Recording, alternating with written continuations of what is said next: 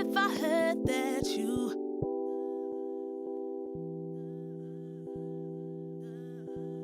If I heard that you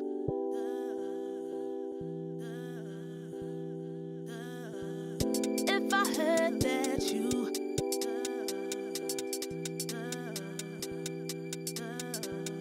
If I heard that you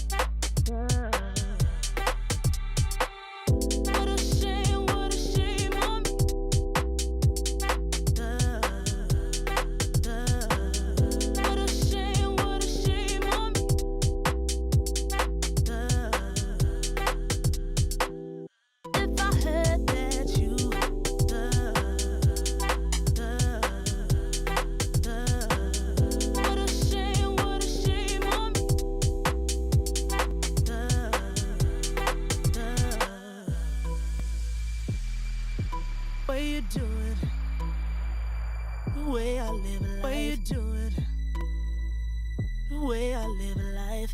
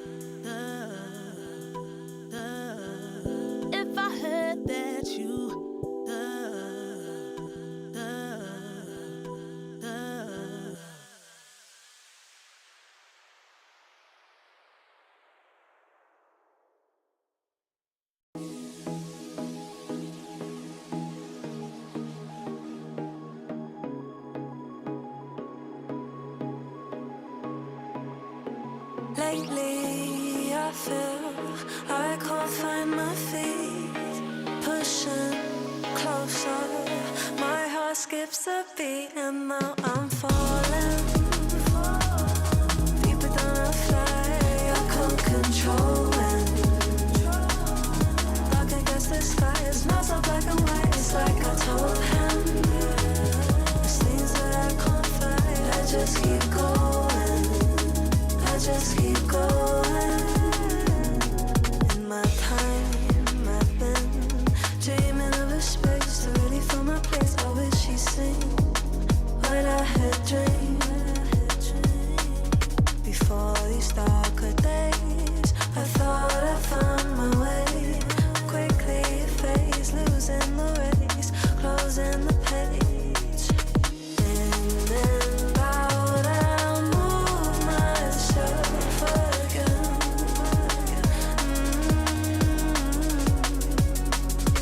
Time moves fast, I feel my heart beating.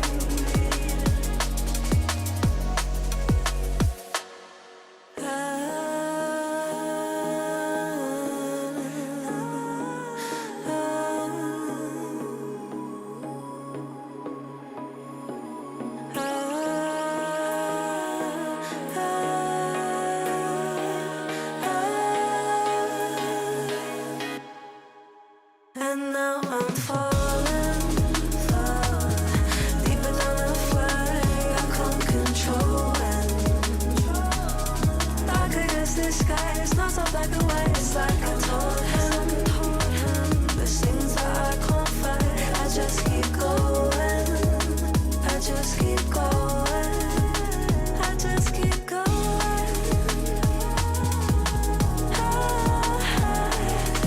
I just keep going. Dark against the sky. There's things that I can't fight. I just keep going. I just keep going.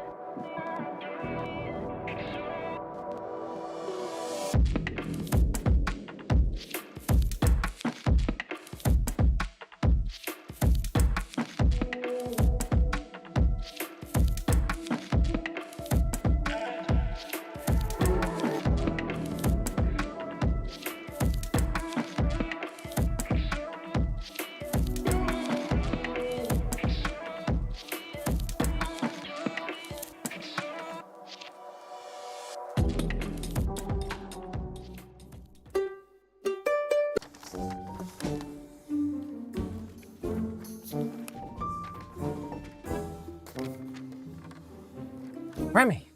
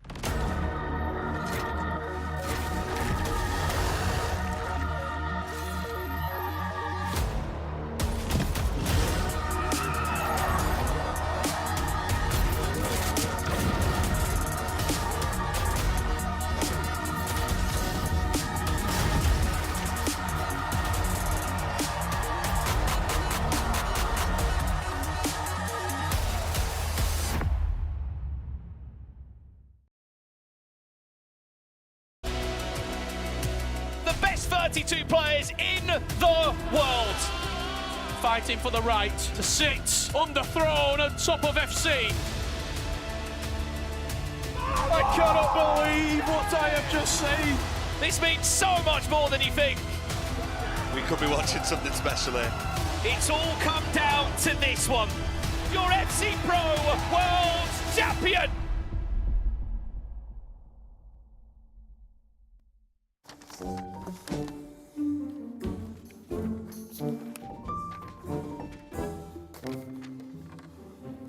Remy, what are you doing? What I'm doing, getting ready for the World Championship.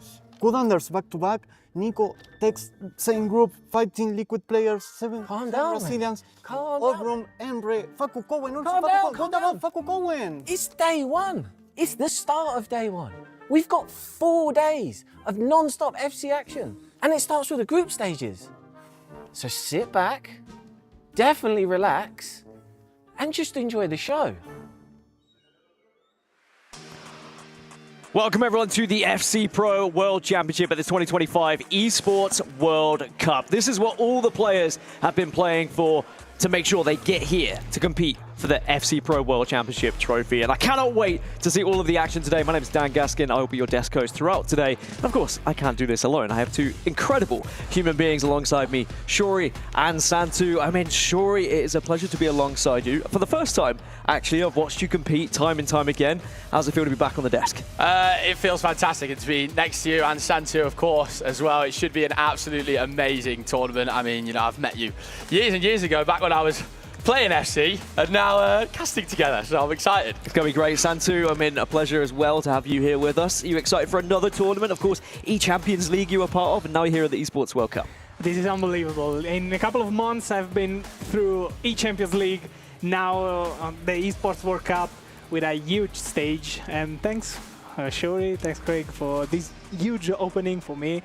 The stage is huge, the players are ready, and I'm ready as well. As you should be, and I hope the players are as well, because it is going to be a tough old day for them, that's for sure, because there's a lot of matches to be played, a lot of groups to get through, and of course you've got to try and get to those very final moments where maybe you could be lifting that trophy as well. I mean, Shori, it is going to be one of those situations where everyone has to step up to the plate, but before we get there, of course, we have to learn about the trophies and how everything happens here at the Esports World Cup. Let's take a look. This is the Esports World Cup Club Championship, the ultimate cross-game competition that will crown the best esports club in the world. Let's break down how it works.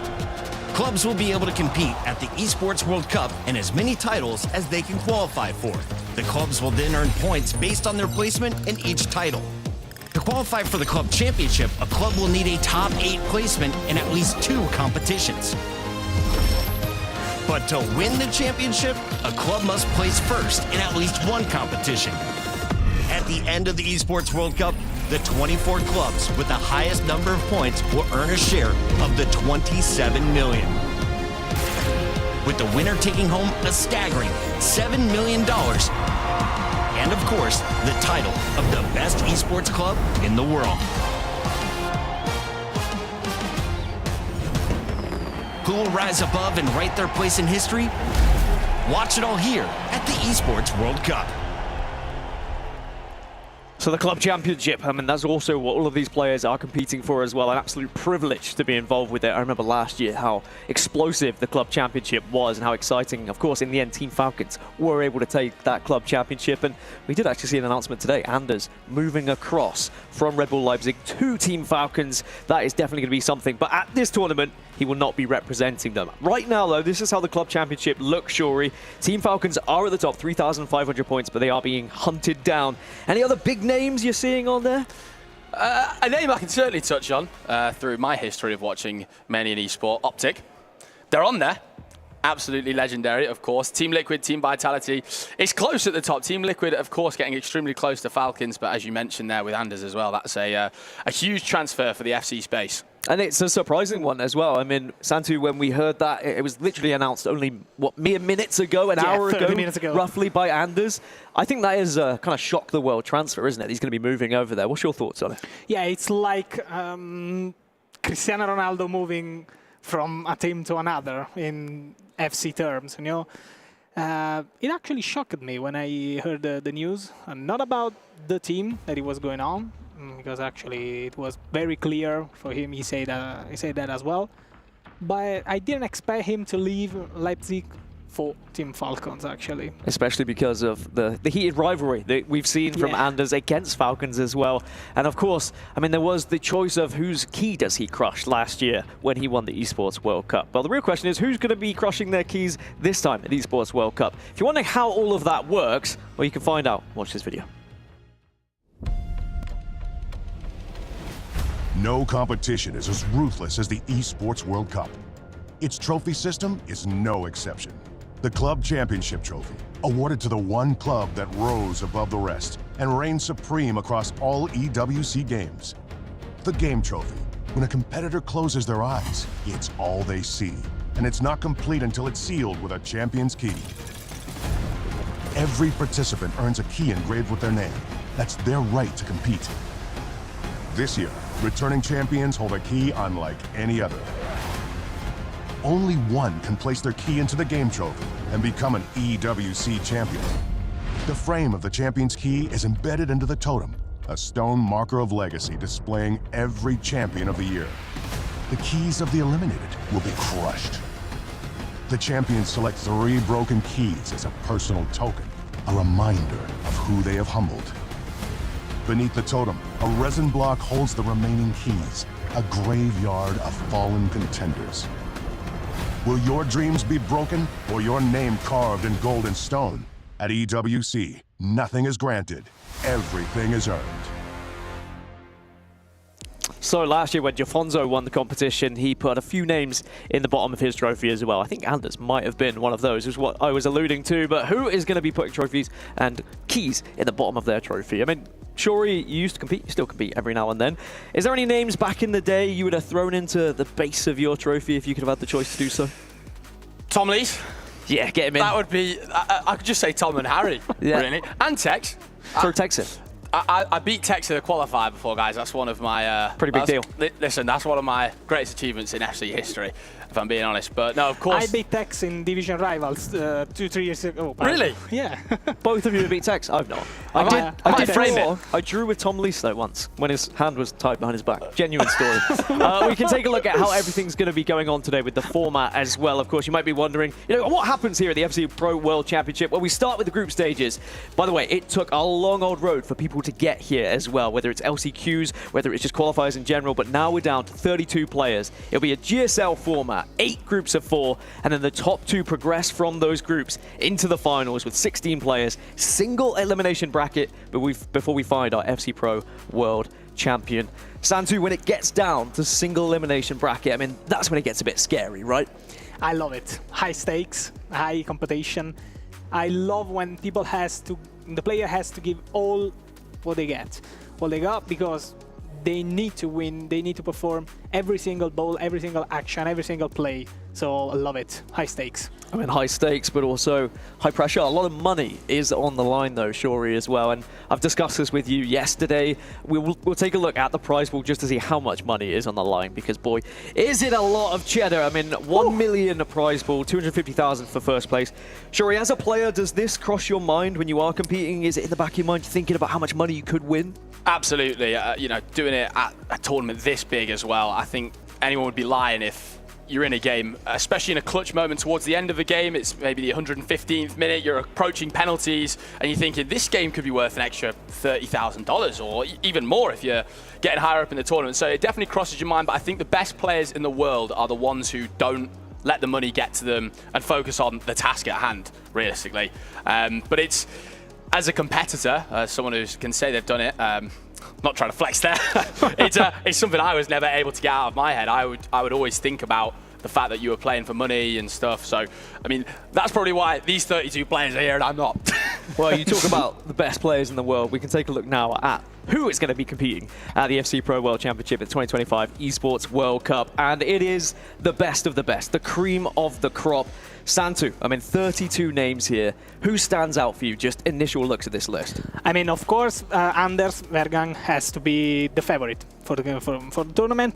But don't lose our mind because Emre is two-time Champions League winner, and of course Nicolas, who actually maybe teased his retirement after this tournament, so he could give his all in this tournament. I mean, yeah, that would be to win it. Obviously a sad moment if we see Nicolas retiring, but I'm sure if he did win it, he might be like, actually, I'll just keep playing. Not a bad way to leave, or maybe just continue. Shori, I mean, yeah, we've already mentioned the names, but outside of Anders, who do you think is a possible favourite? Who could take down that man? I would love Tekkz to win it. I'd love Tekkz to go and win it. I think to see a Tekkz and Anders final after everything Tekkz has done in the FC space would just be unbelievable. If I was to go more in depth of players, I maybe thought they really are going to go the whole way as well. Johnny is a player. I think when he gets playing his best, he's absolutely unstoppable. The way he triggers those fullbacks is unbelievable. Stingray's name I've got to throw out there. He's the Englishman. He's a fantastic player. Levy as well. And I'm also going to say Nicolas. I think I've heard him speak. He's played at so many of these World Cups, and I just think, could this be Nicolas's one? What is it that makes Nicolas so good, though? Right, the Iceman, as he's been nicknamed for so long. What is it that sets him apart from the rest of the group? I think through watching Nicolas, and I'm sure you guys would have seen this at home, I think it's his composure during games. I've spoken to him about this as well. The way he doesn't let a late goal get to him. If he goes down late in a game, he doesn't rage, he doesn't get annoyed at the game. He focuses, takes a pause, and I think that about him, his mentality, it's something I think in FC is just fantastic. Well, we should take a look at all of the groups here competing today. 4 of them, and some incredible players on Group A, B, C, and D. Which would you say is the hardest group out of these 4, Santu? All of them. Please, give me away. I mean, I was looking at the group stage, and I was trying to find a group of death. You know what I mean? There's no group of death. All of them are. In every single group, there is at least 3 top players. But of course, everybody here is a top player. They are next level. Being from Italy, and of course having a look at the Group E, because Samu is the actual champion of the E Serie A, maybe at 17 years old, he can have the underdog tag. Keep an eye on him. He's always going to be talking about the Italian players today. That's one thing I've already learned about Santu. He does like the Italians, and for good reason. They've definitely showed up, and I'm excited to see what they can do. Also did notice that Levi David and Manuel Bashore in the same group as well, which is kind of crazy when you think about the odds of who ends up in what group, and 2 teammates ending up there as well. Did you see a group that maybe you thought was a little bit scary there? I just want to touch on, I think Tekkz and Nicolas being in the same group at an Esports World Cup is something that, you know, the history that them two have got together. Of course, Young in there as well. That's a group. I think if we are going to talk about group of death, like that could be right up there as one. You touched on, obviously, Manu Bashore and Levi David as well, players who've played against each other a lot. I know they're constantly competing to see who's the best out of those. But you know, it's going to be extremely exciting. And like we said, there's not really a group of death. It's just there's just so many amazing groups. All of them are a group of death. If you guys are wondering about FC Pro and just how everything goes on, and maybe you're just interested to see if you could get involved as well, we've got a quick video for you. Take a look. Are you ready for this? Are you ready for this? Are you ready for this? Are you ready for this? The FC Pro Open Global Qualifier is going stateside. New season, new tactics, Game on! new names, Incredible stuff. new rivalries. This one is personal. There's unfinished business in the FC Pro Open. Think you can beat the best? FC Pro Open Global Qualifier at DreamHack Atlanta. Your FC Pro Open champion! Could you be the next player to be lifting that trophy on one of the biggest stages of them all? I mean, that's how it all starts, as you go through those qualifiers and you could make it to tournaments like this one. Now, the Aramco Power Rankings are upon us. And you might be wondering, well, where on earth do people lie? Who is the best? Who are the favorites at this tournament? Well, we've got the answers for you. We've got favorites, we've got underdogs, and we've got some dark horses as well. Shori, talk me through some of these big name favorites. Absolutely. I mean, the favourites, you've got, of course, Phzin and Anders have had huge success here in Saudi. Nicholas, someone who's taken home so many trophies. Emre Yilmaz won a load of trophies. E-Champions League one to have a big look into as well. And Abu Maka, of course, the home support around him. I think that's a fantastic favourites list. Santu, underdogs, what are you thinking? Oh, Faku Cohen, he said that he really wanted to be at this tournament. So he almost cried. Because he wanted to come here. So if I have to put 1 cent on someone, apart from the Italian, obviously, I want to go with Faku Cohen, yeah, with the underdogs. But this is very huge lineup for favorites, underdogs, and dark horses. I think you'd be a very brave person to try and predict it, right? Like, all of this is very unpredictable because everyone looks on top of their game coming into this tournament. And we can look at how the brackets are going to be going into the tournament as well. We start with Group A. I mean, Levi Finn versus Obrun Vergan going to be playing there as well. And if you guys were wondering, as I explained earlier, it's a GSL format. So essentially, it's double elimination. You have to win 2 to go through, or if you lose 2, you go out. Talk me through Group B here, though, Shori. Yeah, I mean, we were touching on it before, a potential group of death. I mean, look, what do you even say looking at this, guys? Honestly, I mean, you potentially lose your first round there, and you're potentially playing a Nicholas to go out if he loses his first game. We've got Group C here, Emre Yilmaz, Bonanno in there, Peixoto, and Goldman, of course, as well. It's just, I mean, I can't even put into words how difficult this tournament is. Well, we look at Group D now as well. Santu, Dullah Mike versus Abu Maka, Phzin versus Stingray. It seems like every match is just a slobber knocker. Yeah, this is just unbelievable. And I know that Shori didn't want to play just because he feels too much for them. So he really sees himself to win here. Scary players. He doesn't want to make the other players in shadow. You know what I mean? Yeah, look, listen, look, I don't want to cramp their style, guys, you know. I still think you can get the job done, mate, all right? Don't listen to Santu. Thanks, Gaskin. All right? No, I'm saying that. You think so as well? Yeah, I think he was being positive. All right, we're all back in Shori. Next year at the FC Pro World Championship, maybe we'll see Shori there as well. We've got Paolo Neto against Brice Fuma versus Danny Pitbull as well. This is Group G. Remember, 8 groups competing here today. Into then at Group H, we've got Jafonza Resende. I mean, again, it's just huge players, previous champions. Everyone is going to be putting their best foot forward here. And I think if you tried to predict it and got it perfectly 100% correct, I'll give you $1,000. Because you know what? Actually, I'll take that back. I had my fingers crossed because someone actually would. Someone definitely would. I know what people are like. They are very good with their predictions. But, I mean, it almost feels unpredictable at times, doesn't it? Not just this tournament, but watching FC in general. It's the what could happen, the what if, some of the goals we've seen as well.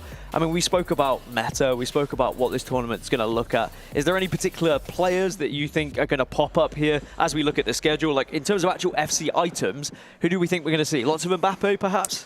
Lots of Mbappe, R9, of course, an item that's been used over all of these years. Of course, we have got a budget for this tournament, guys, as well, which is extremely important to note. You're going to see different team selections due to that budget. Of course, 15 million, I believe, is the total that the players have got to work with. So it's going to be extremely interesting. Of course, we've got Tekkz versus Young as our opening game today, guys. So this is going to be, I mean, grab your popcorn. That's what I'm saying. Grab your popcorn at home. Popcorn, drinks, any kind of snacks that just help you get through a day like this. Now, something I'm looking forward to, guys, is a particular segment. It's Dr. Suleiman Al-Habib's Hot Takes. Now, this is where we ask our desk analysts to put on some sort of hot take. Anything that you're thinking about this tournament? Anything that will get us fizzling a little bit here, Shori?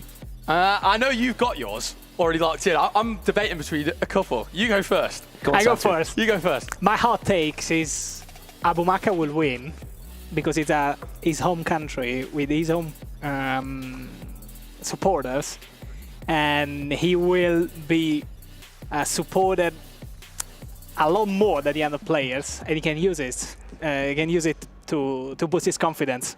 Well, we're not even going to give you a hot take, Shuri. Okay. Don't worry, we'll ask you later. Sorry about that, guys. Because this is our S&B match of the day today. We've got Paolo Neto versus Ferrer, and I'm excited to see this one and to see who really is going to be able to lock it down, because I'm lucky enough to have seen Paolo Neto compete through EMLS, of course, and he is an incredible competitor, and I'm sure he's going to be putting down an absolute whirlwind of a tournament here at the FC Pro World Championship, and for good reason. I mean, the question is, at home, who do you think is going to win? Let's meet everyone who's going to be competing in this tournament, though. Let's jump over to the stage.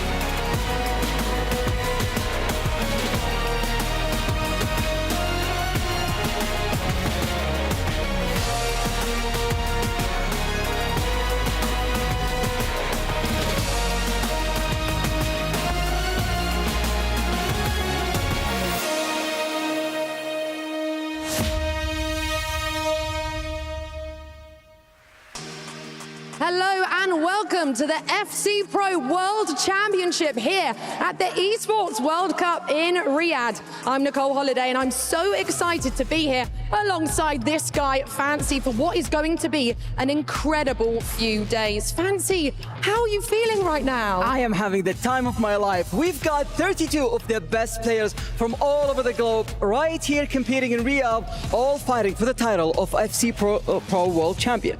And trust me, you do not want to miss this because there is so much on the line, including a huge $1 million prize pool and valuable club championship points here at the Esports World Cup. Absolutely. There's so many keys that will shatter across the stage by the end of tonight, and it's going to be an incredible ride, Nicole. Yeah, so how it's going to work, there are 8 groups of 4. The top 2 players from each group will go through to the knockout stages, and that is where it is single elimination, and things get quite brutal. But Fancy, you love to see it, don't you? Absolutely. I mean, you got no chance to lose when you get to the knockout stage. If you lose, you're literally on the first flight away from Riyadh. But before we get to the knockout stage, we still got a group stage to get to, and for that, let's start welcoming our players on the stage. So please give it up for our first player walking on this very stage. It is Guy Barros.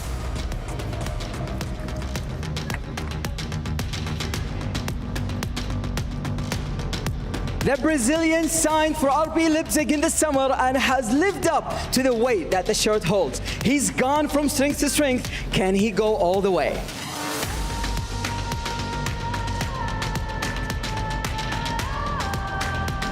Next up, Gio Bondi.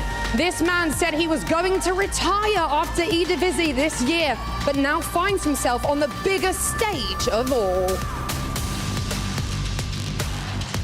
Please welcome Resende. At his third season from the Brazilian, he finds himself back in a world championship. He will be looking to show that he can still perform amongst the best.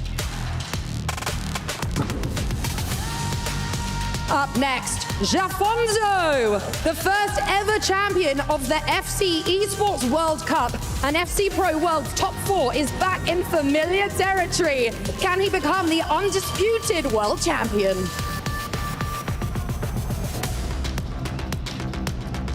Next up, it's Paulo Neto. The two-time EMLS champion has yet to cement himself at the major stage. One of the strong hands coming into this tournament.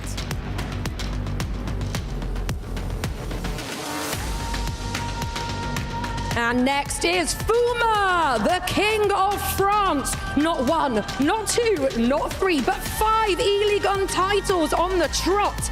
A familiar face in the FC Pro ecosystem, still looking for his first major title. Please welcome Danny Pitbull. This will be the Italian's second time playing in a World Championship.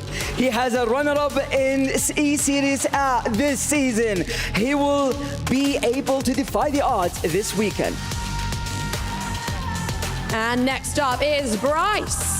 There will be lots of eyes on the Frenchman due to the Club Championship table. The Team Vitality star has been close but not quite all season. Can he deliver his first ever major trophy? Give it up for Olivier de Weert. A staple across any of the final stages of the competition and always in the conversation to win it. He's capable of beating any competitor at this tournament. Is this his moment?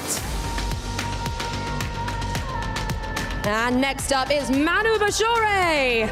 Well, he had to get here the hard way, but the play-ins allowed Manu to show his class. He found glory here in Saudi Arabia at the World Championship 2 years ago. Can he continue his form and win another title? Please welcome to the stage, Chris de Boer.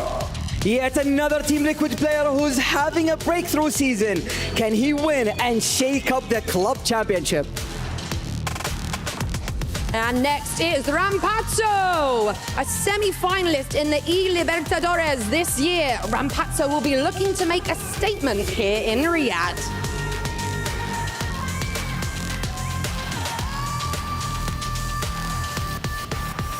Next up, it's Faco Cohen. Since FC Pro 24, Faco has cemented himself as a regular amongst the biggest ecosystem tournaments. He's conquered Argentina and South America. Can he conquer the world? And next is Johnny. After a rampant 24 season, the former E-Champions League champion has not been able to round off competitions with a trophy in hand this season, but we know of his caliber and hope to see him in the latter stages of the tournament. Next up, it's Samu Gamer, one of the major breakout stories of the FC 25 season, an E-Series A title win in his first year of competing, as well as a sensational ECL run. Can the Italian improve what he has already been a stellar campaign? And next is Fonseca, a player with prestige in South America. Can the Tuzzy esports player show the world what he is capable of here at the Esports World Cup? Please welcome to the stage, Phzin, the first ever FC Pro Open champion, arguably one of the favorites in any tournament. From Brazil, passion, pedigree, Phzin. And next up, Stingray Jr. Well, he is another player who qualified right at the start of this year. Expect skills and style from the Twisted Minds man this weekend. Next up, it's Dylan Mike. The return of a legend. We are thrilled to see him back in the mix amongst the best. The German tactician, is this the renaissance of this mastermind? And next, it's Abu Maka! You can hear this crowd. Undoubtedly the most popular player here in Riyadh, with a crowd behind him all the way. The Team Falcon star is one of the best in the world and will be looking to prove this and clinch his first major title. Next up, it's Amri Yilmaz. A history maker this season after becoming the first to lift 2 E-Champions League titles. Can Emre Yilmaz go from a champion of Europe to a champion of the world?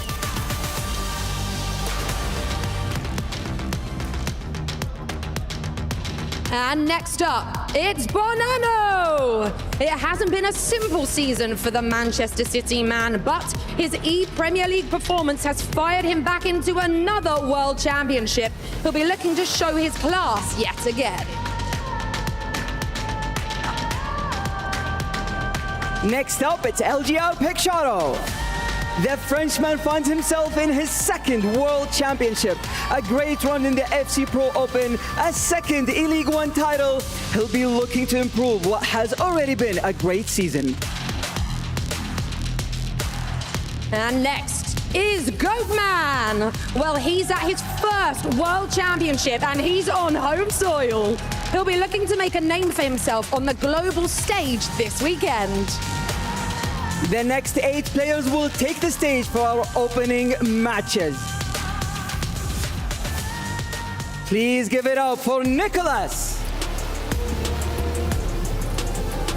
And here we are then, the Iceman, one of the best to ever do it. And he's been back to his best this year.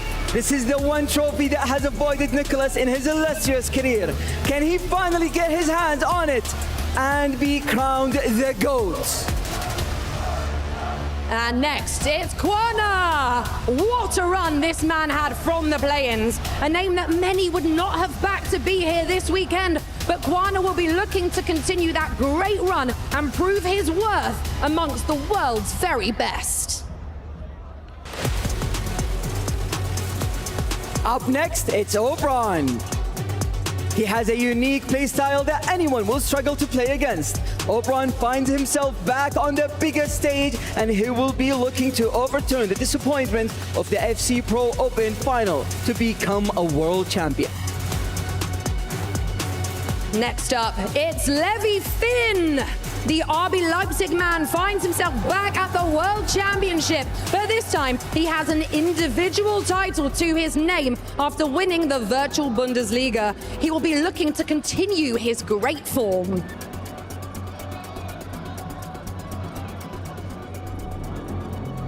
Please give it up for Tekkz. Form is temporary, class is permanent. Tekkz is here again at a World Championship and finds himself now a 3-time E-Premier League winner. Will he finally clinch the title of Champion of the World?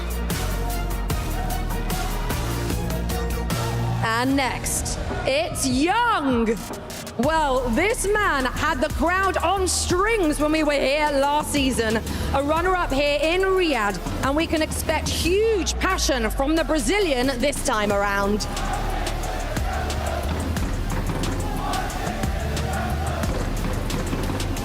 Please give it up for Fakhr. The reigning Ipotolo champion from Morocco, Sharif paved the way for him to be here, and he'll be looking to emulate his fellow Moroccans' run in Berlin last year.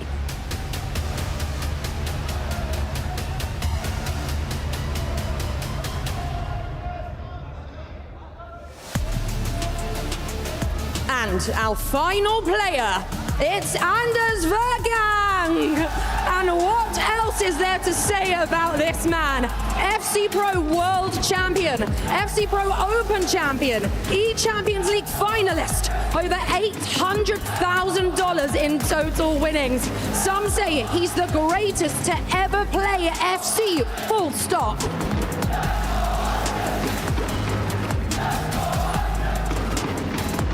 What does he have in store for us this time?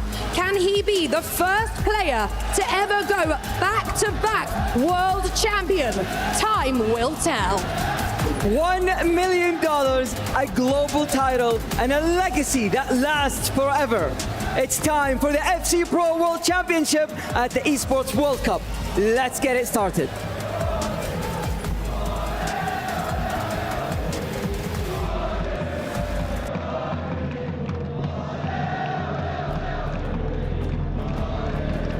The stage looking absolutely phenomenal, and the crowd behind Anders Vergang after his recent announcement that he'll be joining Team Falcons after this tournament.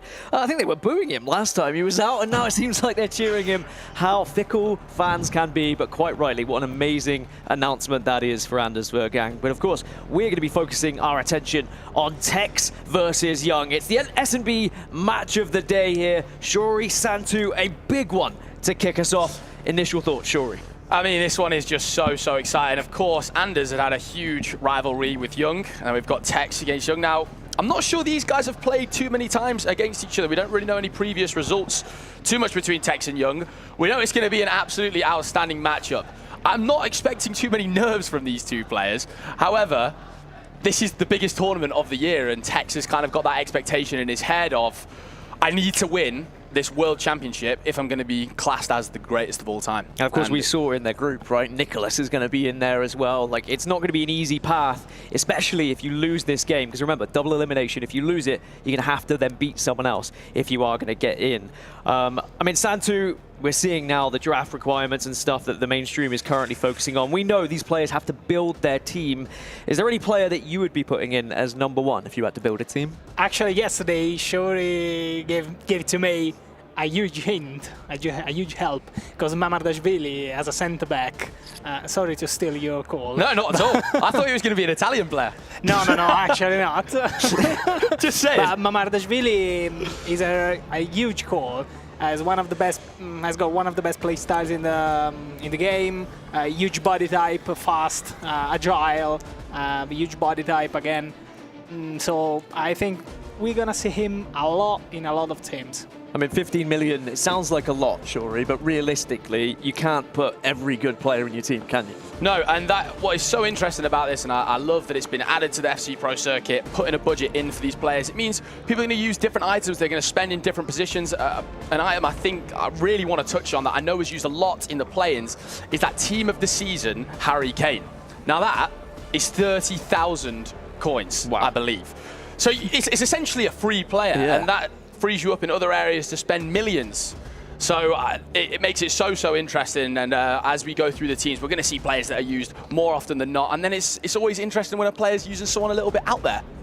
Now, of course, Tekkz versus Young. Tekkz, the E-Premier League champion with Man City, and we also saw Young win the E-Liga as well. So both qualifying for this tournament via winning their domestic leagues. And I mean, that's always how it is for a lot of these pros. They want to find the domestic league they can find success in so they can make it to these biggest tournaments, Shuri. You competed in the E-Premier League as well. You saw Tekkz win that tournament right in front of your very eyes.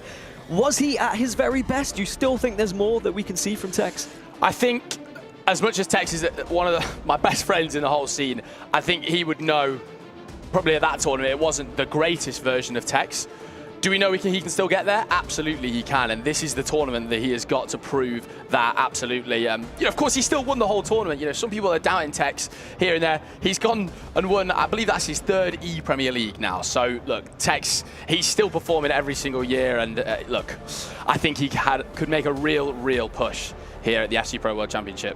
And Santu, his opponent, Young, do you think that he has a really good opportunity to take down Tekkz here? Do you think this is going to be a close matchup? Could be a close match, actually, but Young, as far as I've seen during the E-Champions League and in his previous matches, he's not a player who starts the match very well. So that's my prediction, because sometimes he needs to concentrate a bit more during the length of the game. But at the start of the match, if Tekkz knows it, can jump into the back of the net for 1 or 2 goals. Ironically, I remember in the E-Champions League, Young lost 6-3 to Anders. That was why he was eliminated from the competition. But I remember Tekkz going 4-0 up in a game and then drawing it 4-4, and sadly that was, I think, how he was eliminated. So that's what I meant. Maybe we see early goals from Tekkz, but perhaps Young does have what it takes to get back into this one. And with it being double elimination, of course, there can't be any draws. We have to have a result, extra time, and then penalties. Oh yes. Oh, I would love a penalty shootout to start the day, wouldn't you? It would be a treat for everyone at home. It gets the heart going, but in a good way. Yeah. You know where I like it? At the end of the tournament. In the grand final.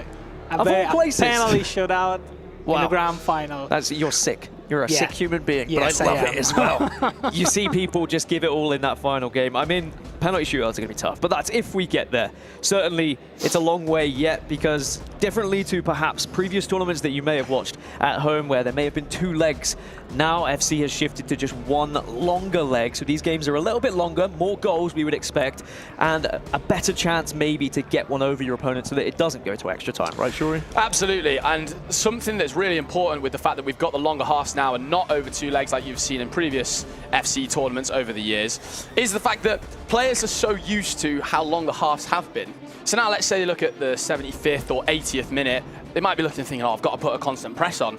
You've got a bit more time now. You do have a bit more time. You know, if you see there's 2 goals in it at the 80th minute, 75th, these top players, they can pull 3 goals back so quickly in these longer halves, of course. So that adds a lot to these games. I'm just so excited to see this matchup between Tekkz and Young. I'm so interested to see how Tekkz is going to come out playing, of course, for the biggest prize of them all. Yeah, the FC Pro World Championship trophy you just saw there on your screens. I mean, we got to see it in person earlier, Santu, the trophy and the arena. It all looks absolutely beautiful, doesn't it? Guys, you can understand how beautiful that is. At home, it's astonishing. The lights, the trophy is amazing, and everybody was looking at it like it was like, I don't know, the best trophy in the world. It's certainly, actually, it is. It takes your breath away, doesn't it? I mean, it actually is. Yeah. It actually is. I think Shuri walked in the room and he was like, Blumenek. Yeah. It's just one of those moments where you walk in and you really just soak in the atmosphere and what these players, they're so lucky to be able to compete under kind of a roof like this, for a trophy like this, and for this much money, of course. If I take myself back to when I played, this is like 15 years ago, mind. Yeah. We were lucky to be in a shed, let alone an arena like that for a trophy like that. So Shuri actually made to change the lights to see the trophy better. Exactly. Yeah, Shuri was like, hey guy, he snapped his fingers a few times. He said, can we just change these lights? I need a photo with this trophy. Fast guys, change the lights. Well, I have to be honest, all the staff were absolutely legendary in sorting us out there. Guys, I do want to just put something out there. Predictions. Oh, okay. Predictions. What you got? What you got? How dare you ask a question on my desk about it? No, I'm joking. I'll back Tekkz because, you know, I've been commentating Tekkz since he was a wee boy, back when he was just 16, 17 competing, and yeah, I think he's still going to have what it takes. What about you, Santu? Who do you think? Can I make a prediction of a final? Sure. Instead. You can, yeah, why not? Go all the way down. Yeah. Samu against Bergang. Oh my. That's the final. That's a final. Wow. That is quite the prediction. Didn't expect to see Samu there. I didn't. For this game in particular, I'm going to go, I like to go score lines as well. I'm going to go really in depth. Wow, okay. I'm going to go Tekkz 6-3. 6-3, the same scoreline that Young went out against Anders in the E-Champions League, so perhaps a bad number for him, right? 9 to 10 goals is what I've got in my head. I mean, we can see that many goals, especially with the elongated games that we were talking about. Now, Shuri, I know you were taking a peek at the teams of these players, and I know we were speaking about the draft and how everything goes with who they're picking. Was there any surprises when you looked at these teams? Absolutely. I mean, I have to be honest. You've got Young using Messi, team of the season, Kane, team of the season, up top as a 2. They might change formation slightly in-game. You've got Tekkz using Footy's Messi, so spending more of his budget on that, in a right mid, in a 4-5-1, which is so interesting. And also, Eto Footy's up top. Now, of course, this is what makes the budget so good. It's what's tailored to the player, what works for their play style in particular, excuse the pun, due to the play styles. Just say it. Santu, I mean, you heard some of those names, and we're going to get to see them on our screen a little bit later. But before that game starts, we can just check in with what's happening on Stream D here. Remember, we saw this matchup was potentially going to happen earlier between QRNA and Nicholas 99FC. Remember, these are the 2 other players that are going to be in the group here against Tekkz and Young. And I'm excited to see who's going to be able to come up on top here, as already we're seeing a chance. But before we, of course, can get involved in that one, we have to go to our main feature game here then. It is Tekkz versus Young. Tekkz kicking from left to right, Young from right to left, and we are underway for the FC Pro World Championship. Oh, Gaskin, you've set that up beautifully. What an intro that is. I cannot wait for this one. Can Tekkz have a fantastic start here down the line with Cantona? Tekkz will look for an early goal. Very, very good at scoring early goals, by the way. Messi doing a bit of work in the box. Vinny Jr. creating an angle. Oh, Tekkz!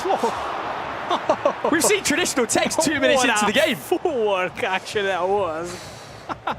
Lovely first play by Tekkz. Absolutely, and something I want to touch on with Young's squad, of course, using that Yaya Toure item in at right midfield, offers you quite a lot of play styles in terms of the fact he's got aerial plus, along with a bit of quick step as well. I mean, them kind of players, Santu, they, for some people, can give you more to use in the game. A lot of players choose Yaya Toure to put him on the right hand side of the game.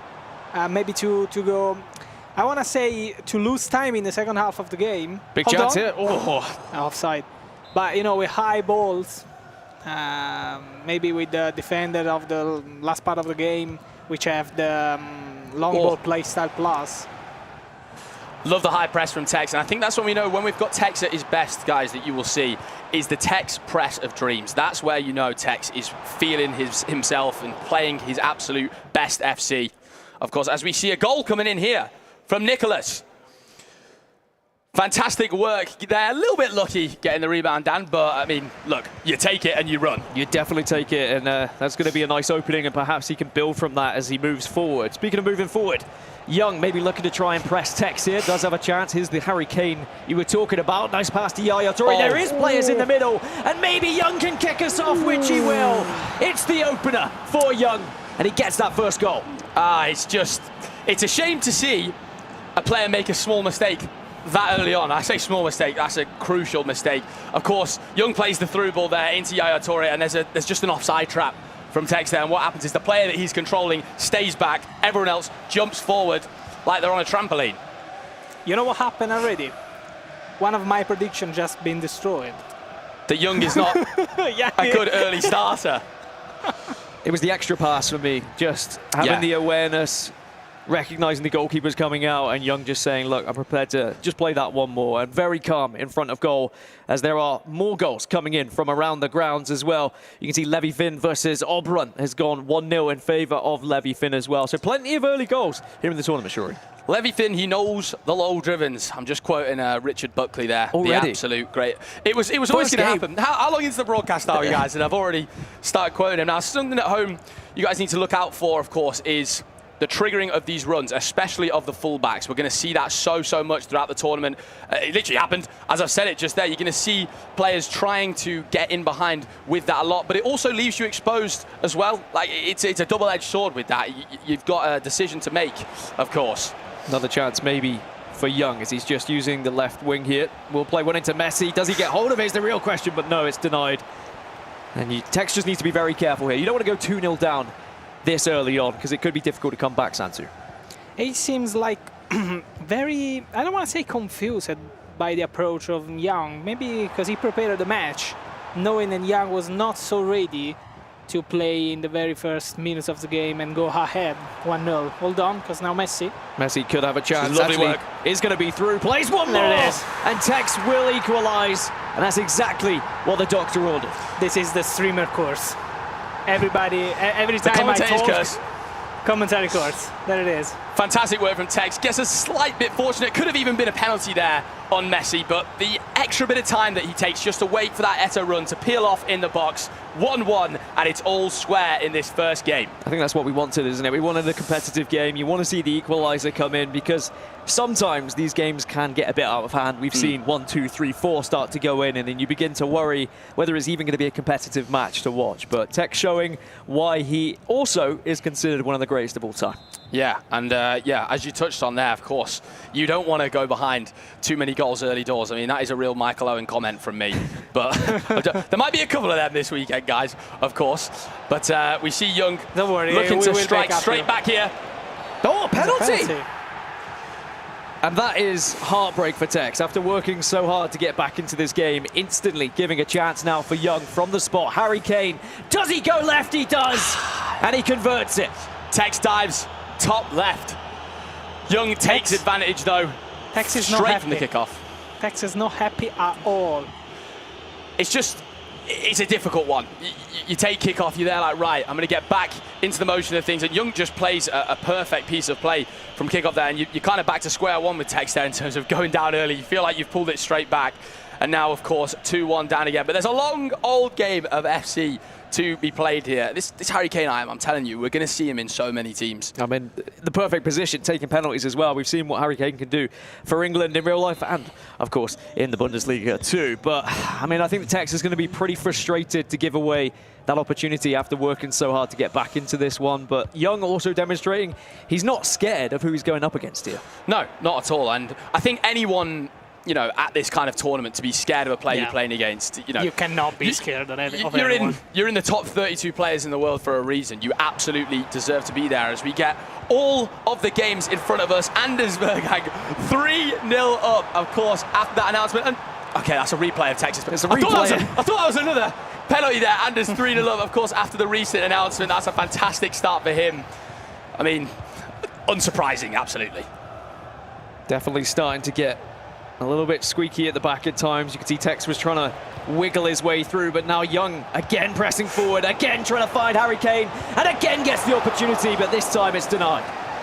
It's a very fortunate bounce there, but he tried that very quick player lock onto the wing with Yaya Touré, and you guys will be seeing so much of the quick player locks from these top FC pros. They're so fast with it, so efficient, and it's ridiculously hard to defend the player lock, Santu. How much does the player lock affect the game, actually? How much skill gap does it give to you compared to the opponent? I think it's one of the best introductions we've had to the game in terms of adding skill gap to players. If you can master the player lock, it can completely change your whole game style. As we see Tekkz coming in here with Cantona, a real chance of a penalty there. And I believe Young using that Mamadashvili card that you spoke about. Doesn't quite get the ball over the top either. But speaking of player locks, I know even if I go into my weekend league, if someone player locks against me, I'm like, this guy, he knows ball. I know I'm in for quite a match here. Yeah, within the first 10 seconds, you see a play lock from someone, you think, oh dear me. Tekkz lining it up on the wing here. Couple recycle passes on the edge. Oh, too many touches here. Maybe he could have gone that space on. You know, sometimes those pro players will add too much at their play when they just need to go straight forward in a line. Just go for it. You know what I mean? More simple maybe than doing a skill move every single time. Of course, the classic Tekkz we know is skill moves around the box, but I do know what you're saying, Santu. Sometimes it seems like they maybe overplay a little bit in certain scenarios. Yeah, overplay, exactly. Usually, though, that's when Tekkz is at his best. When he's in and around the box, he's happy to do skill moves. He always thinks about that extra percentage, but now it's Young coming forward. It's Harry Kane through yet again, but it's another penalty. And you can see Tekkz just kind of stuck his foot in there. He thought he'd got the tackle, but then Harry Kane goes for another shot. And now he's going to get a second chance from the spot. Bottom left again. Top right this time. It's 3-1 to Young here. And Tekkz has to come back from 2. We couldn't have been more wrong. And, you know, credit to Young. It has to be said. Some really intricate dribbling in the box with that Harry Kane, which I'm going to mention once again. He's so outstanding. And I'm going to touch on another reason why so many people are using him. He's got amazing passing play styles, which you need so much. There's first-time through balls going over the top and along the ground. And Young secures this 3-1 lead against Tekkz here and gets a bit of breathing space. Yeah, he's one of the best players that players can choose, and we will see that. We are seeing that. We are watching how Harry Kane can change the sort of the matches. So can we see Tekkz just dig deep here? Plenty of time, only 32 minutes gone. As we were mentioning earlier, it's going to be far longer elsewhere. Levy Finn was 2-1 up, but instantly we see a response from Ogbron to make it 2-2. Those corners are still as deadly as ever. As now Messi comes marching forward. Does shift it over towards Cantona. He's trying to break through this defense of Young. But Young has been fantastic at the back, Shuri. So good defensively. So good. And when you're playing at the top of your defensive game, you feel so confident. And it kind of looks like Young at the moment when he's defending. He's not really scared of what's going on, right? And I'm sure things can change very quickly. We've got a long game of FC to be played here, guys. You know, you're going to need 4, 5, 6 goals to be secure and completely ahead in these matches. Yeah, you will never know what will happen in the next play. You say 6 goal of advantage to stay clear. 5 or 6, I genuinely believe you need it. If you had 5 or 6 by half time, I think you know you're probably safe with the victory. Another item I want to touch on is this Sesko that Tekkz is using at right back. He's missing a couple defensive play styles, which I know for a lot of players gets in their head a little bit. Oh, he might miss this tackle. And of course, I don't think it was exactly him who gave away the penalties, but you know when a player misplaces a tackle, sometimes these players now think, oh, they're lacking that play style, and that might be the reason I didn't intercept that pass or anything like that. Does all the questions come to your mind when you're playing? Of course they do, but you try to block them out as much as possible, and these guys are a lot better than that, at that than myself. As we see Eusebio running down the line here with that rapid plus play style. Yeah, and just now touched on Tesco. But look, I mean, see that? There he is. This is what I'm saying, Gaskin. Look, it's the commentator's curse. Sometimes you just have to trust in your players, and Tekkz has always been someone like that. He always likes to stick a Liverpool player in there as well. Stevie Gerrard's actually his manager, I think, in game right now as Messi is going to just break down the right wing here. There is assistance in the middle, plays one more into Vinicius Jr. Trying to dance, trying to turn, but again, denied by Young. Again, overplay. There were like 2 or 3 very clear passes line that he didn't choose to, and he tried to do the cancel McGeady. And mentally, it has to be said, this is a very difficult position to be in as Tekkz right now. Of course, you know, if you lose this game, you drop into the loser bracket of the group, and if you lose that next game, you are literally going home. You're on the flight home, of course. So this is not like a completely normal group format where you know you've got 3 matches, but makes the stakes higher, of course. As you see Tekkz, can he get himself a goal just before half-time? Lovely bit of work. Oh, Tekkz, take a bow, my son. Wow. Beautifully played from Tekkz. Again, he may have been guilty of overplaying previous, but when he does find that next extra pass, he does just manage to make Young second-guess himself with his defensive ability. And it's just one more until that goal is truly open. And Tekkz finds the victory in terms of that attack, making it 3-2 now here, Santu, and suddenly it's game on. This is a lovely play by Tekkz, and actually, as you say, when the overplay pays off, it's wonderful. But when it's too much just outside of the box, you just really can see that it's too much, and you have to go through the box. You know what I mean? That is an amazing goal. I'm just going to say that again. That is an amazing goal. And we were just talking about like a sort of mental mishap you have as a player. Yeah. That is such a advantage gained. You're annoyed as Young there. It's just before half-time. You say to yourself, and often your coach will say in your ear, look, let's just keep it chill before half-time, keep the 2-goal lead. And of course, Tekkz gets himself a goal back there. As you see, Obrun with an outstanding goal just before half-time there as well, and pulls off a fantastic comeback in that half. With Rio Ferdinand getting that goal, I think it was. Yes, that's an eye that was used a lot in the last chance qualifier / play-ins. He's got that finesse plus, Gaskin. And I tell you, turning him on both feet with that, it's so unpredictable. As Brandon Smith would say, Rio Ferdinand, of all people, is up there to get involved with it. Now, 3-2 at halftime then between Tekkz and Young. I think that goal just before halftime is massive for Tekkz here, Santu. Otherwise, he would have found himself down by 2, maybe started to second-guess his tactics, his approach here. But only a goal down, I think you're happy to play your game still, right? Absolutely. 1 goal down is absolutely nothing. And now you're going to reset with your coach, of course, during the halftime pause. And you're trying to change some tactics. I saw a bit of stamina of young players down the halfway line, so he knows he can do it. Well, elsewhere, we're just checking in with Nicholas's game, and he's 3-0 up here, Shuri. So you said 6 goals at halftime. Back in the day, it used to be 3, but obviously these games are a little bit longer now. But at 3-0, he's probably feeling fairly comfortable. Longer games and more ways of scoring, but we know, Nicholas, how good he has been defensively. As we see, we jump back over to the Tekkz Young game here, but I wouldn't be surprised, guys, if Nicholas keeps a clean sheet in his first game. Defensively, one of the best players of all time in FC. As we see Young back from the kickoff once again. I touched on that aerial meta, and he did try to get it to Yaya Touré's head right there. Of course, going against centre-backs, it makes it difficult.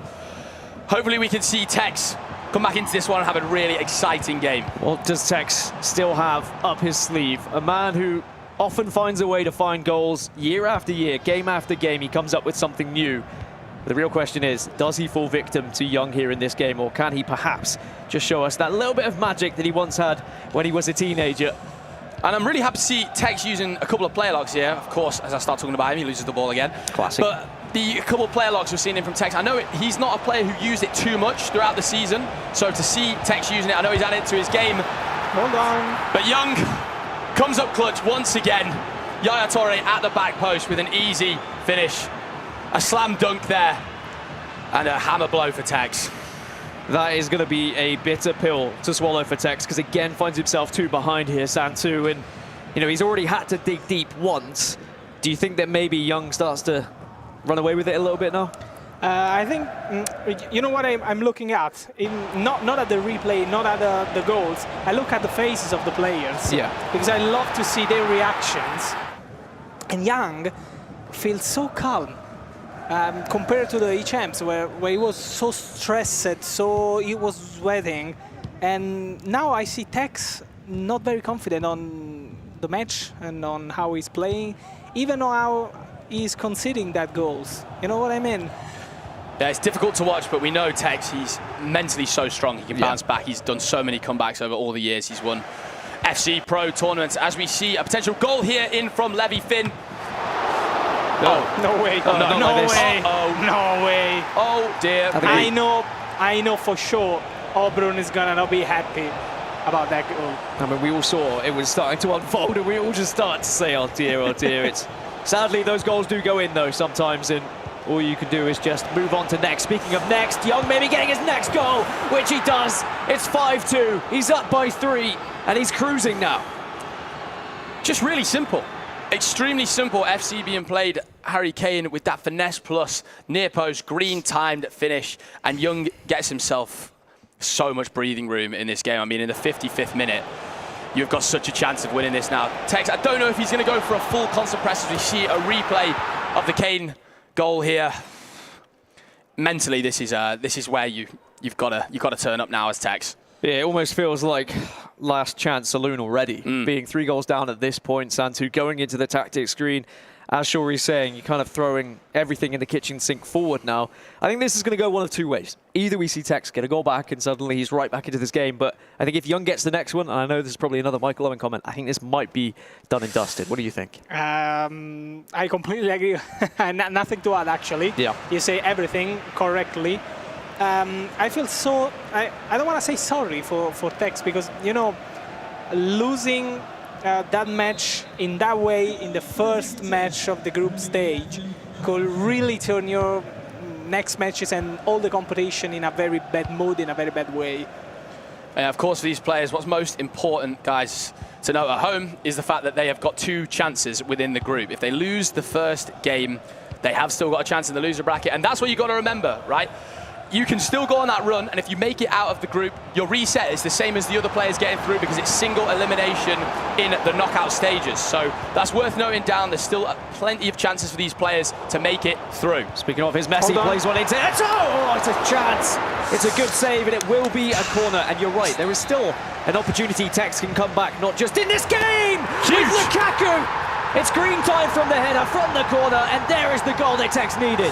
Tekkz is like, he's like a traffic light at the moment. Literally, takes the shot. It's red time. Sorry, Dan. That's our first terrible joke of the day. Whips a corner in, and it's green as a bean. And that is huge for Tekkz. Mentally, that is so massive for him. He actually missed the finesse. Sorry, the time before. Yeah, that's what he said. That's the traffic light. Yeah, that's the traffic light. I got it. I got your perfect, fantastic joke. Wonderful. You might be the first and last to call it fantastic. Red into green, but all that matters for Tekkz, I love that kind of... is he does find his goal. Humor. Well, get used to it, Santu. We've got a long day ahead of us. A long day of fantastic FC action.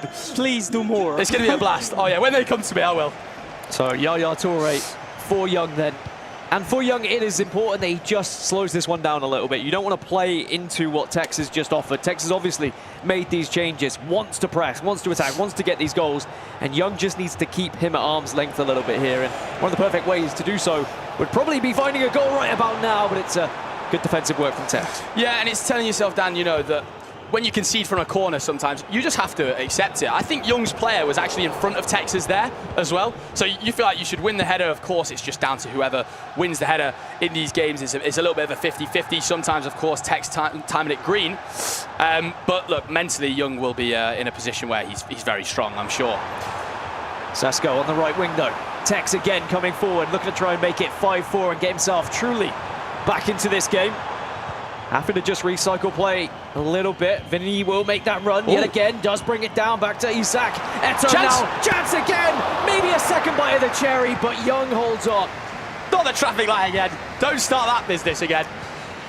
A red time finish from Tekkz there with a real golden opportunity, Santu. Yeah, I was thinking about that driven shot. Hold on. Maybe something. Maybe Messi on his left, a little bit of magic. Oh, Yapstam, big man. I think he's got to take it on the left foot and then across goal with a low driven. I don't know why the touch went back up there from Tekkz. I mean, you remember when like a couple of months ago, when the driven was not in the game, you just smash it.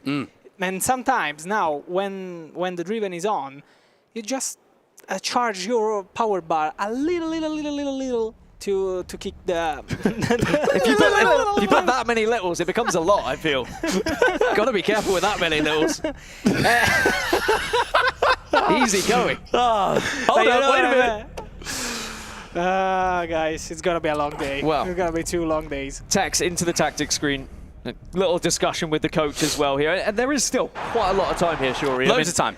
If you're watching at home, and this is the first time you're watching FC, perhaps, there is more time than you'd think, especially compared to your weekend league games. Yep. Because usually it would be, what, like 6 minutes, 6-minute halves back then, but it shifts completely here in the FC Pro World Championship. As we look back at some of the highlights in the game, it was 2 penalties that finds Young 5-3 up. So if Tekkz looks at it that way, he says, all right, without those penalties, we're at 3-3. I think he's still in this game. Of course, there is not a single person out of these two that thinks this game is over at all. As we see, Tekkz has got another corner. Now, the best of the best, all of these players here at the FC Pro World Championship, they've all worked on this so much. They've got so many corner routines to add in their arsenal, which gives the defensive players so much to think about. As Tekkz tries to create something on the edge of the box here, you'll see Young doing a lot of offside traps, trying to bring the defense up as much as possible and catch Tekkz out. Ooh. And Tekkz in that pause there, not sure if he's gone for any sort of press just yet. I think, again, it's too early. We were just touching on the 9-minute halves. It's too early right now. The stamina bar obviously goes down on players as well, and that means they're lacking. They're going to be lacking at the end of the game. Oh, no, here's the Scottish. It's all coming out. In the first game, I didn't know if it was going to be game 4, game 5, but...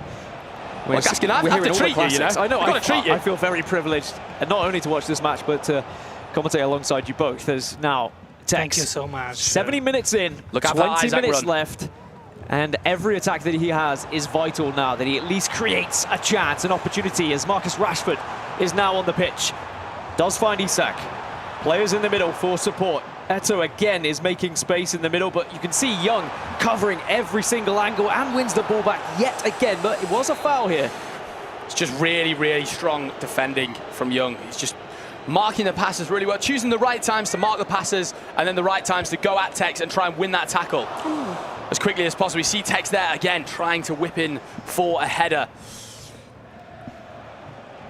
Young, I don't want to say sort of cruising in this game, but it does feel like he's just taken a bit of control, like slowed it down after conceding that goal to Tekkz. Maybe. Could do something here. Starting to shot cancel street. Pull out all of the tricks, but now Tekkz wins it back, and again he is trying to burst forward. Every single time he wins this ball and gets possession. Vinicius Jr. does have players in the middle, opts to go back, and now he starts to go again. Messi! Finesse! It's just lacking. There's no green timing. The traffic lights. He's completed it all now. Red, amber, and green. Santu, at 15 minutes to go, is this when you would tell a player to make a pause and maybe really start to push the tempo a little bit more? No, I won't say that. All right. I want to wait a couple of minutes more. Also because I'm seeing like Tekkz is playing a lot more than Young in this phase of the match. He's keeping the ball more often. Oh, that's a great pass. Their commentary goes.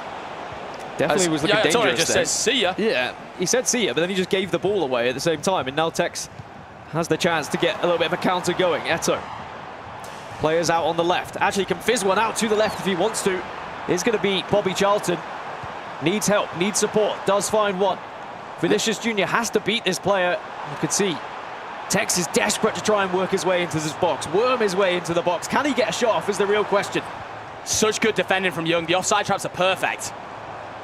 As Eto tries to find an angle. It's great work, but Yapstam with all of that physical ability, gets there on Eto. Tekkz was just looking for that speed boost, Gaskin, just to squeeze in behind.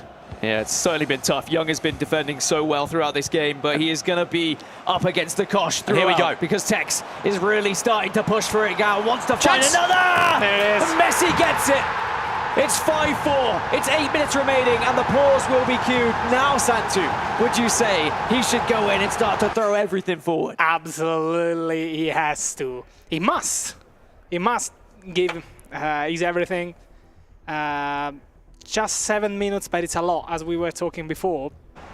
7 minutes in. Oh, did I just see that correctly? What did you see? Guys, what? I just looked on the pause menu there. Can we see Young's players?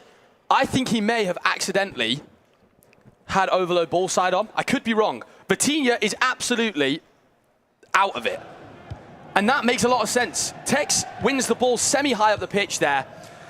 And Young's players are nowhere to be seen as we see Oberon 6-3 up against Levyfin, looking to win his first game of the group stages here.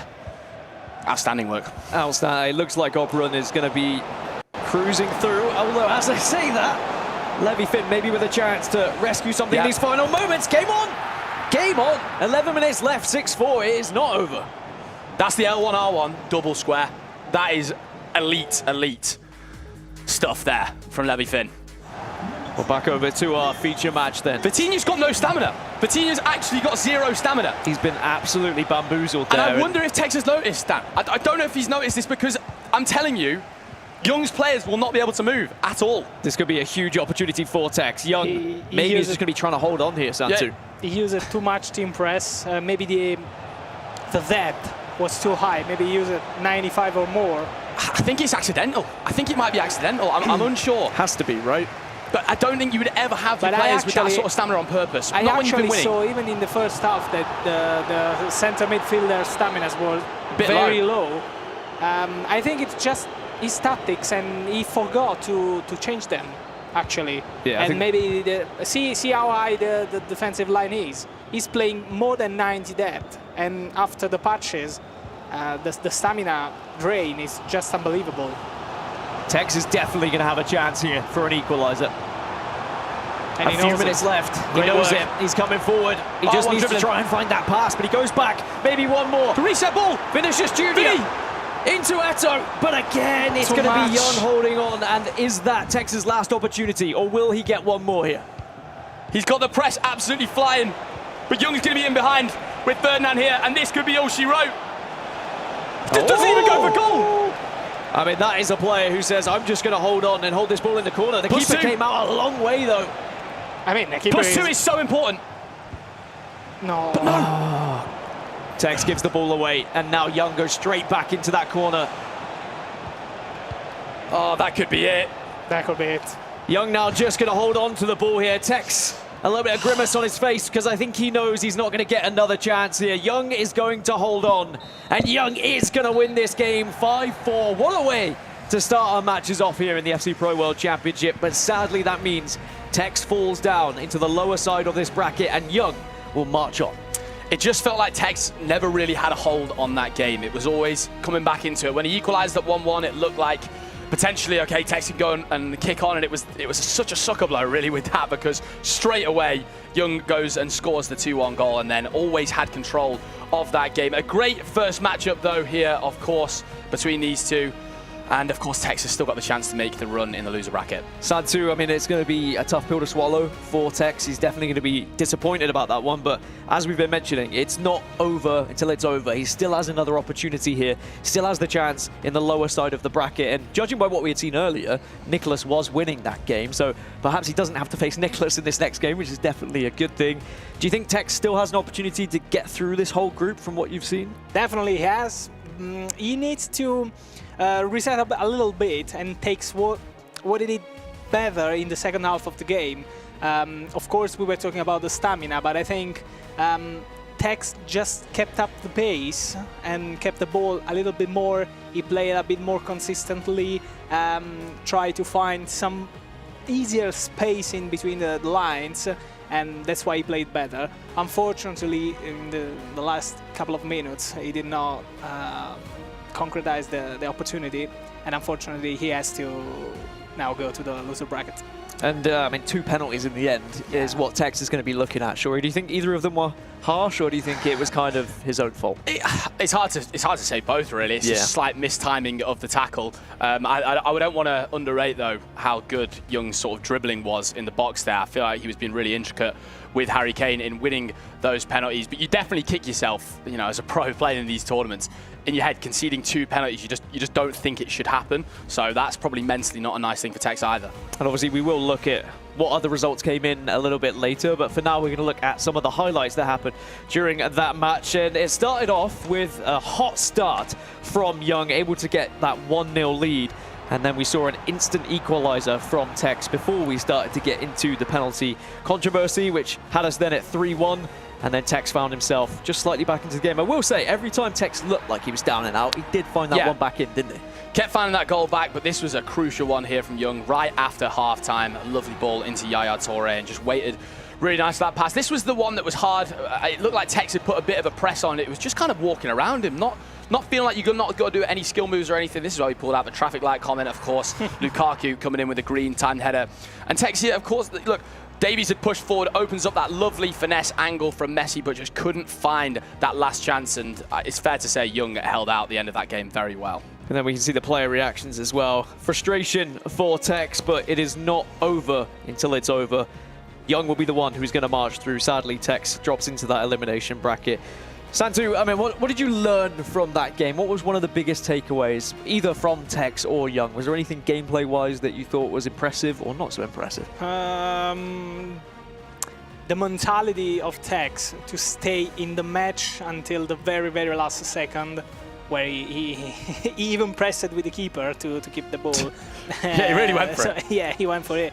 So his mentality, guys at home, even for your rivals or your champs, to win more matches, you need the mentality from the minute 0 to the last second of the extra time. So that is impressive. Yeah, extremely impressive. But full Tekkz, I mean, Shuri, have you played GSL bracket? Have you played these brackets before, the double elimination, or are you usually so. You were Swiss? Okay.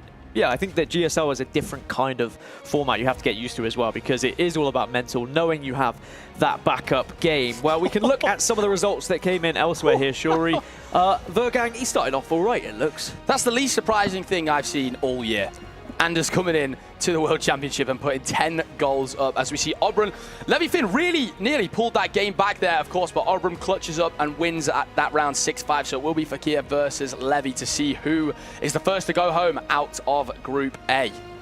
Well, Group A looks like it's starting to get a little bit spicy. Vergang versus Obrun is going to be the matchup next to see who goes through, of course, into those knockout stages. But then the lower bracket, that's where things start to kick off. Of course, Group B was the group that we were following. And I do wonder whether any matches went to extra time, because clearly none in Group A went to extra time. Certainly from what we've learned from the few games we've seen, I mean, Obrun versus Levy, that was close. Tekkz versus Young was also a very close match as well. I think that is going to be prevalent throughout this tournament.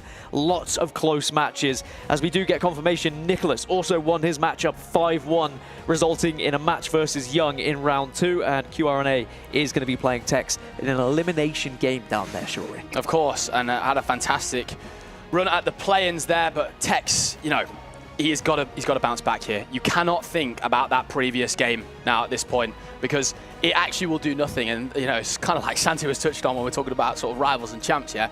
You cannot think about that previous game. It's going to do absolutely nothing for you. And Tekkz has got every chance to go forward here. It's just the fact if you do lose that next game, the dream is over. I mean, and in elimination games when it really starts to get scary. You said you love the knockouts because that's when it's, you know, into elimination. Well, we're already going to get there when we see Tekkz compete in his next one. But we are going to have Phzin versus Stingray on this stream next. And that is certainly going to be a matchup you do not want to miss. So don't go anywhere. When we come back, we're going to have Phzin versus Stingray after this short break.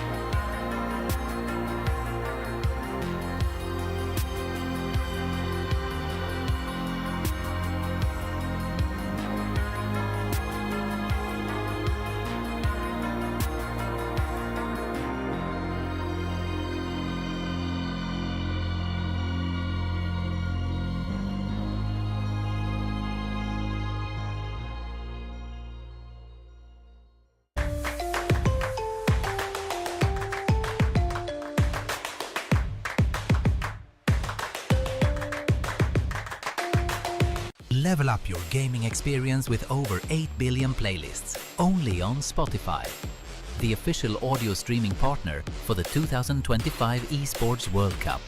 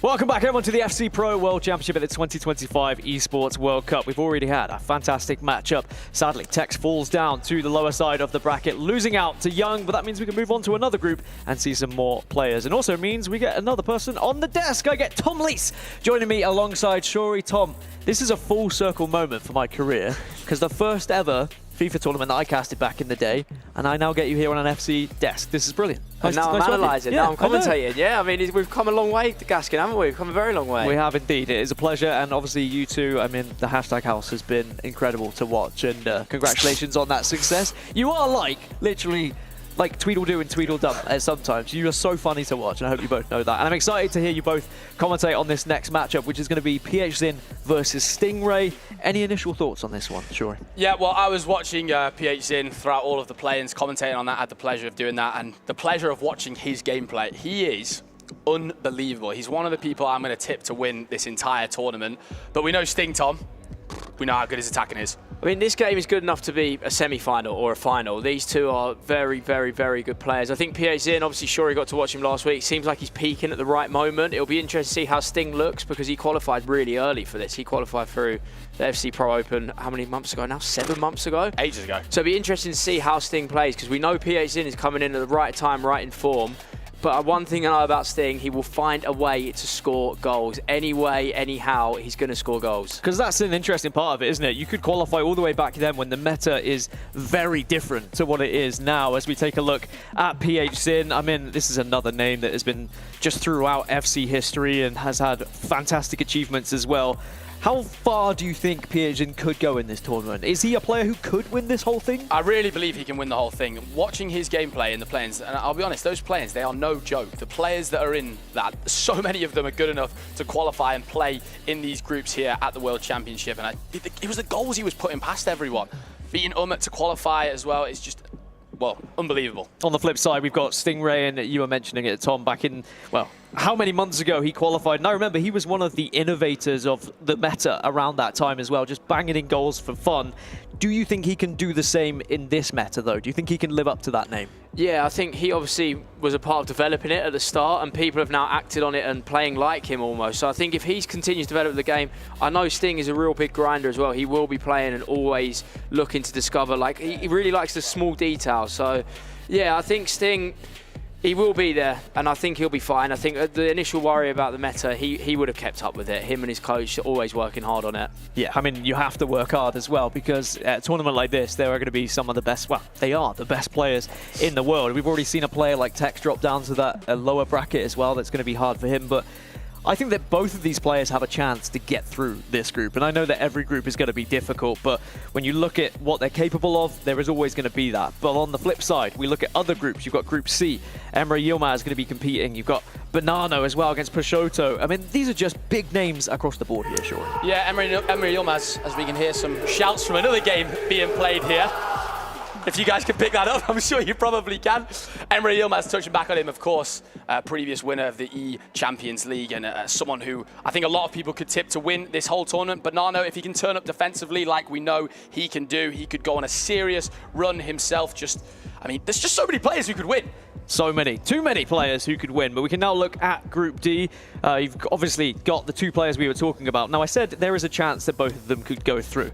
Now, my mind might have been a little bit incorrect here because you've got Abu Maka versus Dylan Mike on the other side. Now, Dylan Mike maybe is not the same kind of player he was back in the day, but did get through the LCQ to find himself in this group as well. Do you think he has a chance against Abu Maka here, Tom? Yeah, I mean, Abu Maka's going to have the home crowd behind him, and he has been one of the best players this year. So Dylan Mike's got his work cut out, but he's going to have a lot of confidence. Coming through that last chance qualifier and playing is not easy at all. So I'm not going to back Dylan Mike myself. I think Abu Maka is probably a step above, but we'll find out soon. He's just given us a prediction there, by the way. Yeah. You remember when you threw me under the bus, gave me predictions earlier? Yeah. I'm going to make you do a prediction now.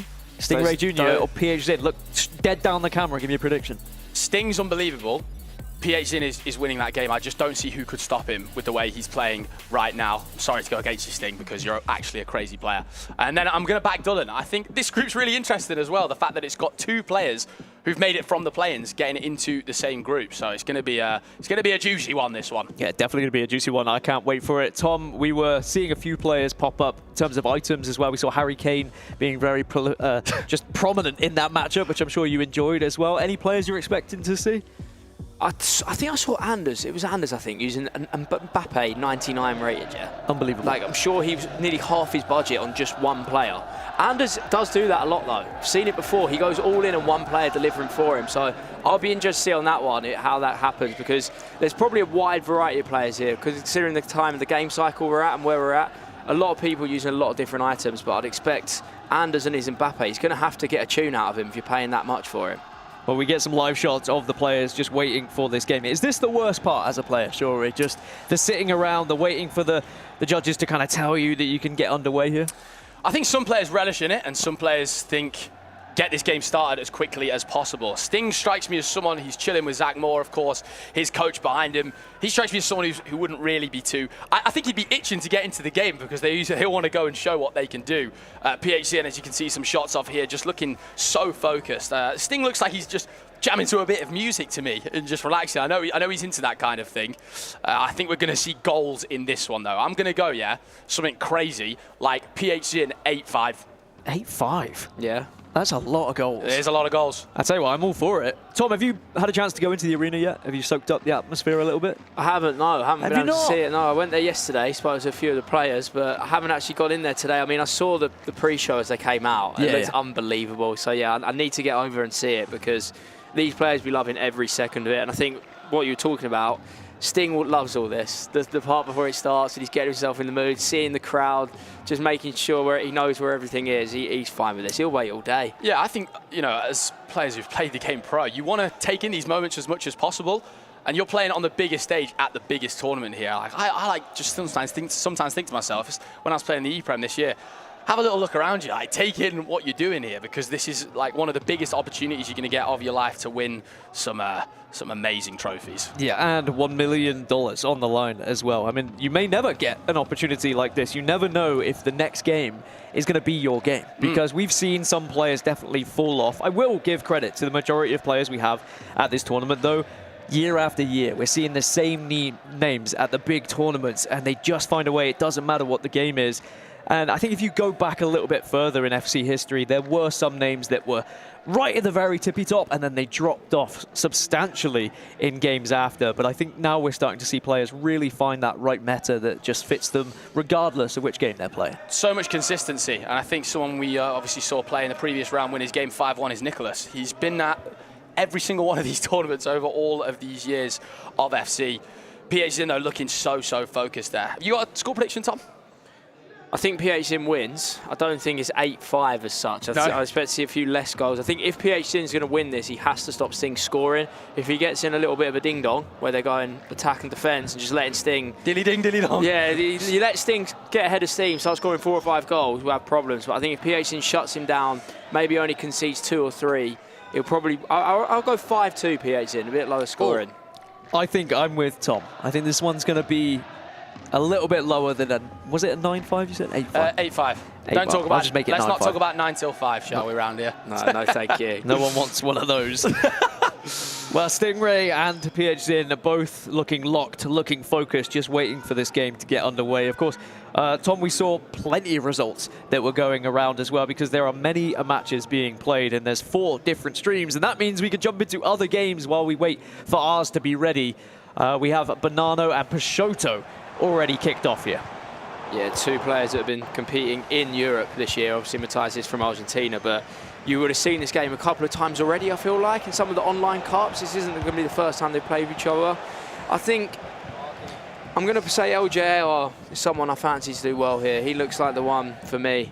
It's a man you've played against quite a lot, Tom, as well. Yeah, I think that's what it is. Sometimes when you play against someone, you kind of got that in your head. You respect them a bit more when they've done some damage to you. I think I've been on the receiving end of a bad result against LJR, so I think maybe that's in my head. But Bonanno always has a way of keeping games tight and doing it to his meta. Matthias really good at that. Kane was through in for a chance, but we can check in on those results later. But now it is underway. It's Phzin versus Stingray. Tom Shuri, I'll allow you to take this one away. Thank you so much, Gastian, the absolute legend. And this should be a fantastic one. Tom, buzzing to be alongside you. You've got my score prediction in, I've got yours. Yep. Let's see how this all unfolds, my friend. I don't know, Shuri, but what I do know is these games are huge, you know. The first game, the difference between going up to that upper bracket and thinking, yeah, now I've won a game and I can relax because if I lose, I'm still in.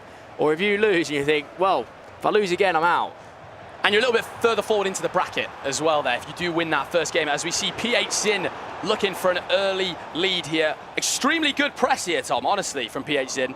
Yep, and just for context for the people at home, Stingray is in that red and black kit, Phzin in the white.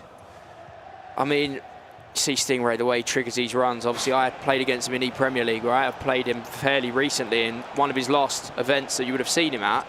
And the amount of triggered runs you have to watch. It's a headache. Yeah, I came out of the game and I actually had a headache just from the amount of times I must track back with my right back, left back, non-stop. And he will always make you think about something. You see here, he's off. The ball into Ferdinand up front. That is the shapeshifter, Rio. With a Trivela. Oh, it's a great start.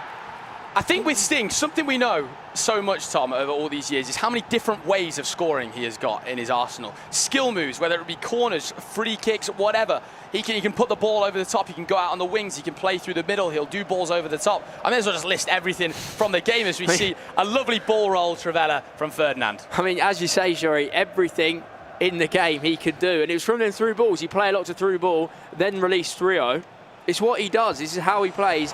And in them areas, Sting's so dangerous because if you don't watch the shot, he'll hit a skill move and then he'll hit a through ball. It's what we call a very good attacker. And I'm sure that's not the last goal you're going to see from Stingray Jr. Absolutely not. And I have got no doubt in Stingray doing extremely well in this tournament. In fact, I would think he's probably the other player who would get out of this group. Phzin, his performance at play-ins, I can't look past it. He was putting 10 goals past people for fun, Tom.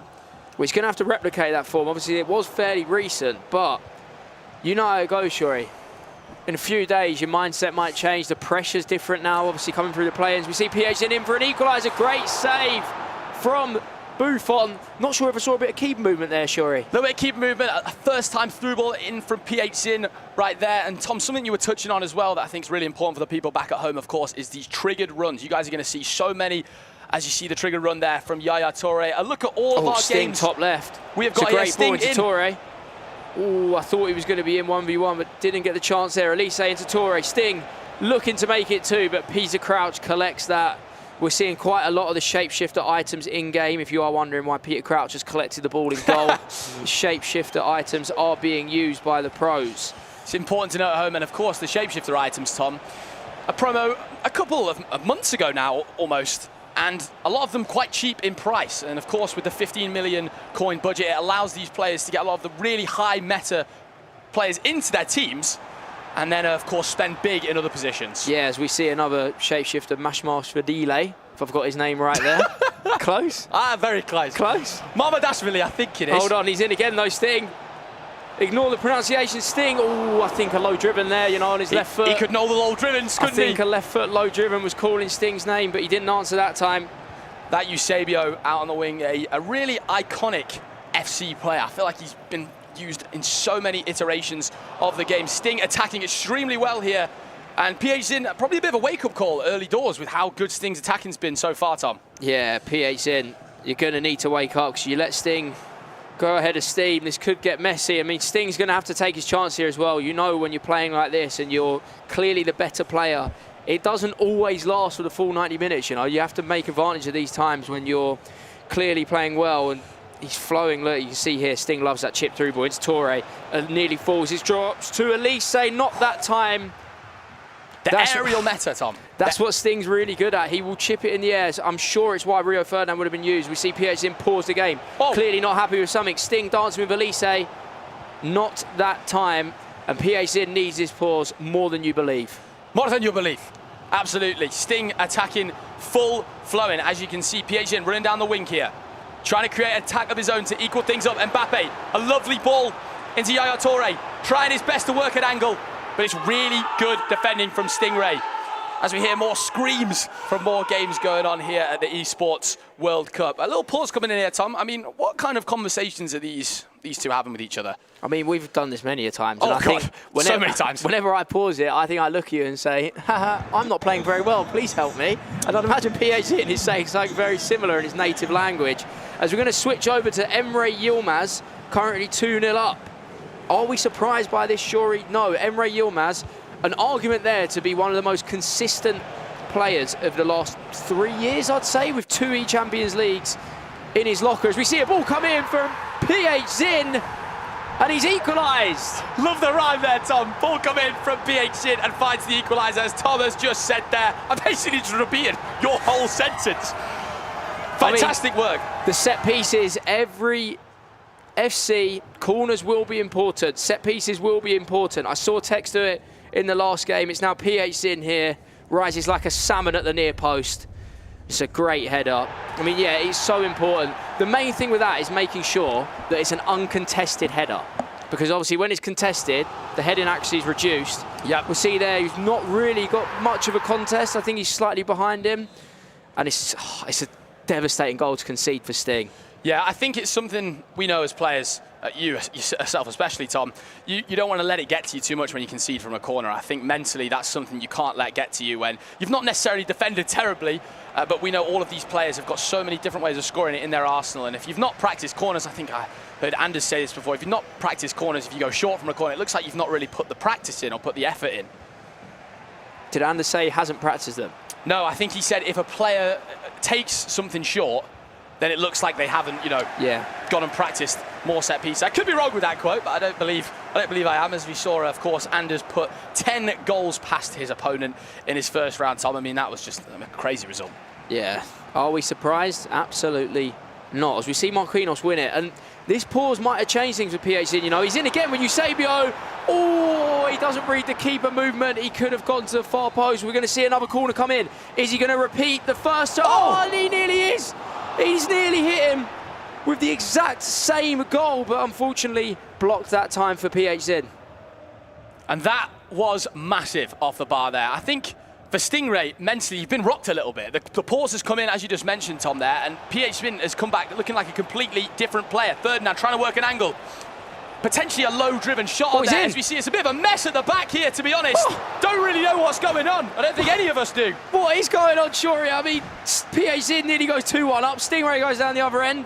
He has 2 bites at the cherry, but neither of them were successful. We are still only drawing 1-1 somehow. And my score prediction of 8-5 is looking silly now, but it's not looking silly in terms of how well both of these players are attacking. Sting coming across a little bit animated here. We know he's an animated player, a man who you despair when he loses, and also happiness, extreme happiness, should I say, when he comes through winning these games. I mean, what an entertaining first round we are having so far here at the FC Pro World Championships. Phzin looking for the quick counter-attack. I mean, I'd expect more of that from Sting as we see it right there. Rio Ferdinand, he's in, it's into Elise. Sting 1-on-1, trying to hold him up. Oh, is he going to get the block? No, he's not. It's been saved again. I wonder how many different octaves we're going to go through today here, Tom, reacting to these goals. My voice is just getting higher and higher as they advance up the pitch ridiculously. Phzin running down the line here with Stoichkov. A lovely player lock cancel. Phzin just looking for that settled build-up, isn't he? I mean, he goes for a chip And he was through doing ball. this That is unbelievable. all throughout the play-ins, Tom, scoring loads of goals like this. Wow. Keep your eye out with Phzin, guys, with that attacking for that over-the-top through ball through the centre of midfield. He loves it, and it's so difficult to defend from Stingray's side. As we see, look, this is how Sting likes to play. You see with the quick counter-attacks and quick through balls, don't let his opponent think. But I imagine Phzin's trying to take the role of a bit more possession, a bit more thought in his attack maybe, a bit more slower. Whereas Sting is obviously, oh, I mean, as I've said that, Phzin is hitting with the first time through ball. Looking to get out the field quickly. Great tackle from Sting there. Good bit of manual defending. As we see, he's now coming through. Ball into Eusebio. He's got past Sesko. Sting to go 2-1 up. It's a big chance. Yaya Toure, a dink. Oh, that's outstanding work. Oh! Wow! It's a great through ball. Maybe a touch of fortune with a header, but you could argue it deserves it with how good that through ball celebration. is. The crash celebration comes out. Guys, I'm doing it off camera, and it's a good job I'm off camera because, I don't know, your eyes wouldn't have liked what you just saw. That was a terrible impression of the fantastic Ferdinand celebration there. Please, guys, can we just stay on the gameplay? Because what Shuri's just done, oh my, I'm lost for words. A little bit unlucky there for Phzin, Tom, but I think Sting did enough to unlock. Yeah, I mean, look, you see the recycle there. It's a really creative way of attacking from here. Not many people are playing that through ball. You don't expect it. And Stingray, that's what he does. Very, very creative. As we see an animated celebration, he knows how big these goals are to go back ahead because, yeah, he got a little bit rocked for about 15 minutes and he's now got his way back in the game and put himself 2-1 up. It's a confidence booster, and of course 5 minutes until half-time here, guys. Can Phzin find himself a goal to break the deadlock before we, of course, get into half-time? The players get a little chance to reset, talk to their coaches, and this has been just a fantastic match. So you see Mbappe. He's going for the instant reply. Not that time. Now, it's a bit of an awkward time for Phzin to kick off there because there's not enough time to play for the last attack.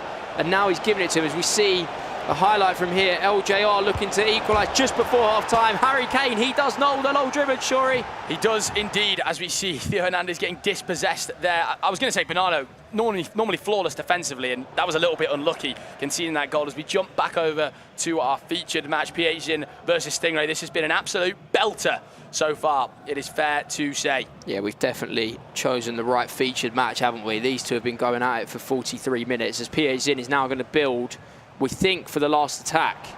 But some of these players don't really play as logistically as you might think. They just go for it. But Phzin has now recycled. He's now going to see how long is on the clock before deciding when to attack. He's got +1, so he's going to have to make a move here with Eusebio. Phzin, not much space to attack in at all. I'd be surprised. I mean, I am surprised. I just said I'd be surprised if he makes it through, and he has made it through. What an outstanding goal, and a classic example of why you have to play for the last attack. Got to play for the last attack, Tom, and the composure there from Phzin, I love the way he didn't force it forward. He had the ball at about 45-15 on the edge of Stingray's box. Sting was defending very well. He said, you know what, I'm going to go back, pass it around a little bit more, and find that pass into the striker. Sting with a little offside trap, I believe he's offside trapping up there, and Eusebio, it's the perfect pass, and a great way to end the half for Phzin. Even Stevens at half-time between the two, Tom. I mean, it's exactly why you play for last attack. That Sting kicks off here, you're going to get blown in for half-time. That is why you have to wait for it, because it doesn't let your opponent have any chance for a comeback during this half. We are going to be going into the break. We do call it a Desmond 2-2. 2-2 at the break. The Desmond 2-2. You know how it is, Shuri. You know what I like what you said before, when you said ping-pong. I like that. Yeah. Or ding-dong. Did you say ding-dong? Ding-dong, yeah. Thanks, mate. I've got a lot more of them coming. Don't worry about that. As we go into half-time, Phzin Stingray 2-2. And all we can say, Shuri, is what a first half. Of course, and these players, they know the stakes of these group matches are so high. Of course, guys, if you lose this game, you are still in the tournament, but you drop to a loser's bracket. And if you lose that next game, from that point, it's single elimination. You are simply out, as we're going to jump over to another one of our featured matches here before that second half kicks off. So Sting looking quite fantastic there. As with a bit of B-roll.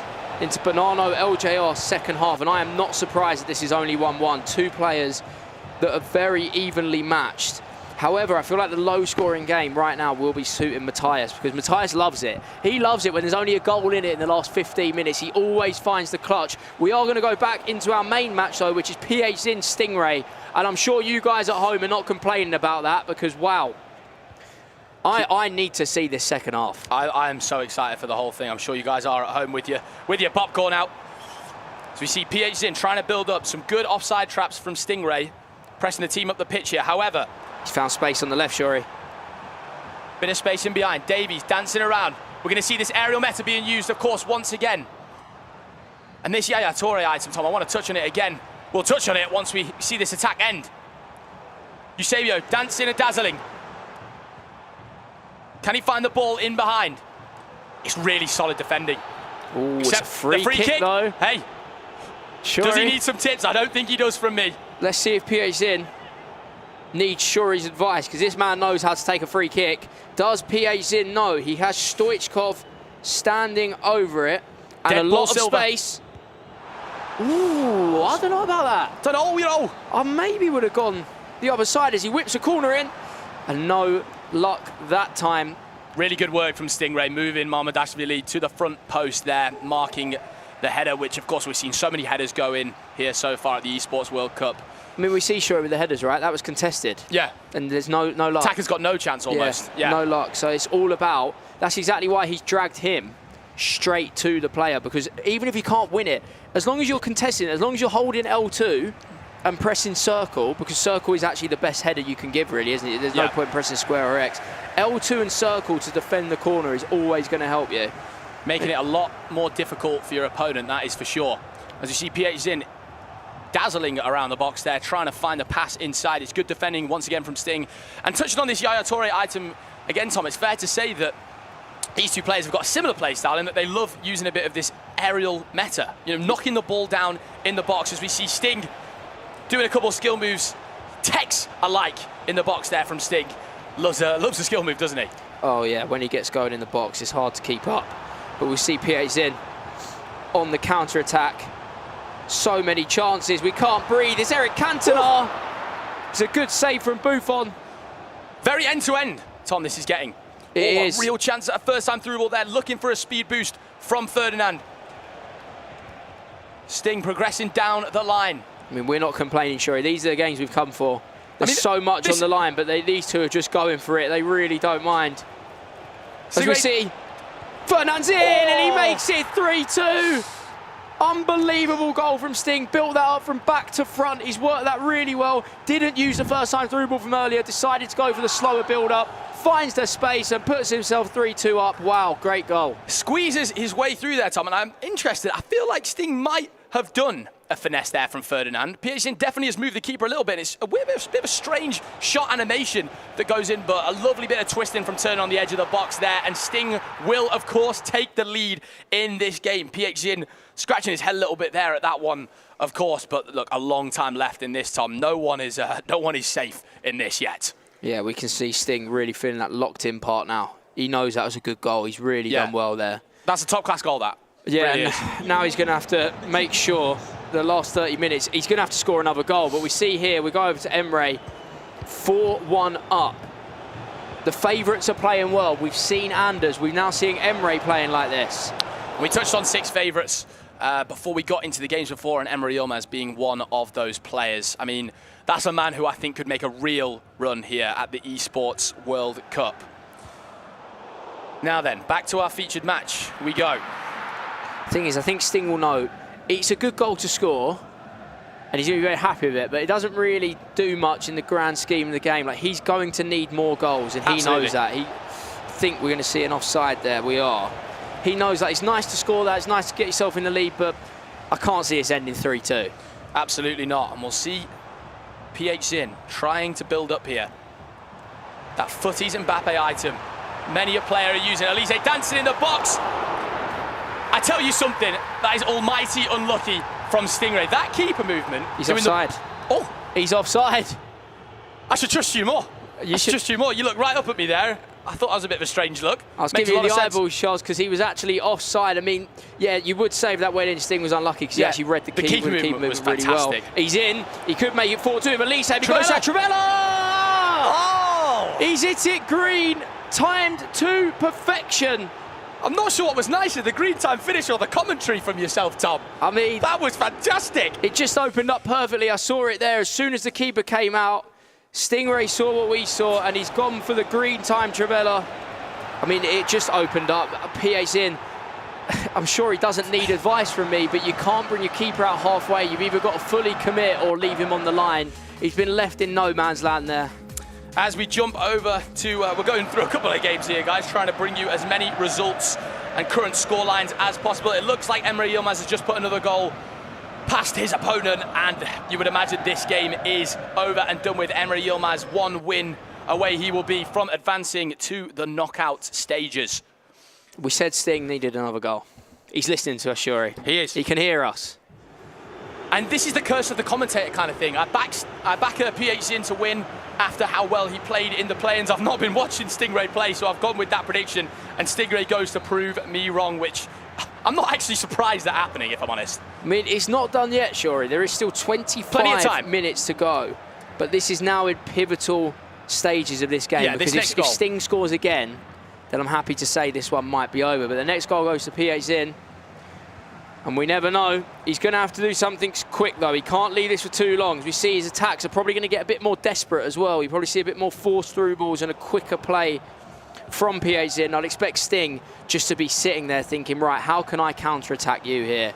How can I sit back, soap it up, and then hit you with a first-time through ball or a quick counter-attack?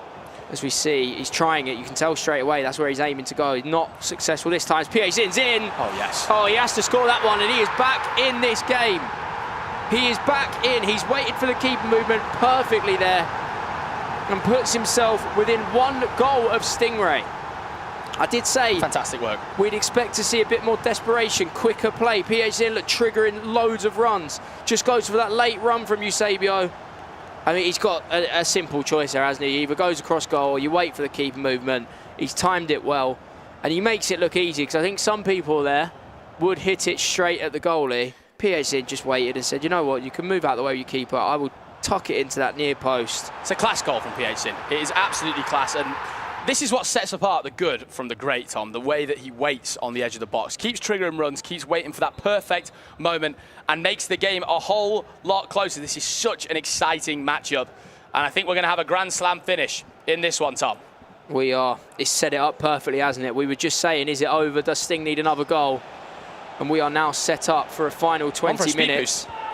Oh, Sting goes for a long ranger. I'm not surprised. Rio Ferdinand does have that finesse plus. But unfortunately, when you time it yellow, you're not going to have any success from there. Yeah, it's looking very unlikely, Tom, is it not? As we see Yaya Toure dribbling on the ball here. A lovely ball out to the wing here from Phzin, and looks to potentially equal this game up. Twisting and turning here on the edge of the box. Stingray defending extremely well, it has to be said. Both players are playing top FC, it has to be honest. Attacking and defending. Trying that first-time pass inside through the recycled ball. But Stingray is there to watch him take the bins out, Tom. Oh, I mean, Sting there was just going for a quick counter-attack, as you were talking about Phzin's recycle. I like the idea from Phzin. I like the idea from Sting as well. Counter-attack him. He's in there with Eusebio. Stingray! Oh! Overplayed it a bit, Tom, potentially. Oh, it's the overthinking. Tries that croqueta pass. Looks like the shot could have been on big time. Just finessed into the far corner. And what an exciting match this is. Head-to-head between these two players, as we see going around all of the grounds. Bonanno and Peixoto. It looks like Peixoto has just taken a 3-2 lead there. Emre Yilmaz comfortably 5-1 up in his game. As we see Sting nearly getting the green time Trivela from Elise there. And Tom, is it time for Phzin to get that pause in and get going? It's going to have to be after his last attack. Yeah, I think if he loses the ball here, expect to see a pause very soon. He's going to have to make some subs. Some lovely player locks inside here from Stingray, as we see the replay of the goal between Peixoto and Bonanno. What are we going to see here? Oh my word! Oh, Phzin's in! He's in! Oh, he's gone for the chip. Just saw it on the left of my screen.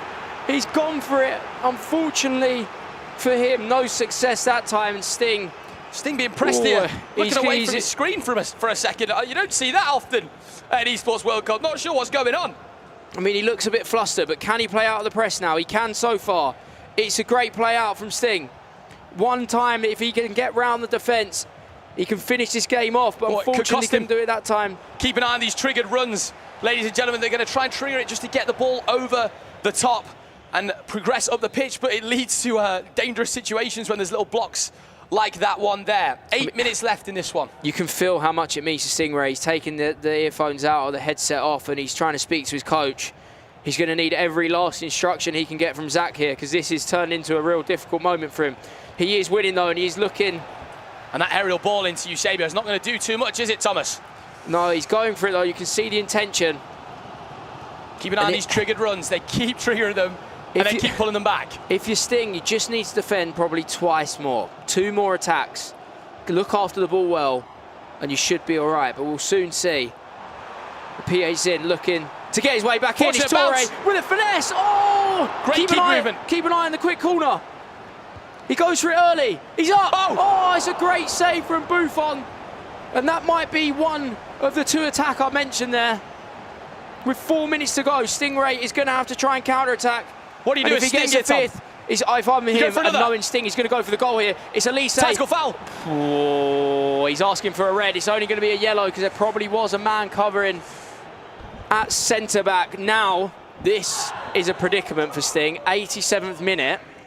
With how long that's actually going to take, Shuri, do you time waste or do you go for a goal? Of course, Tom, we were touching on the longer halves here. As we see, it looks like Peixoto has come through, scoring once again, and will secure his win in the first round.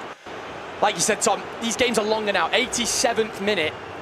There's plenty of time for Phzin to pick up that ball one more time and potentially secure himself the 4-all go and take us into extra time. As we see LJR, we think has just gone 2 goals up here, which should be enough to get him through the winners bracket. Unless, of course, there was an equaliser, Tom, which we don't know about. No, it was to make it 4-2. That wraps that one up. LJR has sent Matthias Bonanno into the losers bracket. And you did back him, Tom. You backed him. He's good. He's very good. For this match. I felt it. I mean, the Man City boys are going to have to pick themselves up quickly, aren't they? And the Harry Kane item, probably one of the most valuable value for coin players that we see at this whole tournament. As you see, Bonanno potentially getting one back, and you know it's not your day when chances like that aren't going in. We're going to see a quick corner whipped in. He needs this right now, does not get it, and that should be it wrapped up for Bonanno, unless... Okay, LJR, just keep the ball, and you're absolutely fine. It's done. Yeah, it's done. It's too long for him to score 2 now. So all she wrote. This one is over. And I mean, he had a chance there, Matthias. We're now back into this game. Stingray, are you going to time waste or are you going to go for goal? That is the question on everyone's lips. Knowing Stingray, I'd expect him to go for goal. But knowing Zach Moore, he'll be telling him, time waste. Just look, just do this. Let's just keep the ball. Nothing silly. See James come in as a sub here. Oh, it's 2 good. minutes remain. It's very good. Stingray keeping the ball amazingly well. Oh, no, this is it. This is it, Shuri. He's gone for the goal. Chance his own way. He's gone for the goal. He's had a touch of fortune there, getting it back. And now he has to keep it. He has to keep it. It's it's a +3. Oh, it's a +3. I'm asking for a lot, but I'm telling you, he's going to have to keep it. He just looks too composed right now, Tom. Of course, Phzin needs to win this ball back, ladies and gentlemen. He's got it. Does get it. One more attack on the cards. Phzin, with 1.5 minutes left, has lost the ball, and we think that should be enough. Stingray's going to have to keep it for 1 minute here. He's struggled with this. He's given it away twice in the last 5 minutes. Now is the time to keep composure. We think he's done enough to keep himself in the upper bracket and send Phzin down. He sent it long, and that should be everything for that. Stingray has played very, very well, and I'd say a deserved winner. He stung Phzin like a bee. That's a sting of dreams right there. And Stingray, as you can see, some emotion coming out, wins his first match here at the Esports World Cup and has got a fantastic chance of making it through to the knockout stages. Can afford to lose 2 games now. And it's got a real good chance. It's the confidence boost as well. He's just beat Phzin, one of the biggest names in FC. He's sent him down to the loser bracket. He's done it in front of the Saudi Arabian crowd as well, which is going to be massive for Sting and his team Twisted Minds. Everyone's going to be happy there. Wow, what a match. Tom, I don't even know what to say about that one. That was just, I mean, popcorn stuff.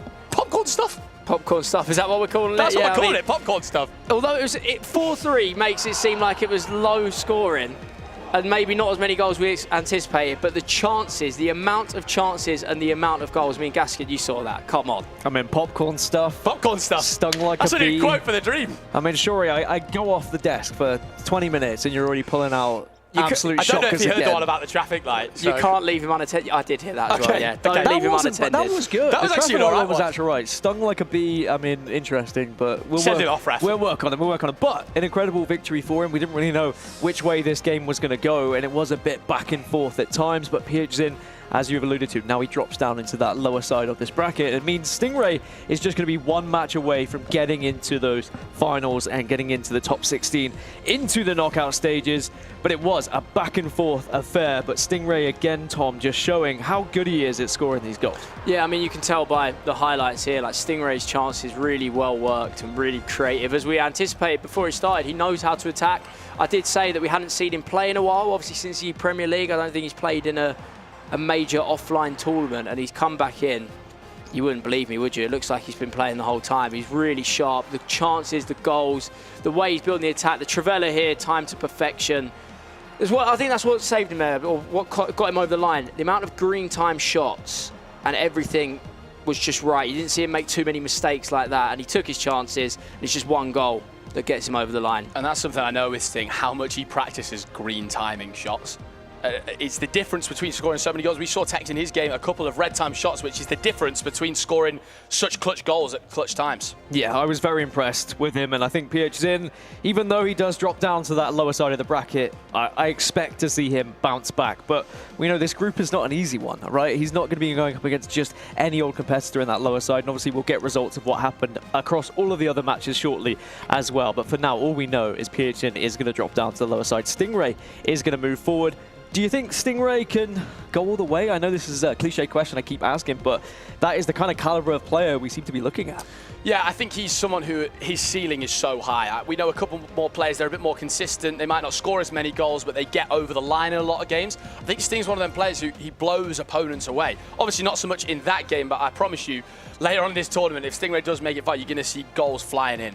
Yeah, I mean, that game is one, it's a confidence booster, you know. As you say, he normally blows people away. He stuck that out. I know he struggled at the end a little bit. He gave the ball away maybe once or twice, but to stick that out at 4-3 against one of the biggest names in this tournament, that can give you the confidence and the platform to go and win the lot, potentially. And there were chances for Phzin to kind of equalise in that game, get back into that game. Do you think he's going to be kicking himself a little bit? Is he that kind of player who's going to get down, or do you think he'll just focus on the lower side now? I think Phzin, being someone who's come through the play-ins and made that amazing run, I don't think he's someone who lets anything get to him. He's made it to huge finals. He's lost you know, in gutted ways, and he's made it through in some amazing ways as well. I don't think he's someone who lets that kind of thing get to him. And like we've mentioned so many times, you've still got the chance to make it through the group. You still can go on a fantastic run as Phzin, as we are going to take a look at the groups in a second here, guys, and let you know all of the results. Yeah, just an outstanding fixture that was. Just unbelievable. You can see what's coming up next on our screens as well. There is plenty more action that is going to be happening, but these are the groups that you were talking about. This is Group C. It's going to be Emre Yilmaz winning 7-2 against Goman, and we're going to see Banano losing out to Peixoto, which obviously you guys got to jump in a little bit as well. That's the one that surprises me the most. I know that Peixoto is a brilliant player, but I would expect more from Banana. Yeah, I think Banana, we look at someone who defends unbelievably well, right? Keeps games close a lot of the time, and I suppose it was, but LJR, Tom, he just showed his level. Yeah, I think it's an interesting one, Banano and Tekkz. We see their level. We've seen them at the Premier League, how they can play, but sometimes on a bigger stage, it's not quite working for him. I don't know if Banano's fully confident in his gameplay right now. When they are together as a team, it seems like they give each other the confidence to go to the top level. But when it comes to this and they're playing 1v1, it's not quite clicking for him yet. But yeah, Banano, he's got an opportunity to bounce back in the lower bracket.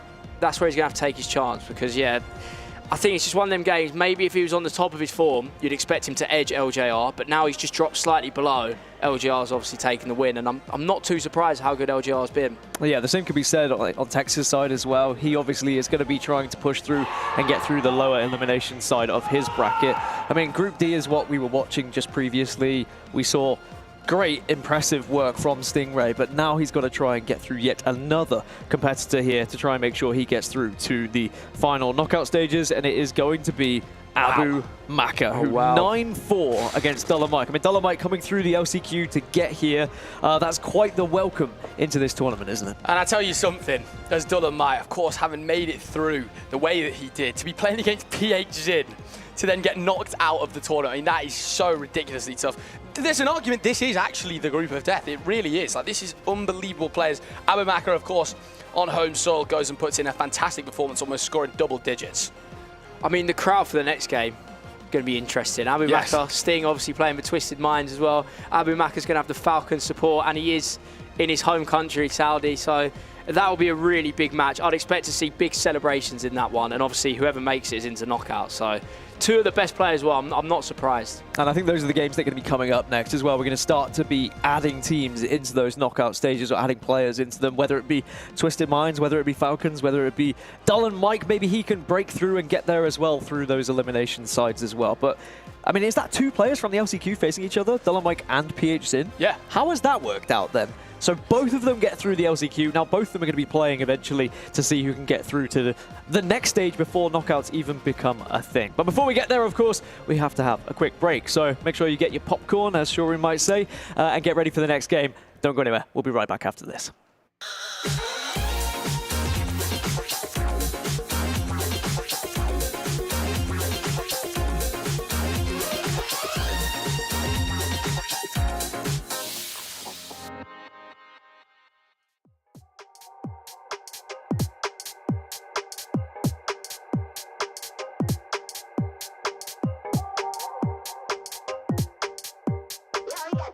It's a playground, better watch your man's getting safe out. See some play game like snakes and ladder. My ex-piss, come on, new one's better. It's a playground, better watch your man's getting safe out. See some play game like snakes and ladder. My ex-piss, come on, new one's better. Moves like Jagger, piss, come on, new one's better. We ain't in a mix, no grubber. Them trick bang fraud like scammer. Ex-claim you real, that's a real bone capper. Pass don't matter, build strong still, pray this thing don't shatter. When shit gets real, so the real don't scatter. Got bread and batter, 4 hands on the bread like platter. Said it's cold out, they ain't back in beef, got the phones out. Watch where I sleep and where I roll round. Guess I'm gone now, they ain't even there when it goes down. It's a playground, better watch your man's getting safe out. See some play game like snakes and ladder. My ex-piss, come on, new one's better. It's a playground, better watch your man's getting safe out. See some play game like snakes and ladder. My ex-piss, come on, new one's better. My new one's bad, that's my baby. He let me shine and never shady. Girl, same cute, but that don't faze me. If you ask him, then he say he got a queen and that she crazy. Please never play me. He said, please never break me. He's switching station to Mercedes, thinking that it faze me. I can love you for the dark and all my days, but you just never break me. It's a playground, better watch your man's getting safe out. See some play game like snakes and ladder. My ex-piss, come on, new one's better. Playground, better watch your man's getting safe out. See some play game like snakes and ladder. My ex-piss, come on, new one's better. Playground, bitches got a ring and feel safe now. They see a pretty bird and bird, I want a cage out. It's a playground, telling me mine, I don't play about. I tell them rise up, used to cry, river shit don't dried up. I lost a couple bros on the climb up, I don't mind, but ain't lost nothing that ain't mine, cause it's a playground, better watch your man getting safe out. See some play game like snakes and ladder. My ex-piss, come on, new one's better. Playground, better watch your man getting safe out. See some play game like snakes and ladder. My ex-piss, come on, new one's better. My new one's bad, he ain't entertained, he don't move like that. Tell him move right back, touch shots over time, let to shoot right back. Robust, you can tell how we move like that. It's a playground, bitches got a ring and feel safe now. I see a pretty bird, I want a cage out. There's bad games on the road like a playground, like a playground. It's a playground, better watch your man's getting safe out. See some play game like snakes and ladder. My ex-piss, come on, new one's better. It's a playground, better watch your man's getting safe out. See some play game like snakes and ladder. My ex-piss, come on, new one's better.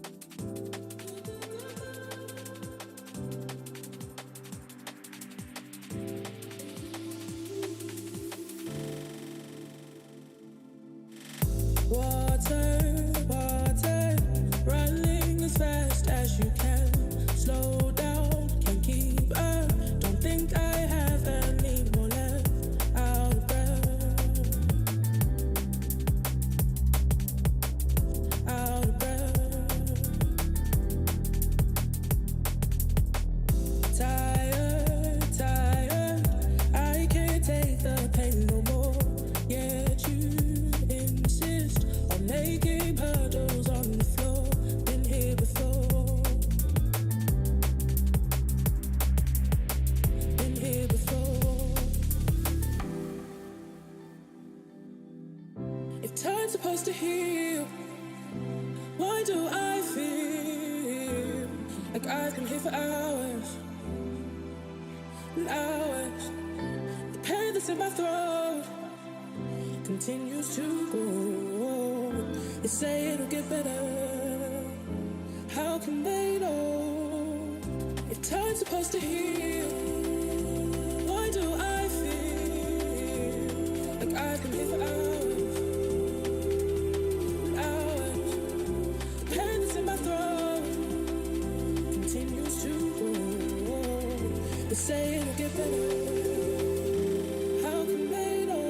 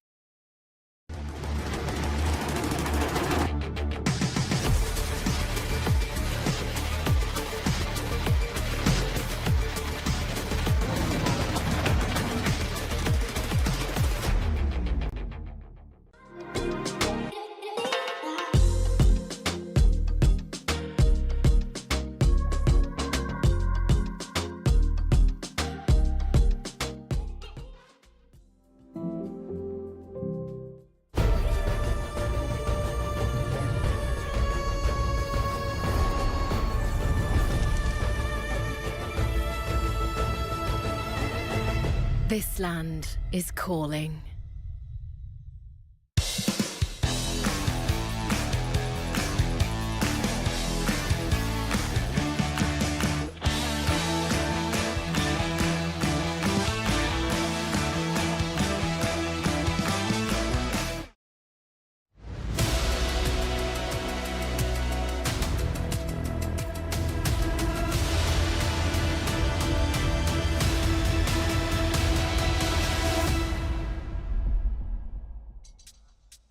Welcome back, everyone, to the FC Pro World Championship at the 2025 Esports World Cup, and we've already had some incredible games thus far today, but they're about to get even better because we're now going to start sending players through to those knockout stages to compete, of course, for that glorious trophy we saw on the main stage earlier. I have got Tom Lees and Santu alongside me once more, boys, and we have quite the matchup, I'm being told. It's going to be Young versus Nicholas. Now, this is obviously a matchup to get into those knockout stages, Tom, and I mean, from what we've seen from both of them so far, I mean, it's pretty impressive. Yeah, I mean, clash of the South Americans, two massive names. Obviously, Nico, part of the old guard. He's been playing, I think, 7 World Cups in a row, maybe 8. And then obviously Young coming through. He's only been playing for a few years. I mean, these two, they deserve to be here. They both played really well in the first game. It'd be interesting to see how they play here. But I'm going to go Nicholas early on. I think Nicholas is the one that always turns up. What about you, Santi? What are you thinking? Yeah, completely agree with you. If I'm not wrong, the World Cup is the only trophy that Nicholas misses in his collection. So is this his time? Yeah, it is his time, and he say that he probably will leave the pro competition. Well, from what we've heard, Nicholas might not be competing again in the next FC. And speaking of FC 26, it is right around the corner, and it's looking good. Let's see how it's looking.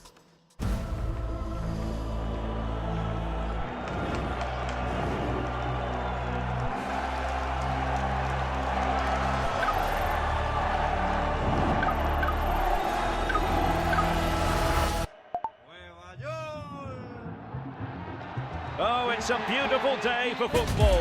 I hope we see a great game, Stuart. Well, hopefully we actually see the game today, Derek. That's more like it. A perfect challenge.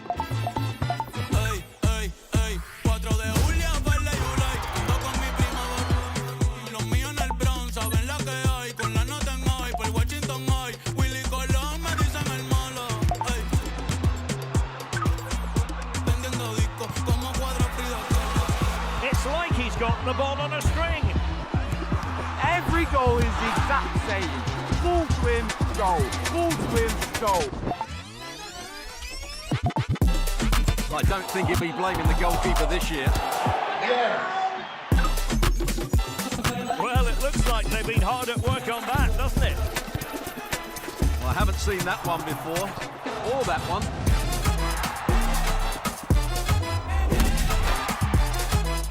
Oh, finally a bit of physicality in this game. Oh, that's more like it. What a goal, get in.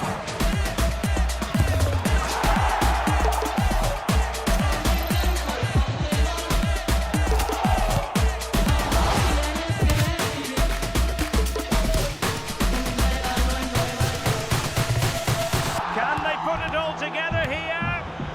Big chance, and it's a penalty! Wait. Give people what they want. Give them Zlatan.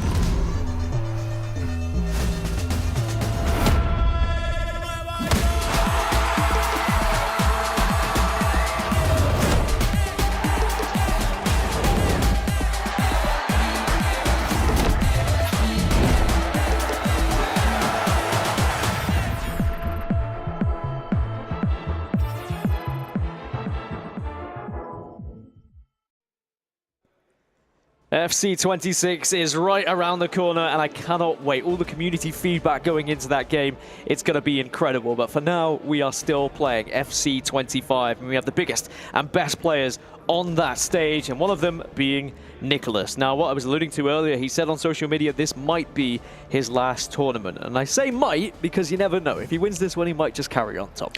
I mean, it depends. If he loses it, he might think, oh, I don't like the way that ended. You just don't know how he's thinking yet. He kind of gave us a cryptic answer, I'd say. We wasn't 100% sure on what Nicholas is thinking. But well, no matter what happens, he has served as an absolute legend. I mean, everyone has full respect for him of everything he's done in the scene, and probably the most consistent player we've ever seen. He has had an incredible career, and I do truly hope it doesn't come to an end. But if it does have to end at this tournament, we'll just see how far he can go. All right, well, we are underway between Nicholas and Young then. And we'd have Nicholas kicking from left to right, and we'd have Young from right to left in the black and white strip here. And remember what's on the line here. You want to try and push yourself through into those knockout stages. It's as simple as that. If you win this game, you are through. If you lose it, you drop down into that lower bracket and still have to find another victory if you're going to be there here today. See an early chance for Nicholas. Just building his way up. Oh, he's fallen to him.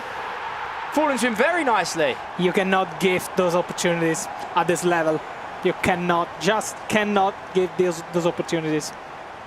Yeah, it almost seemed a little bit too easy there for Nicholas. Just almost walked his way through. And if you present an opportunity like that to Mbappe, he's definitely not going to miss. And a little shake of the head from Young there. I think he's a bit annoyed by that one, Tom. Yes, I mean, little bit of a bounce back, and I think he also gave the ball away, so he kicked himself for that one. I do also wonder on a mindset kind of stance that how these players feel, especially from South America, playing Nicholas, because I'd imagine he's been such a massive figure for all of them being involved in the game. You know, they've all got tons of respect for him. They've all probably idolised him at one point. I wonder if that plays a part, because he seems to always reign supreme in South America. He always seems to come out as the top dog. They say never meet your heroes, but playing your heroes is an entirely different ball game, and I can imagine that definitely adds to it. Santu, we'll have to see whether now Young can maybe come back into this one. He is going to find one ball here to Eusebio and actually does get the shot away, but it's good defensive work, and Nicholas will hold on. Yeah, as I told you in the last matches, Young is not one of the best players who starts the match. Sometimes he keeps on searching for the equalizer instead of going up front. Two slow starts. I mean, we saw Tekkz have a quick start then. He's gone 1-0 up against QRNA. Massive goal for him. Remember, guys, if Tekkz loses, he is going home. And of course, so it's going to be a big one for him. Yeah, the winner of that game will play the loser of this game, essentially, for a spot in those knockout stages. So if we were to see Young drop down, for example, he would have a rematch against Tekkz as things currently stand. We might see a few rematches today with how the groups work, as Mbappe now tries to get another one away for Nicholas, but he is quickly sought out. And now Young could look to try and strike some sort of counter-attack here with Harry Kane. Does have help, is going to do a little player lock with Eusebio. Somehow still has the ball, and now he can really burst away. Look how the micro movements that he's doing with Eusebio. Tom, hold on. Maybe something here. Messi tries to shift it onto his left. Does manage to win the ball back, but again, it is just going to be easily fizzled out. Tom, as a player, when you do a lot of player locks, it means that your team is not following your mind, or you just want to confuse the opponent. Yeah, I think the player lock is really important this year in particular to make sure that they're running exactly how you want. You get a lot more control over the certain runs. I think there is also an element of just confusing your opponent, because is he going to play that pass? Is he going to play the next player lock? Or is he going to keep hold of the ball? I think it's more, some part of it is to move the player like there, but I think it's more just to confuse the opponent most of the time. I mean, when you're defending, you can only usually track one run, and with that player lock coming in, are you going to be able to block it? But Kane does get the shot away. What a great keeper movement. Yes, that's the Nicholas special. We've seen that plenty of times. He's one of the best in the world at doing so. Yeah, whenever you think you've got a chance against Nicholas, it's not quite there until you've read his keeper movement, because he is so good with it. He's looking to counter-attack here. Here's Cruyff. Does have support in the middle, plays it back. Messi now with that player lock onto Cantona, and it's these constant player locks that you were just speaking of, just to try and keep Young guessing into Kylian Mbappe, but that one's going to be denied as well. See, Nicolas just went through the box and just shot. Compared to the first match that we were commentating before, the Tekkz one, the Tekkz just overplays. Nicolas doesn't care. He goes through the box, he shoots. Yeah, I think that is one thing with Tekkz. Every player has so much respect for him still, because they say he's still so good, but there is that element of just letting it fly a bit more, just being a lot less worried. Not everything has to be 100% at times, especially in a game like this. You don't always have to wait for the 100% chance. Because you don't know if the next one could be 100% or 70% or 3%. Yeah, sometimes you just got to go for it. You know, you see the long shots, you see Trivelas, you see a wide variety of goals in this game, and I think, yeah, maybe that's one part where Tekkz is lacking. He's almost looking for too much control. Sometimes you just have to take a little risk. Speaking of them, here's a beautiful dink over, but it's just going to go wide. And there's certainly danger zones being shown here by Young. I saw a huge mistake here from Nicolas. See Tekkz, as I said, what a way. He's not worried about 100% this time. Tekkz to go 2-0 up with Isak. He doesn't even need to time it green that time. And that is a lot more like it from Tekkz. So maybe Tekkz can come back from the depths in the group stages and perhaps get a rematch against Young with how things are looking right now, but still plenty of time for Young, as he's currently just trying to hold off Nicholas yet again, who's coming forward. Lukaku has already scored one goal in this tournament. We saw the time green in those first matchups as Messi loses out to Young, who can now go for a counter-attack of his own. Plays it down the right-hand side. Yaya Toure doesn't have any support, so has to hold it up. Does find Messi now, though. Oh, and it's beautiful as he just dances through, and Young finds his equaliser. Hats off for that play from Young. What a way to come through. What a nice skill move with Yaya Toure. Completely sent at the shop Lukaku, and what a finish from Messi. Wow, I mean, the skill move and the dribbling. That is why Messi's in. He's obviously got them unique dribbling animations that not many players can replicate. Ball sticks to him, doesn't it? It's like he's got glue on it, but wow. That is actually a very nice goal from Young and a big confidence booster. And we can look back at it again. As I was saying, like, there was no one to play it to, but just to be able to work the ball in that way with Yaya Toure, just to give Messi enough time to arrive to the box, and then the little dance we saw to find the equaliser, and now Young right back into it, despite early dominance from Nicholas at times. I am so surprised that that defender did not intercept that ball before the pass just to Messi. So surprised about that. Here is Eusebio on the left as Young again. Can he double things up? Can he make things even worse here? It's Messi again, but this time his save is going to be an easy one, just pushed out for a corner. Whipped in, but then headed away as Nicholas holds on. See, Nicholas probably had a bit of a rough 5 minutes there. See another goal going in on this side. And we think this is Levy Finn going 1-0 down. Nice. Maybe something we didn't expect. Levy Finn has looked really, really good as of recent. And a way to come back for him that time. Will we see Levy Finn exiting the tournament perhaps earlier than expected? As Young finds a similar position now with Yaya Toure, but can't quite find that ball. Cantona is going to be the first player there just to intercept. And now Nicholas could start to march on. But again, it's played quite fast here from Nicholas. Gives the ball away. Messi can't get past the last defender. Maybe a second bite of the cherry, but that is also going to be fizzled out here. And Nicholas can choose the pace of play.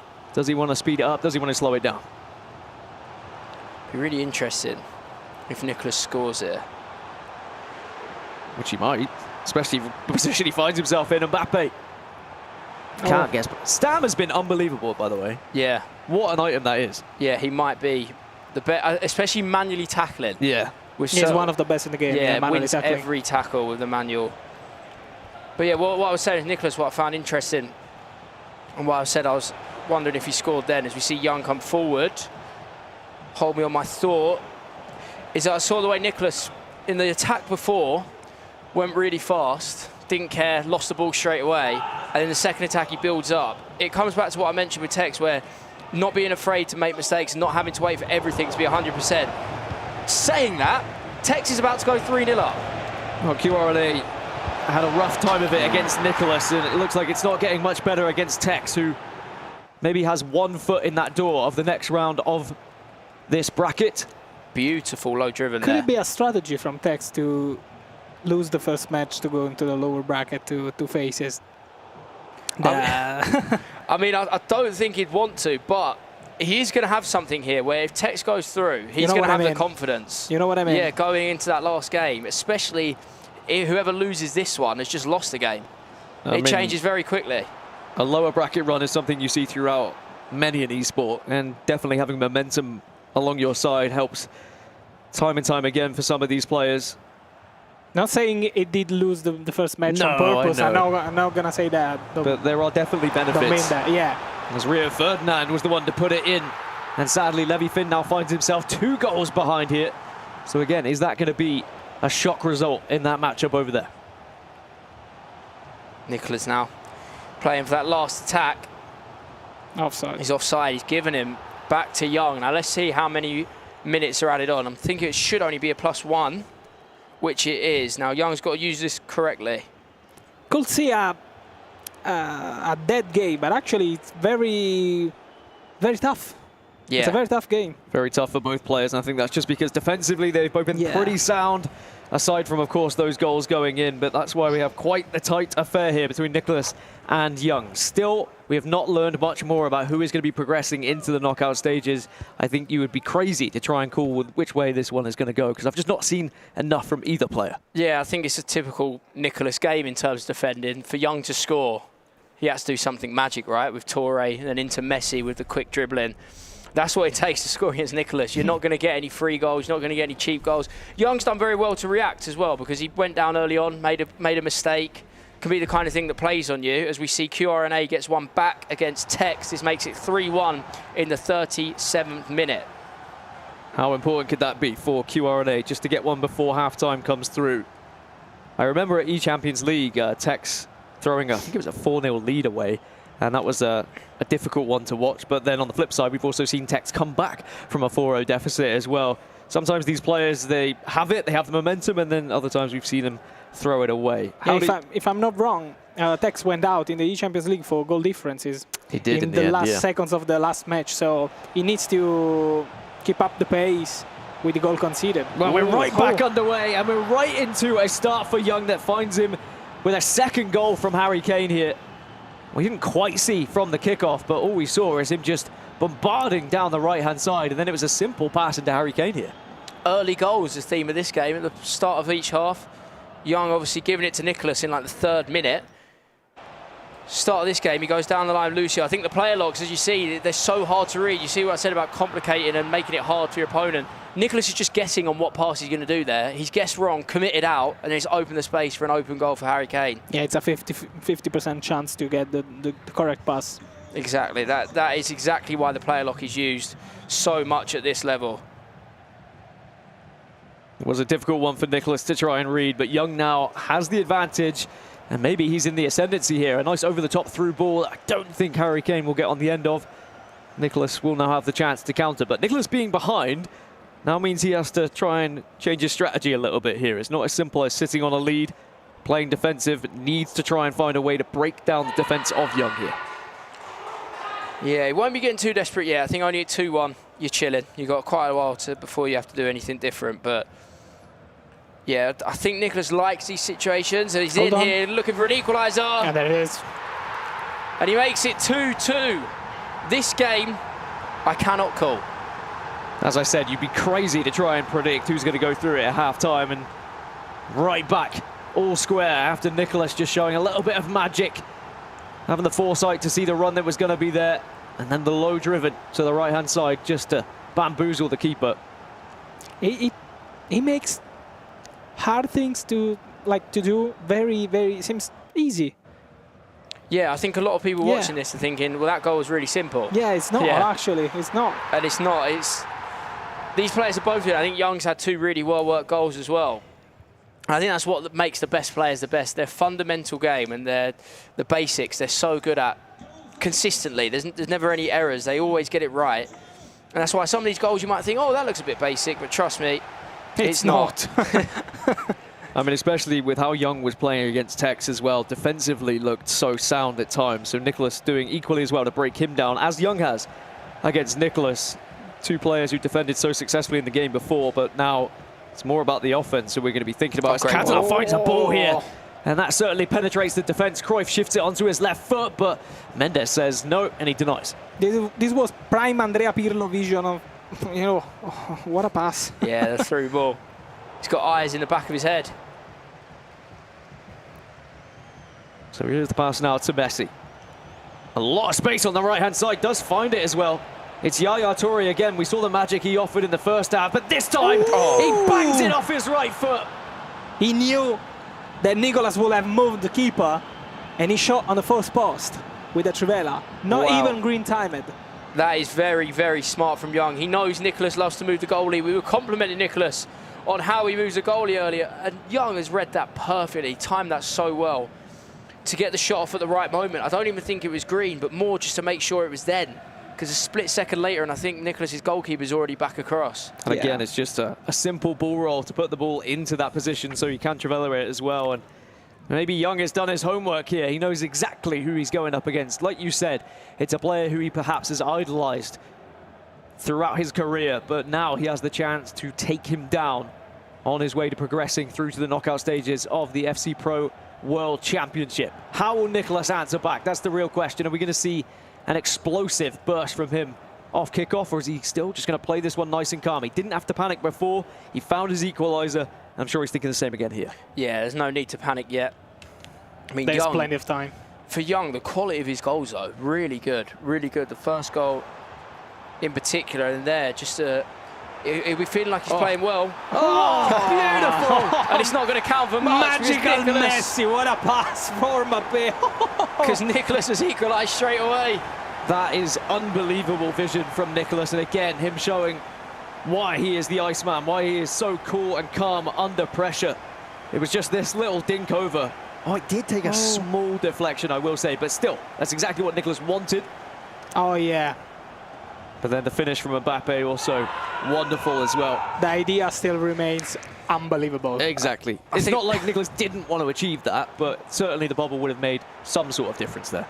I think this is why Nicholas is so frustrating to play against. Young will be thinking, I have played so well here. Look at the goals I'm scoring. I am carving open one of the best players to ever do it. And Nicholas just finds a way to stay in the game. He hasn't played that well in the last 15, 20 minutes, but he'll find a way, always find a way to make sure you're not blowing him away. And now with 3-3, with half an hour left. Yeah, you could argue Young the better player, but at being 3-3, I mean, there's nothing to show for it. Elsewhere, Tekkz versus QRNA. It is going to be a 4-1 lead made into a 4-2 lead. So perhaps a chance of a comeback over in that matchup. And actually here, Nicolas was about to score the 4th goal. And the keeper made a huge save. Oh, but a huge ball, but it's going to be offside. Thought Harry Kane might have had the chance. Speaking about offside, actually, maybe that small deflection of the last goal of Nicolas saved an offside for Mbappe. It could do. If we see it back, we could. The deflection could actually be the reason. I mean, it's definitely the reason it went through, I think, or part of it. Yeah, I think Young probably thought he'd done enough to block it with the player. Sadly, will find himself all tied up, 3-3. 65 minutes gone now. So, starting to get towards the business end of this game. As the ball given away by Nicholas. Young with a chance to quickly strike. Again, he was looking to try and find that run from Harry Kane through the middle. Instead, now shifts it out to the right. Again, he's got fortunate. Another bobble goes his way as Harry Kane still has this ball. Player in the middle will find him. A good challenge. And Nicholas just ensures that Young doesn't get the shot away. I think Nicholas using that Rodri shapeshifters at right back. He is a very, very good defender. Proving his worth there. It's Nicholas now looking to punish, but Jaap Stam again, we've mentioned it. He's the king of the manual tackle. Space out on the right. Young coming forward yet again. Ooh, chips it up with Yaya Toure. Anyone in the middle, but that's good work. Nicholas is just so good defensively. That Yaya Toure is causing a lot of problems on the right-hand side of the pitch. Maybe too many problems.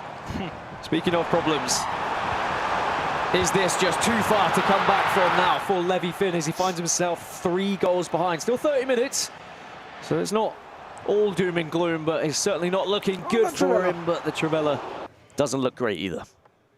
Getting into Tekkz territory. Look at the stamina. Look at the stamina. They are playing 95 depth. Yeah, it must be. It must be the 95 depth, because I've seen it a lot this tournament already. The stamina's draining a lot faster than we usually see. But I think they obviously introduced a drain for the 95 depth where you lose a lot more. But I think the players have kind of said, you know what, don't mind it, because they do get 5 subs, and we've seen Young use all 5 there. And I think that's what they're kind of combating it with. You know what, you can stamina drain me, and I'll make 5 subs, and I won't care. However, if it goes extra time, I'll be interested to see how that looks. Yeah, it's certainly something to consider. We haven't seen extra time thus far in the games that we've been watching here on this stream, but if it does go there, then maybe you've just kind of put all your eggs in one basket, and that could open up things for Nicholas, perhaps. I don't know, Santu, how are you feeling about what you've just seen with those subs?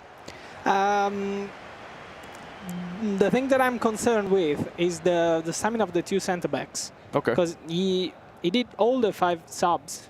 If we go to the extra time, he has another 1, of course. But the centre-backs are with low stamina, actually, and maybe they cannot keep up the pace with the striker. Here's Messi with support on the left. Does just about get the ball back here, as Young had done well defensively, but it bobbles in the right direction for Nicholas, who's now just controlling the game a little bit, playing more of a possession side of things. And he does give it away, though, as I say it. And now Young can look to launch an attack of his own. Good ball onto the right-hand side. It's James, fresh legs as well, so you're going to have all of that pace. Tries to find Rio Ferdinand, the player that comes on for Harry Kane. I never thought I'd say that, Tom. Yeah, that's what the shapeshifter promo has done. A lot of items in a lot of very different positions. As we see Nicholas, it now comes down to who's good in the clutch here with 15 to go. Oh. Is there going to be a goal, or are we going to see our first extra time on this stream? It's Jaap Stam again, by the way, just flawless defensively. Yeah. Can we say if someone scores now, wins the match? In a Nicholas game, I think yes. Normally I would say no, especially the last game we watched, Stingray versus Phzin. I'd say it's not enough, but in a game involving Nicholas, I can't see too many goals flying in at the late stages of the games. Especially if he scores, I'd expect him to keep the lead. That's what I was going to say. If Nicholas goes up, it might just be the end for Young. But if Young scores, you always feel like Nicholas has something a little bit extra. But is Nicholas now going to find a way to take the lead here? Great save. But Great touch up there, because Young was anticipating one more pass. Nicholas took a perfect touch upwards. And I think if he timed that green, he could have been hitting the back of the net there. He didn't use the driven shot, actually, as we were saying before. He just mashed the shot power. Yeah, he's just happy to shoot, Nicholas. I think everyone has their own preferences on what kind of angles they prefer. I think players subconsciously can set up more finesses or more low drivens or more normal shots. Seems that Nicholas just happy to shoot. He's got another chance here. Danger times, dangerous moment, but Jaap Stam, a brick. He's giving it away. And see Roberto, a chance to maybe dink this one across. Player lock again to try and switch. Mbappe! There it is. If you can see that little mistake with Stam, 99% of the time it will be a goal for Nicholas. He's been punished. He's been punished. He's given the ball away, Young, again. That's the second time he's done that. A little bit of a tackle in between Messi there, but Young's going to be kicking himself because you cannot give Nicholas the ball in that area. Look, there. With Jaap Stam, he's gone for the precision clearance. Don't think it was necessary, personally. He could have probably just chipped that out normally. I don't know why he's gone for the precision, because sometimes it does slow it down and do things like that. He's been punished, and now we'll see if our prediction works. We said if Nicholas scores, he won't concede. It was a ridiculous finish as well from Mbappe, just on the swivel, on the turn, and finds the bottom left corner. If you were Nicholas now, you try to score the 5th or just keep the ball? For now, I'd say go for it. Yeah, I think there's enough time that it warrants trying to find another goal, and Nicholas maybe he is feeling himself a little bit because he is starting to march on towards the back of the net. Needs a little bit of help, does he, Roberto, though? There is definitely time ticking over, and now maybe that could be it. But no, Young holds on, and that means Young still has a chance in this game. He's going to have to take it, though, because Nicholas is not going to give him much here. Young's going to have to work very hard if he wants a chance. Nicholas just stepping back. Really good with Rio Ferdinand. Almost. It's gone out for a goal kick. I mean, that angle would have been ridiculous, but denied by the post, and now with only mere minutes left, this is where Nicholas can start to really dominate possession, hold on to the ball, but he does give it away. And every time there's a chance here for Young to get back into this game. James on the right, fresh legs as I've mentioned, one more into Messi, plays it across, Eusebio looking to try and twist and turn on the edge. You can see Nicholas just moving defender to try and block these shots, and then he wins the ball. And is that going to be the last chance for Young here? You see Nicholas, he just goes for the normal clearance, I think. Oh, I don't know. He's in though, Nicholas to secure himself. Is he going to go for it or is he not? He is! And that is Nicholas through to the World Cup knockouts. A typical Nicholas performance, we'll call it. Professional, he waits for his chance, defends well, and he gets that 5th goal that wraps it up. And it's just what he does. He's the Iceman for a reason. Vintage Iceman, vintage Nicholas. We've seen it year after year. Just such a professional display from him. And instant pause, by the way, just to go into his tactics, change everything up, make sure that nothing leaks through here, Santu. Because even though, right, you need 2 goals in both attacks for Young here. Very unlikely to happen. But Nicholas knows that he doesn't want to give him any sort of chance here. I think Young just left the chat. It's over. I think Young thought it's over. He disconnected the headphones. He just said, hats off to one of the best players ever that has played the game. I mean, we've had a lot of chat about Nicholas, haven't we? And he's been saying he might not be playing, but he's given us a vintage performance. If this is going to be his last World Cup and the last time we see him play at FC, that right there is the most Nicholas-esque performance I've seen in a long time. You know, just I completely agree. Good defending, keeps it calm, keeps the game in his kind of thing. He didn't let Young go and score loads of goals. He didn't give Young any free chances. And when he got his chances, he took them. And that is the first person we've seen make the knockouts. Yeah, Nicholas will be progressing through to the knockout stages. He has done it again. And of course, you said Young has left the chat, but he will not be leaving the building just yet. He drops down to the lower bracket where potentially a rematch versus Tekkz as Nicholas tries to put some icing on the cake here with one more goal just to rub a little bit of salt in the wounds, but Yapstam will deny it, and that should be the final whistle, which it will be. So Nicholas takes it 5-3 against Young. A South American battle goes in his favor, and we said whether he's your idol, whether he's someone that's inspired you, you looked up to, it's for good reason. The Cloud9 man will progress into the knockout stages in a very impressive performance. Don't get me wrong, it was not a dominant performance, but it was a typical Nicholas performance. We're getting it done at the right time. Now, this is an interesting one. I said you would drop down and you would play either Tekkz or QRNA. Right now, it would be Tekkz. It would be a rematch for Young, but QRNA is right back into this one, Tom. Yeah, I think Tekkz is going to be sweating here. I mean, when we tuned in earlier, it's 4-1. It's now 5-4, and Tekkz needs another goal. Could he find it right about now? Yapstam says no. See the overplay again and again and again and again. He had a clear finesse shot, even in a tight angle, but he could have just gone for that shot. 5 minutes for Tekkz. The decision of, do I hold on to this ball? Do I try and get that cushion here? Oh, Samuel Eto'o's in. He's seen it. He's seen what we've seen. Oh, nearly. Still danger from the corner, though. Vinicius Jr.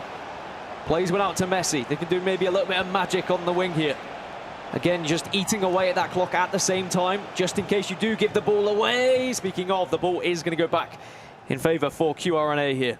Maybe one last chance for him. It's up to Tekkz here to make sure this is his last chance. Whatever happens, if Tekkz wins this ball back, he has to keep it. And this is something that Tekkz is usually very good at. The first thing he's got to do is actually win the ball back. Sesko. Down the right-hand side. Will play it across. The Amsterdam recovers. It looks a little bit dicey back there. But this is what you were talking about, Tom. He's won the ball back now and has to hold on. Elsewhere, you can see Levy Finn. I think it's a little bit too late for him. It's 5-3 with 3 minutes added on. It looks like it might be the end of his run. This has been a feature of Tekksz's game since the minute I've known him. 6 years now. The first thing he said to me when we started being teammates was, you need to know how to see out games. You need to know how to keep the ball in certain areas. He normally goes here, out wide, and he keeps it in the central midfield. He doesn't like going backwards too much. Dear. And he has lost it. I've just been bigging it up. Commentator's curse. He's won it back. That has to be enough, Tekkz. You cannot lose the ball from here. It's not the easiest, though, is it, to hold on to the ball, especially against a player like QRNA. Of course, Tom talking about when he was teammates with Tekkz for the England team, which is quite a feat to say the least. But now Tekkz with the ball here on the right-hand side as the clock is ticking down. Even with the player in the middle, he doesn't need to go there. It's just a matter of getting the ball out of the play. The final whistle goes, and Tekkz erupts on the main stage because he knows he is through for a second chance against Young to try and get into the knockout stages. Now, you might have heard cheers through my microphone. That wasn't Tekkz. That was actually just, I think, Rainbow Six going on elsewhere. But we are going to see Tekkz win that one. And as I said, it's going to be a rematch. Tekkz versus Young yet again. But this time, slightly different thing on the line. It is going to be either elimination or it is going to be someone progressing. That's a tough one to call, Tom. Yeah, I mean, I wonder how it plays on both their minds, because it's what I said, right? Young beat Tekkz, so he thinks, oh, I'm better than you. I don't mind. But then he's also just come off a loss. Whereas Tekkz now got his confidence back. He's seen out the game. Close, but he's seen it out, and it's given him that confidence as well. I would think I'd rather be Young, knowing that I've already beat Tekkz, and I've already got him, and Tekkz is now going to have to prove something. Tekkz is going to have to say, right, that first game wasn't good enough. I have to step up, because whoever loses is going home. One of the things I've always given Tekkz credit for, though, right from when he used to start, he was very good at analysing his opponent, learning from his opponent, and then changing things up. And especially when it used to be 2 legs, Tekkz always seemed to be better in the second leg. Now this kind of is a 2-legged affair. He's already played one, but it's reset at 0-0. Do you think, Santu, that Tekkz is still going to be a player like that, where he learns from his loss? I think he can understand from his losses. Can we see the first time the extra time? Because it, as you said, it could look like a second leg. So maybe Tekkz will play a bit more tight, try not to offense too much against Young. Maybe Young instead will offense a little bit more, trying to play a bit faster, try to play a bit more aggressive, and maybe Tekkz will try to find his way through the extra time or the penalty as well. Well, certainly looking back at those highlights, Tom, it was a masterclass from Nicholas. So yes, we have Young versus Tekkz coming up, but Nicholas finds himself going into the knockout stages. I mean, I wouldn't have expected him not to be there. It wouldn't be a tournament without him there as well. But you said, you know, vintage kind of performance from him. Is it what is it that makes Nicholas this good? It's got to be his defending. Throughout the game iterations, it's changed quite a lot in 8 years. Nicholas has always worked away on, right, defending is my strength, and that is what I'm going to base my whole game off. Because right now, I would say this game is suited to attacking play. You see Anders goes and wins 10-2. Nicholas has realised that is not my strength. That is not how I'm going to keep up with these young guys. That's not how I'm going to stay at the top level. I'm going to base my game around my defence. It's crazy to say this to some people, but he only conceded 3 there, which is actually pretty good going in the game's current meta. You see a lot of goals go in. I think when I played Nicholas, the first thing I thought is, why are you pressing me like that? I can't move. And why can I not get anywhere near your box? You might be the best defender I've ever seen. And I think that's just stayed with him the whole time. I imagine he's so difficult to play against. Like, mentally, you're going to struggle against Nicholas because he seems to always find a way back into the game. And I think Young felt that there. Even when Young was able to take the lead, Nicholas had a way back into the game. Even when Young thought like maybe he'd done enough to send Nicholas down, Nicholas has a way back into the game. And I mean, as a player, surely mentally that is just so difficult to go up against. I mean, he's young, he needs to make some experience. This was a very bad joke. No, well, I mean, it was a joke, but it was also you said it with a straight face. He's learning from Shuri here. There's some bad jokes going on. Some bad jokes going on. Shuri is rubbing off on this desk, it would seem.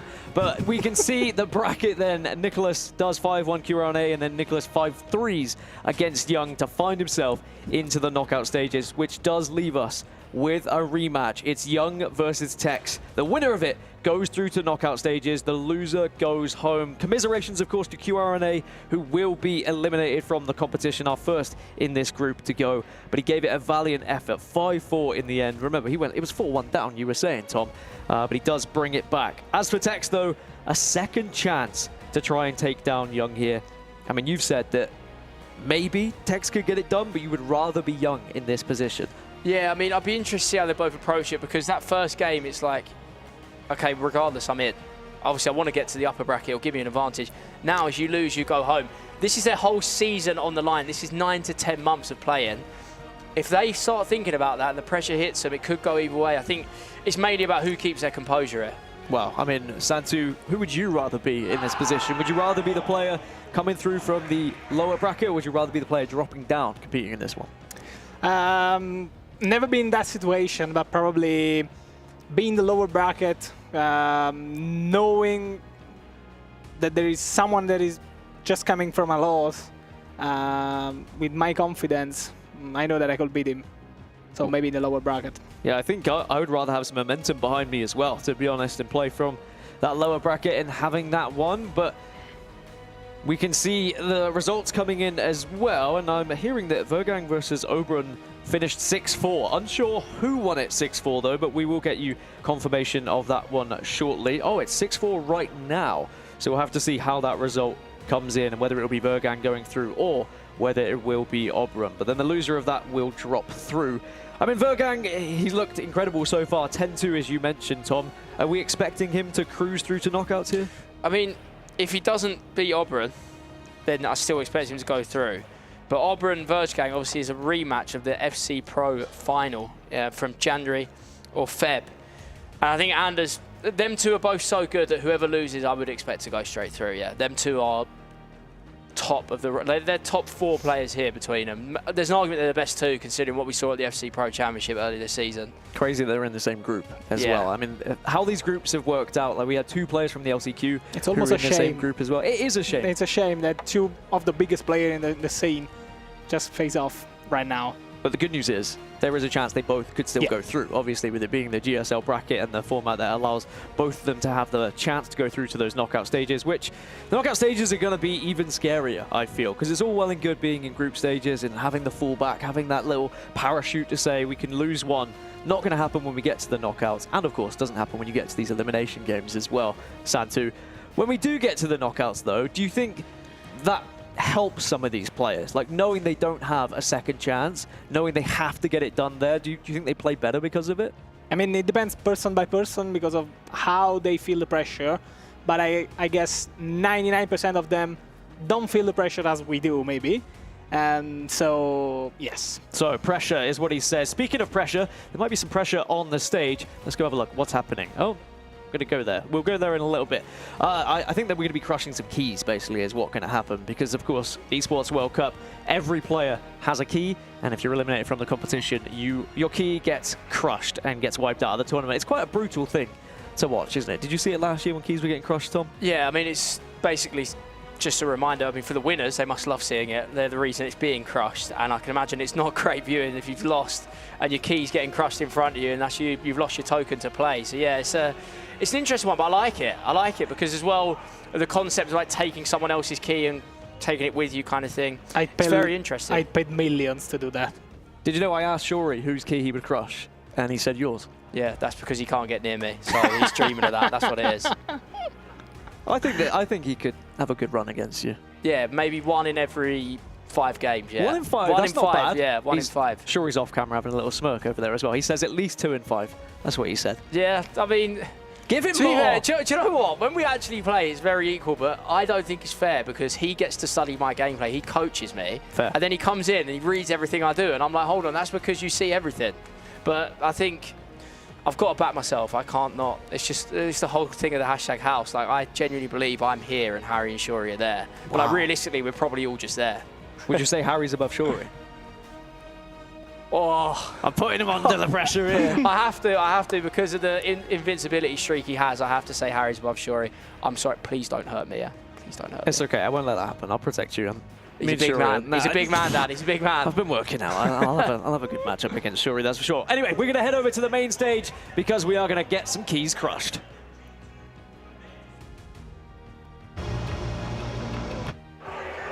All right, actually, it's just going to be footage from the main stage.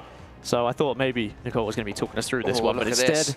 I paid millions to do that. It looks satisfying, doesn't it? As well? Yeah. Do you know them satisfying videos you see? Here we see the first... Oh, look at that. No. Oh, I'm sorry. I always watch the videos of the... That was more to than watch crushed. it happen as well, That yeah. full-on snapped in half. That fully broke there as well. That shouldn't... Oh, that's a tough watch, has to say.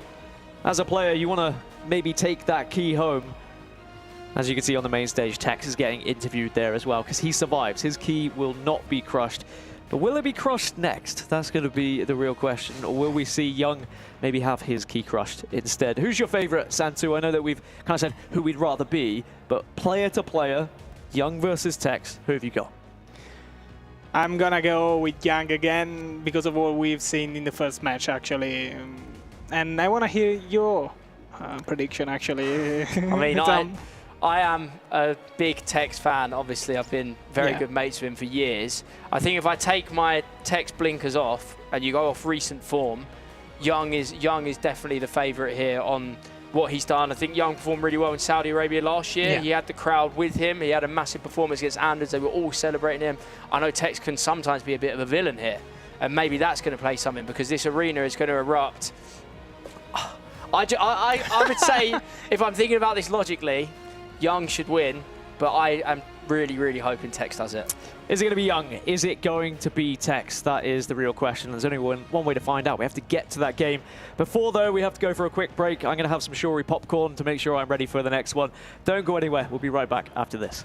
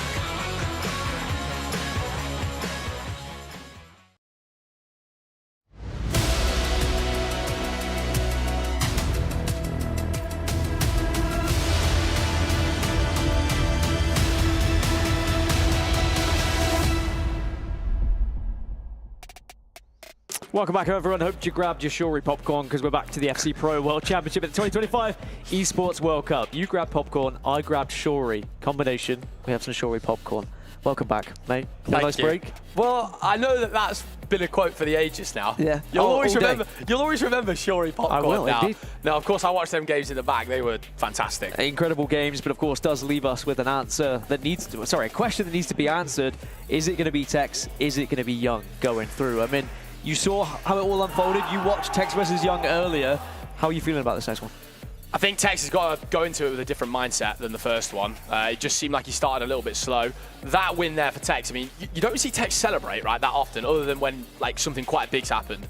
And you can tell that meant a lot to him, even though that's not him making it through the groups. That win, he gave it some big uns at the end of that game. And I think mentally now, he's like, right, I've got a win under my belt. Like, he's got to go and press forward with that. By the way, I think you're rubbing off on Santu. Whilst you were away, he made a terrible joke about Young needs to be young and show his experience. And he blank stared me while he said it as well. And then he said, that was a terrible joke. And I was like, yeah, that's a Shuri moment. That's a red light, green light moment.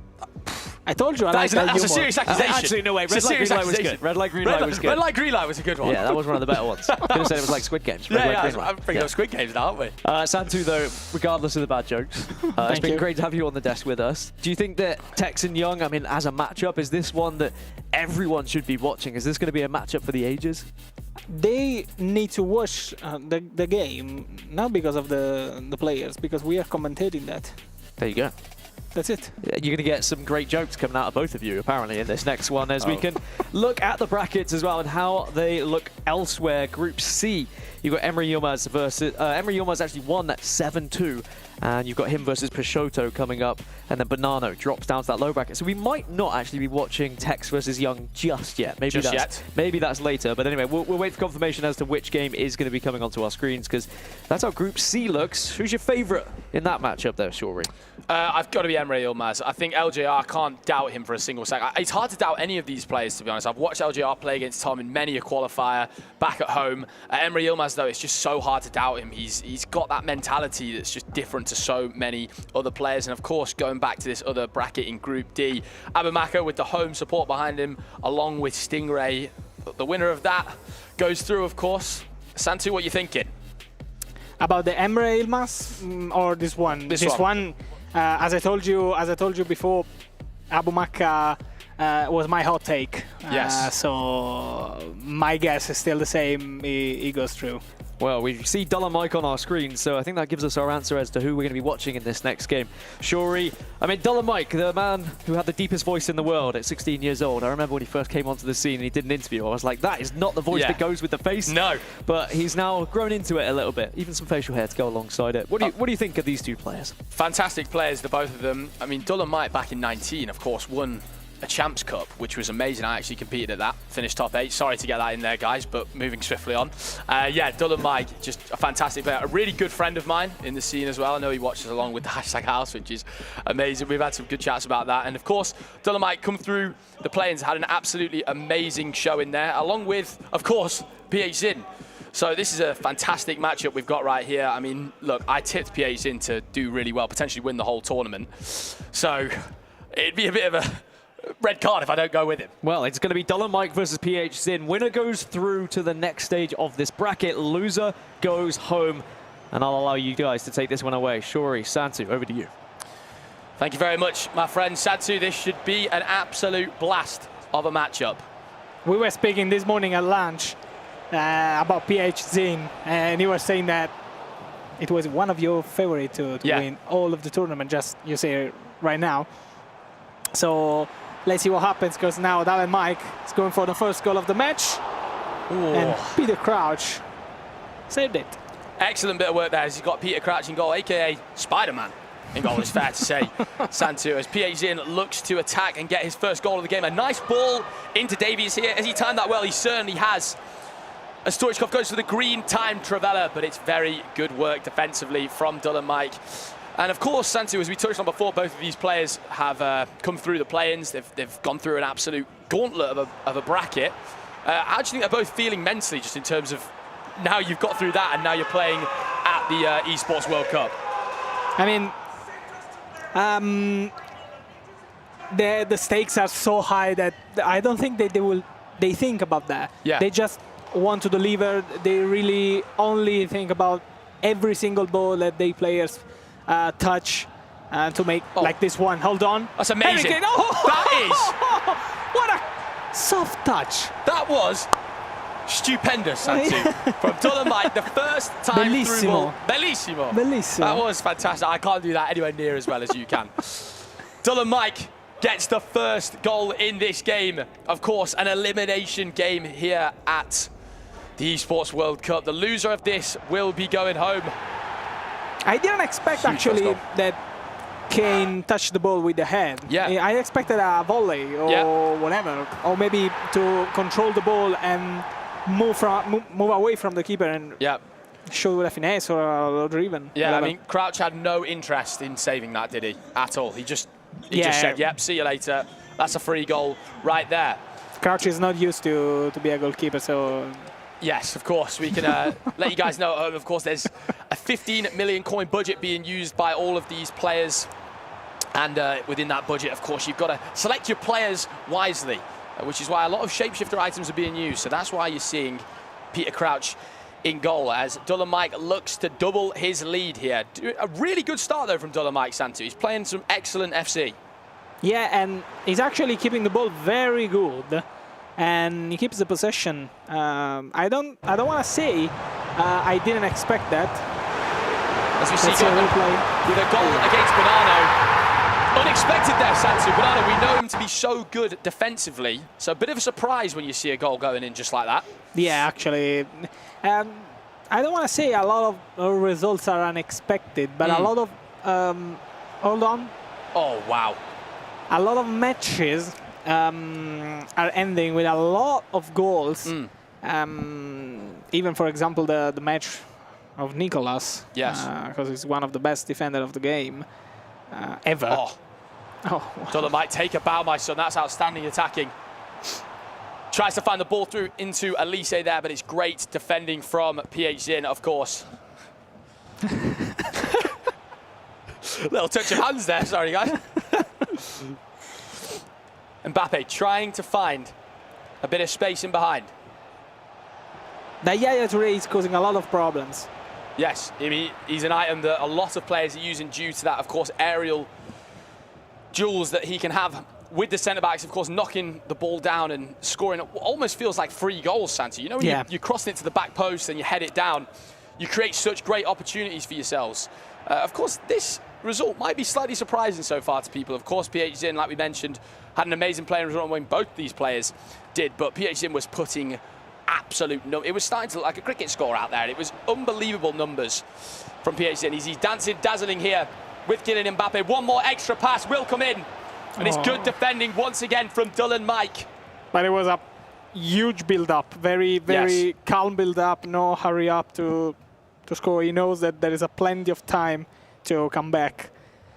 And let's see what happens here with Dull and Mike. Mbappe on the right-hand side of the pitch. Oh, it's baiting the play lock. That could have gone very wrong.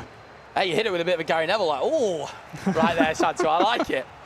I like it. 22 minutes gone in this one, basically just halfway through the first half. You see that triggered run from Yaya Touré. Can we get a bit of magic from Phzin? Stoichkov. It's very unusual to see that Stoichkov. Yes.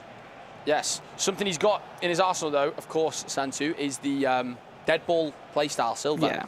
Which, you know, we've not seen too many free kicks going in so far, but we have seen a lot of corners whipped in, resulting in goals. As we see an outstanding Trivela there, a lovely precision header from Phzin. And do not underrate that goal, Santi. That was unreal. This was unreal, but not because it was like, you know, this was perfectly calculated. Yep. He did purposely, should I say, off the post, and then an easy header. He actually wanted to do that. He didn't want to score with that Trivela. It was 100% an assist for Yaya Touré. Yeah, See, Yaya Touré was already celebrating during the... Another reason that goal is really impressive is just the reflexes from Phzin. Of course, guys, these players play on precision shooting. So if you aim your stick and don't put too much concentration into it, it will literally just fly wide of the goal. So that was very good stuff from Phzin to equal things up there. And as Santu said, a completely on-purpose goal. Yeah, 100%. Guys at home, I suggest you, and I'm sure Shori will agree with me, train now with the precision shooting for the next title that will come in a couple of weeks. Absolutely. That's going to be a massive change coming to FC 26. And Phzin here looking to take over this game. Stoichkov in midfield with Cantona, just relaxing. Now, of course, Santu, these two players, very experienced, the both of them. You know, when you've got this sort of prize money on the line, how much do you think it adds to the pressure of these players? Absolutely zero pressure. Zero? Yeah. You think? I don't think Phzin is thinking about money. Neither does Mike. Hold on. So we see a lovely goal in from Banana there. Through on the halfway line. Worked out very good attack. Oh my God, that's outstanding work from Dolomite. We're going to see another skill move here. Phzin holding on by the skin of his teeth. How many bounce back for Dolomite? Mbappe. Nice little ball roll scoop. Oh my, this is lovely. Fakes a Berber spin. But really good defending from Phzin. Does not let that phase in for a single second. Talking about money again, I don't think both of the players will think about the prize money. Or maybe they will, like in the last 3 minutes of the game, maybe Phzin, if he's winning or whatever.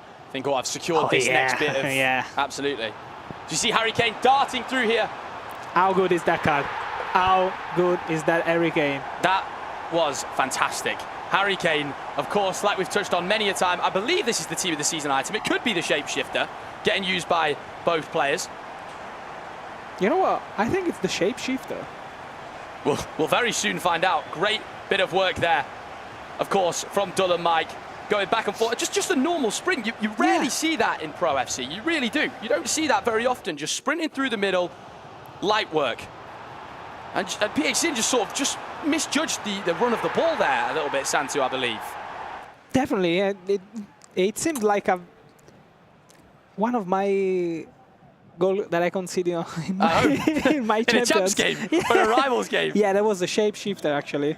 Just appeared for a second. So the shapeshifter item of Harry Kane also being used. Of course, so many players at this tournament using the team of the season item, as we've touched on many times. The budget being so important, and that Harry Kane team of the season item costing 30,000 coins. So basically a free position that you get here, guys. And of course, another really important part about these games is the 9-minute halves these players are playing. It's a long game, Santu, to stay focused for as well. This is something that you've got to remember, is the focus these players have to have throughout. The micro movements that happen in FC, it sets the good from the great. I mean, I needed a coffee just to commentate that. Never mind what happens when you're playing. As Dolomite progressing forward here. Harry Kane going to look for a little player lock. Does win himself a corner. Look out for this flashbang, ladies and gentlemen. Ball whipped in. See, that clash with Mamardashvili and Kane was unbelievable. And again, Mamardashvili. Nice clearance. Comes through with the defensive header. Almost loses the ball. Extremely high up, though. Really good pressing here from Dull and Mike. Showing why he deserves to be on the biggest of all stages. As again, we see sprinting down the middle like he's doing the 100 meters. No. Mbappe. Twisting and turning on the wing. This is lovely from Phzin. Good defending, though, from Dull and Mike. Oh, wow. Oh. He's a fan of the woodwork. I was saying about the same things. He's a big fan of that woodwork, is Phzin. Scored the first goal, rebounded off it. I don't think he meant that one off the post, Santu. What do you reckon? I agree, actually. Good ball inside. Dull and Mike looking to go 3-1 ahead. And we're at that weird stage of the game, Santu, where you don't know whether to keep last attack or just, attack normally and progress forward. I'm one of the players that keeps on attack. Yeah? I generally, I was about to say that, I generally don't care about ball possession. Who follows me knows that I am, even if I'm in a tight game, I will always attack in every single ball. I I love to enjoy the match. Absolutely. Of course, I'm not playing at that level, and that's why I'm behind that desk. And as we saw there, Emre Yilmaz doubling his lead against LJR, securing him into the knockouts if he wins that game, of course. A man tipped to be one of the favourites here at the Esports World Cup, the FC Pro World Championship. Dull & Mike looking to get one last attack here. It's right on half-time. Neto misses the green time finish, and that will conclude the first half between Dull & Mike and Phzin. Of course, an elimination game between the two of them. A great half, Santu, it has to be said, but I think Dull & Mike, you know, he's had not just the fact he's 2-1 up, I believe he has had the better of the chances, other than, of course, that one off the post. Just have a quick look at the last 3 minutes of the Bananas game with this corner.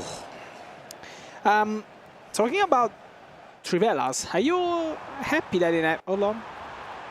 Let's see. This was that quick goal replay. for Goatman to, of course, go 2-1 up. Everyone's loving the woodwork today. A lot of kisses to the posters. Yeah, just a cheeky one. Yeah.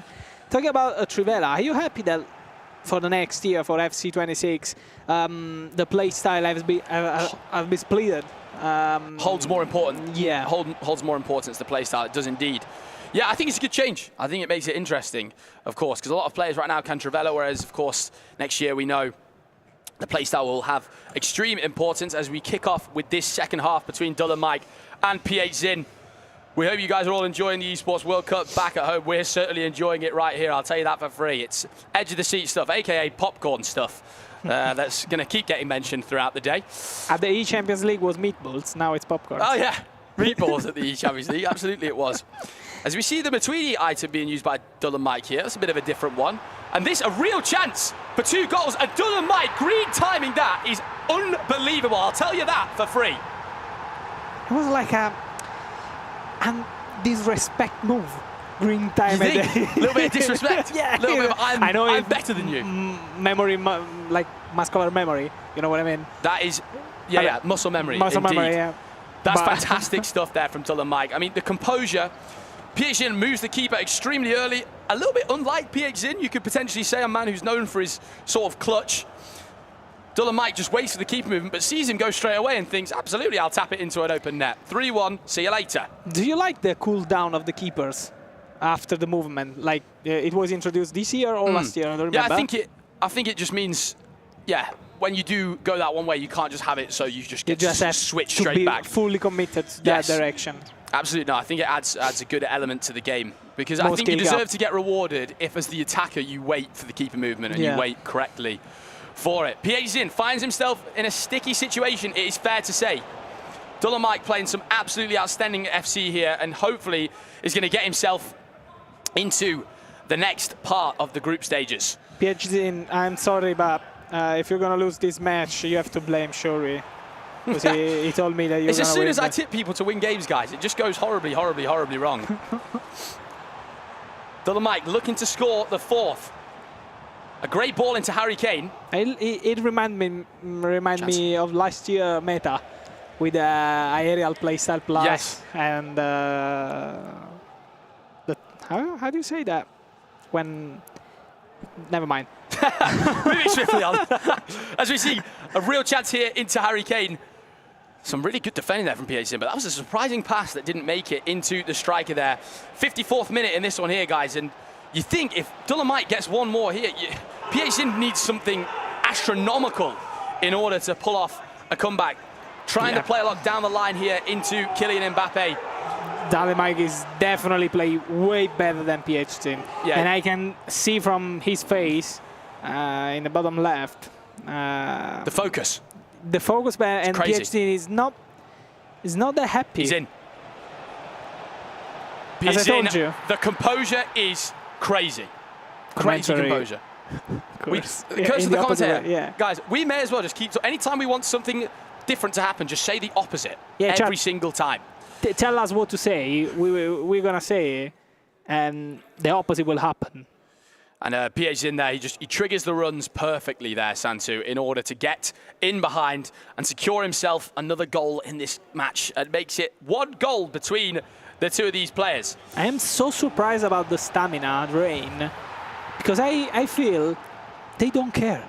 It's a lot of players team pressing, I believe it is. Accidentally team pressing. Or purposely team pressing, for that matter. But the team press, it really drains the stamina very much for these players. As we can see here, a couple tactics being changed from these boys. Classical 4-4-2 with box to box and of course, using the blind playmaker. Player roles, something really amazing brought into FC, which just changes the game up a bit. You know, you can make so many changes to your players, adapt to style that you want to play. And for you guys at home, it's worth trying out these different, roles on these players and seeing what works best for you. A great bit of work there, though, from Elise. Of course, waits with that low-driven shot. Santu, of course, the playstyle brought into FC25 midway through the game, worth saying as well. And, a bit of a mental blow there for Dull and Mike, but still, of course, ahead in this fixture. I want to... Now you were talking about... I don't think that was on purpose. There was a right flick. Hold on. Trivella. Tell you what, he gets that right. Yeah. It's perfect. Yeah. That's top bins. I wanted to have a shout on the time at finishing, because this is the last tournament, the official tournament, that we were gonna see the time finishing. Absolutely, make the most of your greens while you got them. Yeah, greens, they're good for you guys. Remember that. Broccoli of this lunch. I had some broccoli for lunch. It was outstanding. Don't know how we've got into talking about broccoli, but anyway, Phzin progressing forward here, attempting to equal this game up. Dull and Mike continues. I mean, a couple wayward passes happening here, though, between the two players. Bit of nerves coming in from both. Yeah, it's a bit of a confusing moment of the match. Yeah, it feels like it's in limbo, yeah. Santu. We don't really know what's happening next. I attack, you attack, I attack, you attack. Quick corner whipped in. Of course, those contested headers we've been touching on, but the centre-back clutches right up there. As we see a ball down the line, a real counter-attacking opportunity here from Dull and Mike. He's found his way right through. Are we going to see a Trivella from Elise? Waits for the keeper movement and goes the wrong way. That is desperately unlucky for Phzin, but Dull and Mike will walk all the way to the bank with that one. I'll tell you that for free. Unlucky, unlucky, unlucky, unlucky. Because he did move correctly, the keeper. But unfortunately, the bounce came just right on Mbappé's right foot. So many surprising things just happened there. Of course, Phzin got a corner. It's end-to-end stuff, should I say, here. The player log down the line from Dull and Mike was outstanding. Then he triggers the run up top into Elise. And of course here, really surprising that he didn't just shoot near post, but it's the clutch keeper movement right at the end from Phzin. But it does not matter. The rebound comes in. I would have smashed it in the first post. You would have smashed it no matter what. I would never have doubted you, Santu. Smash it. And of course, Phzin here, 2 goals behind, guys, in the 66th minute of this one. Time is ticking.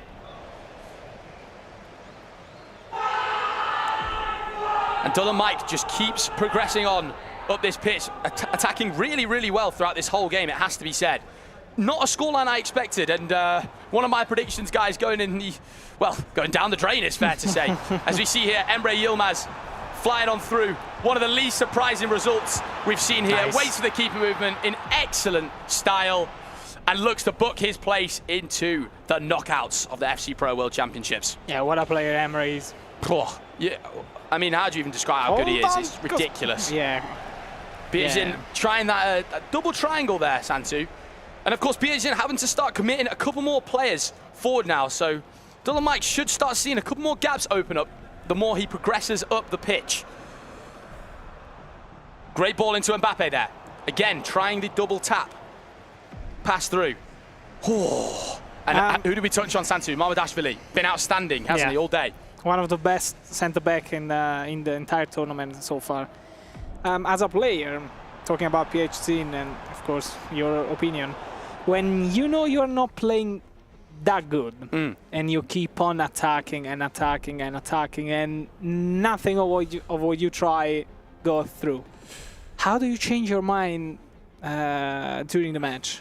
I think something that's really important is a pause, like we've just seen there, going into a pause as we jump over to this LJR game versus Emre Yilmaz. But yeah, I think a little pause, talk to your coach, get a bit of a reset job. As we see LJR here with a lovely goal and gives himself a small chance of coming back into this one. 78th minute with 9-minute halves, guys. Of course, you guys are used to playing 6-minute halves at home in champs and in rivals. There's plenty of time here for LJR to still secure his place into the knockouts through the winners bracket.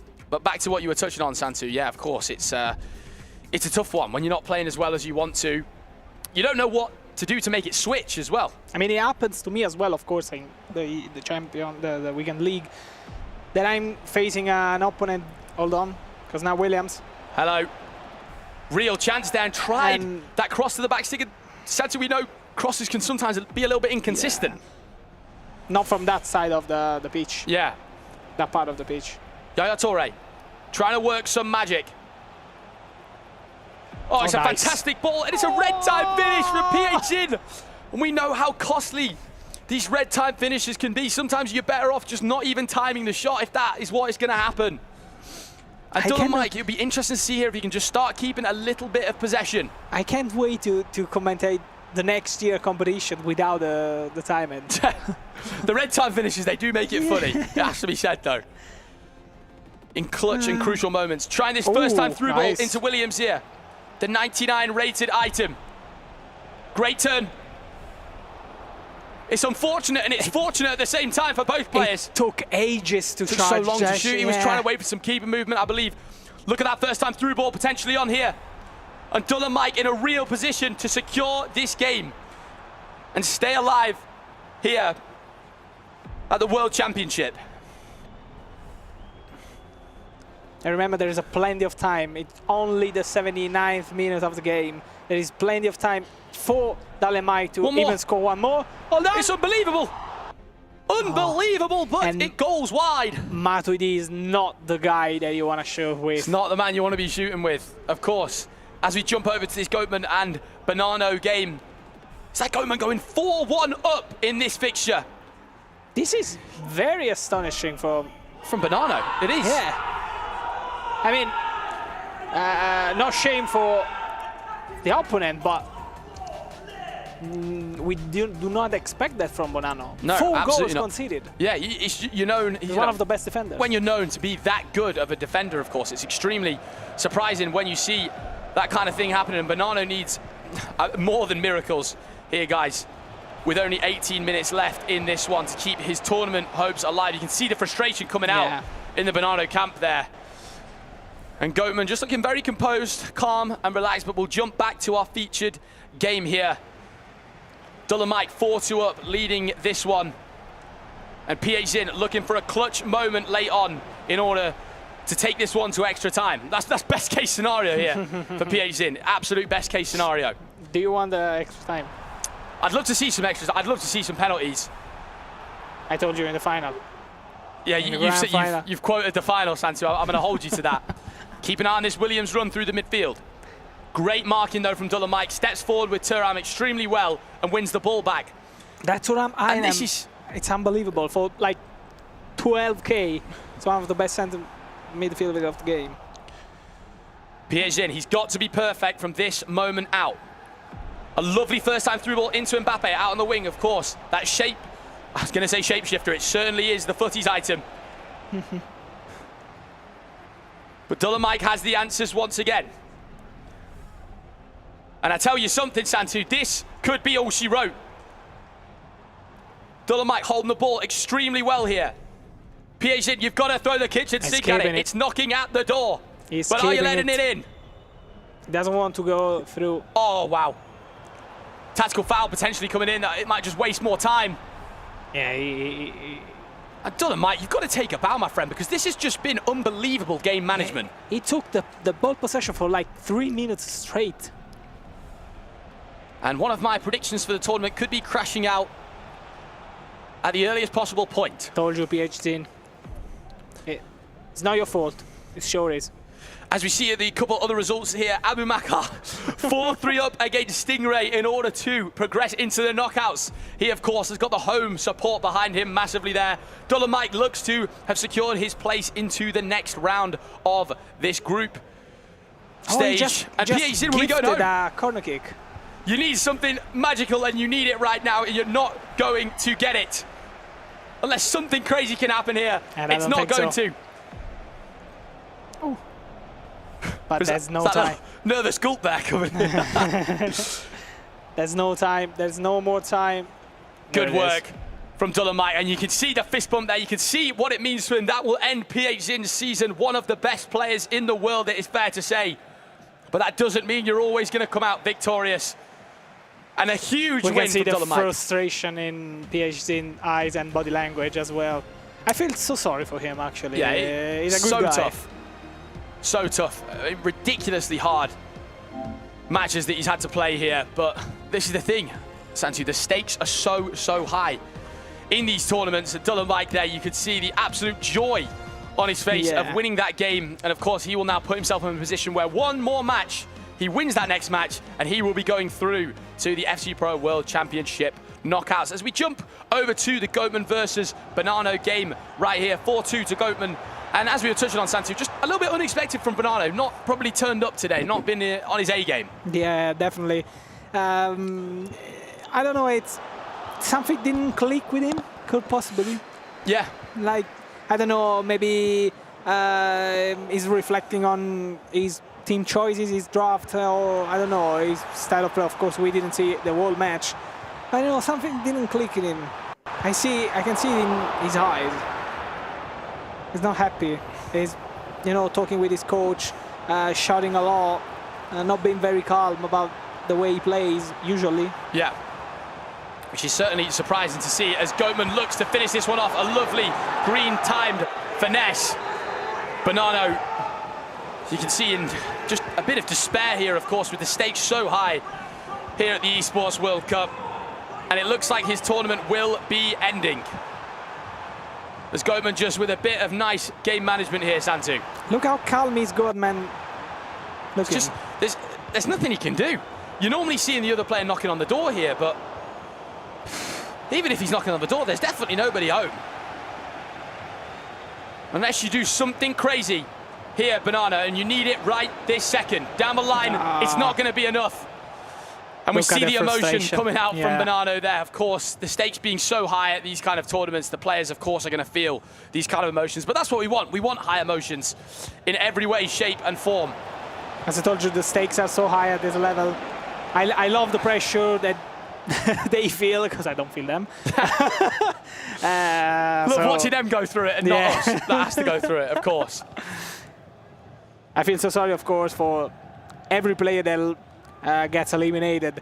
But you know, when the stakes are so high, I just feel, I don't know, that I'm buzzing. I'm buzzing. Of course, it makes everything so much more entertaining. As Goatman will book his place into the next part of the group stages and have a chance to make it out of the groups. Can he get one more goal for icing on the cake? Little bit of dancing in the box. Make your mind up.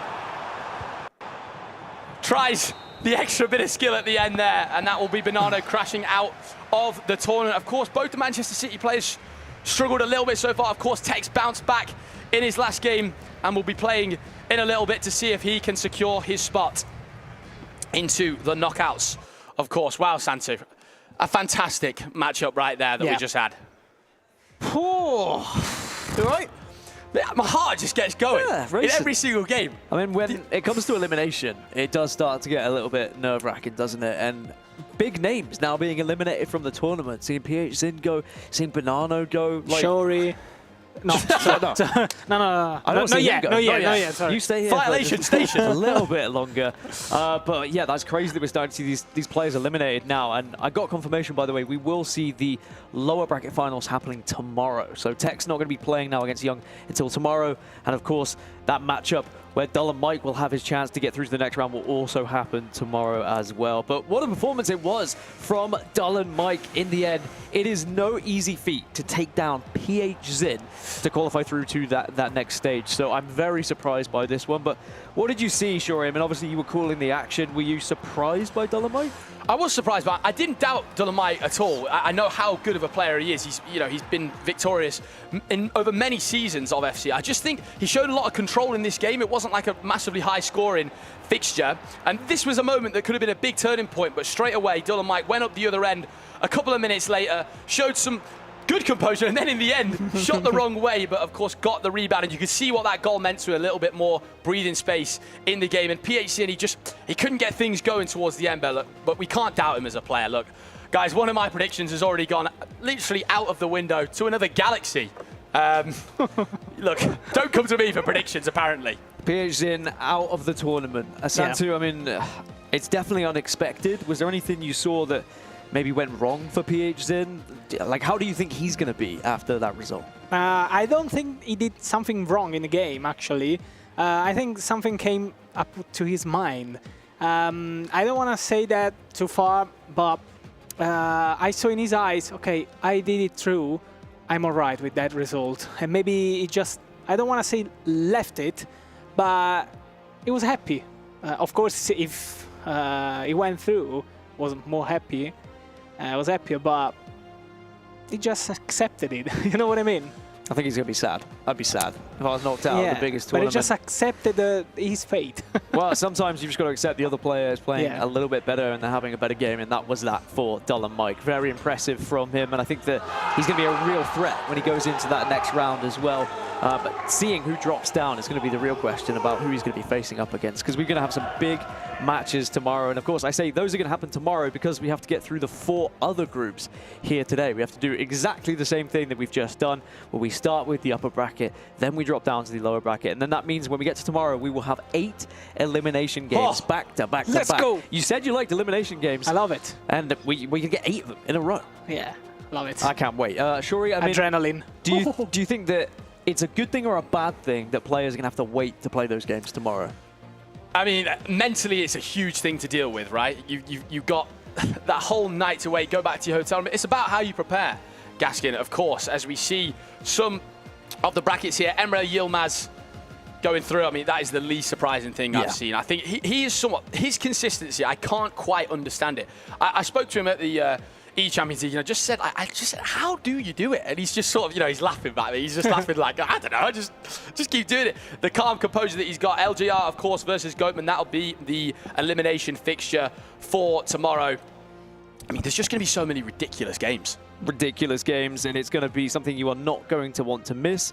But of course, there are still matches that are going to happen on this stream as well. I mean, we've seen only 4 groups. I think that's what's insane. 32 players are going to be featuring here, but we still have to see another 16 that are going to be competing. And some big names that we haven't yet seen on our screens, Shuri.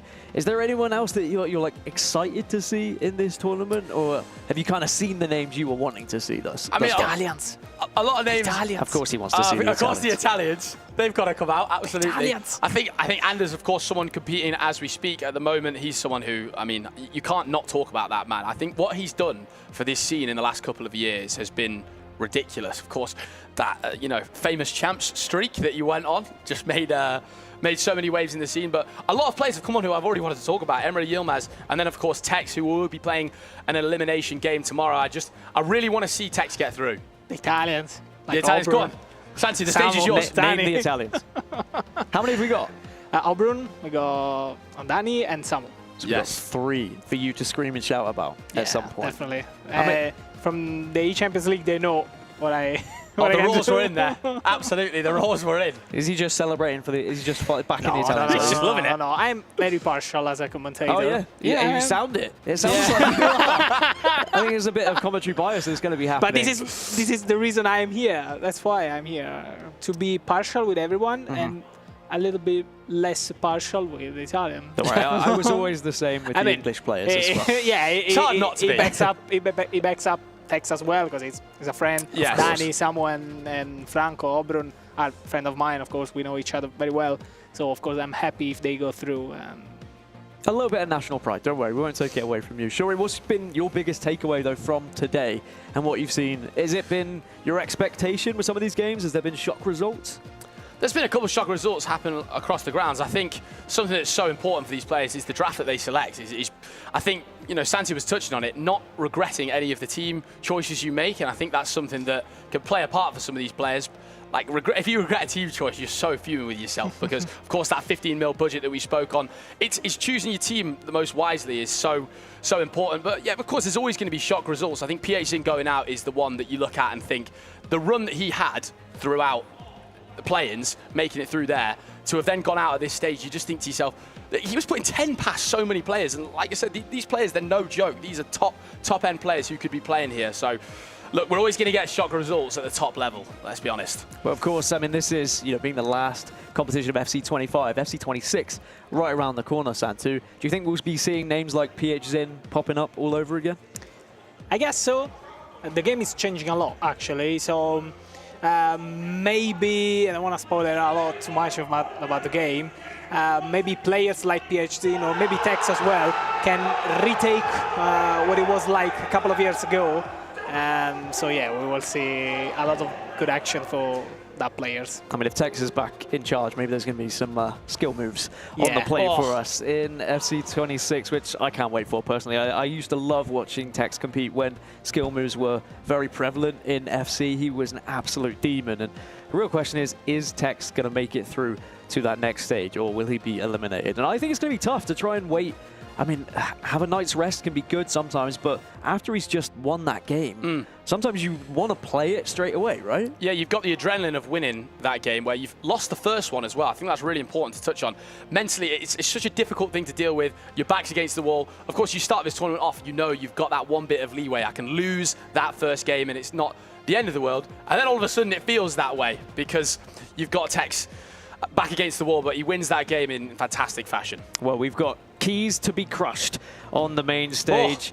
It's another one being crushed here. I mean, it's a sad state of affairs when we have to see this happen, but Santu apparently loves it when he gets to see a key get crushed. I know that that guy is loving it as well. And I want to ask you guys, please give me a piece of that thing, that key. I want to bring it home, please. Look how happy he is to crush it. Oh, wow. That's the second key that he's crushed today. Yeah, by the look way. how happy he is. The facial expression there, I felt the emotion. Please let me do once. I felt the emotion in the key being crushed. We'll let try me our do best. it once, Santu, please. all right, we'll talk to the right people. We'll see if Santu can crush a key. We'll see what we can do. We'll pull some strings. Although imagine if you come to FC Pro World Championship and then you see Santu crushing your key across the please. studio. What's that guy doing? What's that guy doing with my key? Yeah, it's sad seeing keys be crushed, and there are still plenty more keys to get crushed as well at this event. Who would be the hardest key to watch get crushed for you, though, as a player? Would it be Tekkz, seriously, like out of what we've watched so far? Or would it even, like, we could still see Anders Bergang, his key get crushed, because he's not through just yet. Not through just yet, of course. Yeah, Anders would be certainly the most shocking one to get crushed, I think. If Anders went out, of course, being a previous champion here in Saudi, that would be a very surprising one. Tekkz, from a personal standpoint, would be the hardest one for me to see go. Of course, he is someone who, if he can go and win this tournament, I think he will be deemed as the GOAT, the greatest of all time. But to do that against these 32 players, I mean, what about you, Santu? Who are you thinking? Realistically talking, I'm going to say Nicolas, actually, because I would like to see him lifting the trophy because it's the only one that he misses. And talking about Italians, of course, maybe Obrun, because I follow him. I follow him through everything he did like 5 years ago, 6 years ago. So seeing him going eliminated and crushing his key will be crushing my heart. It'll hurt. So, yeah. Crushing the keys and crushing the hearts. Oh, crushing the hearts. Obrun knows I love him, how much I love him. So yeah, that's it. We'll hope that we don't see any Italian keys crushed as well today, because I'm sure that will hurt Santu's feelings as well. I want to do it, actually. You do want to do it? All right, well, before we get there, we can start to think about some of the players we're going to be watching a little bit later. Let's look at one of the player profiles for Samu.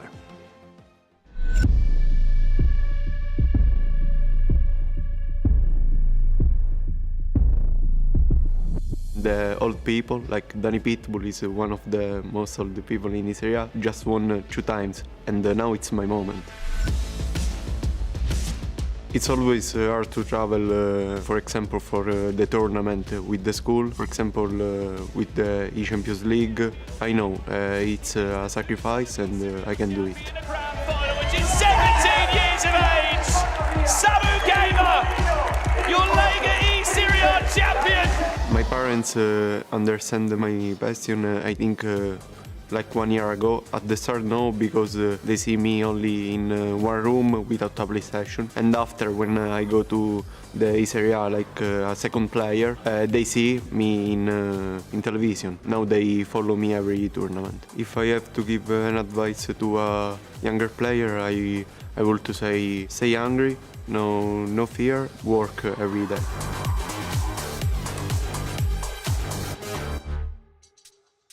Stay hungry, no fear, work every day. Similar to how I ended up on this screen today. But alas, I am still hungry. Santu, talk to me about Samu. I mean, he looks like he is the real deal here. Yeah, definitely. Samu, I know him personally. He's one of the calmest guy ever, and he doesn't feel pressure at all. So this is why people has to be scared of him, talking about, of course, in the esports stage. He's one of the chillest guy ever as well, but he's very, very tough as an opponent. So have a look at him. Do you think he's going to be the real deal, Shuri? For sure. I was watching him play in the E-Champions League, and I thought he was amazing. Some of the attacking stuff he was playing was just outstanding. All right, well, amazing. But on the stage, we've got an interview. Let's go listen to it. How are you feeling? Because it's been a kind of roller coaster of emotions for you today, a difficult first game, but what a win against Phzin, a huge name in the game. Sum up how you feel and your performances. Yeah, I'm really relieved to finally get a win on the board. I know I didn't quite play my A game in the first game, so just really happy that I kind of could turn it around in the second game and managed to win pretty convincingly against, like, as you already mentioned, a huge name in the scene, Phzin. Gotta say, GG's to him again. It's a great player, and now I'm just happy to be in the deciding round. What's it like for you to be playing on this incredible stage in front of an audience like this, who you can probably hear are so loud in Riyadh? Yeah, I mean, I've never experienced anything like this before, so the crowd is insane, and I mean, if you're here, you can tell it's just crazy playing in front of these guys. How will you prepare then for your next game tomorrow? Will you go back to the hotel and watch your opponent's games, or what are you going to do? Yeah, I think it's pretty standard, so I'll just watch the games he played today, kind of look what his weaknesses are, if there are any, and his strengths, and we'll kind of adjust to that. And we've kind of said that, you know, getting a win against someone like Phzin is really big. Does it feel that bit more special when it is against someone who is so known? It doesn't make it special necessarily. It's just a win like any other win as well. I'm just happy to win the game and to continue in the tournament. Are you ready to go and crush his key though? Yeah, of course. Should we do it? Yeah. Come on. Are you prepared for how loud this is going to be? Yeah, I mean, the first time was shocking, so I think I'm kind of prepared. Okay, here you go.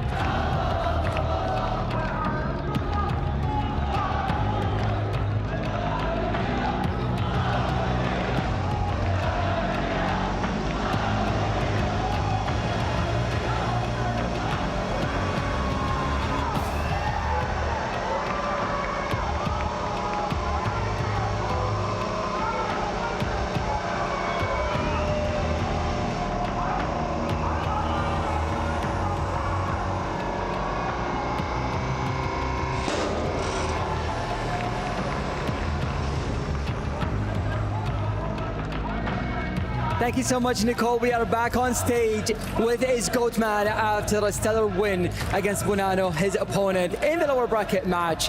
So my first question to you, you weren't able to qualify to this tournament, but Abu Makka was the first in ESPL, and then you became second. Since he was already qualified, you were able to make it, but you're already doing an amazing job. So how do you feel so far?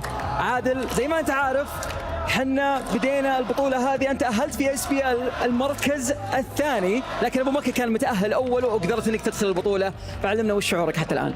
الحمد لله شعور حلو، جتني فرصة استغليتها، بإذن الله مثل ما لعبنا نهائي الدوري نلعب بطولة عام ضد بعض بالنهاية. His GOATman is saying, I had the opportunity to qualify for this tournament thanks to Abu Makka, but now that I'm here, I'm going to make it worth it. But Adil, I also do want to ask you, I mean, the crowd is here, they're cheering for you, they're cheering for all the Saudi players. As you already know, you are heading to the next match tomorrow against Big Shadow. How do you think are you going to do for this match specifically?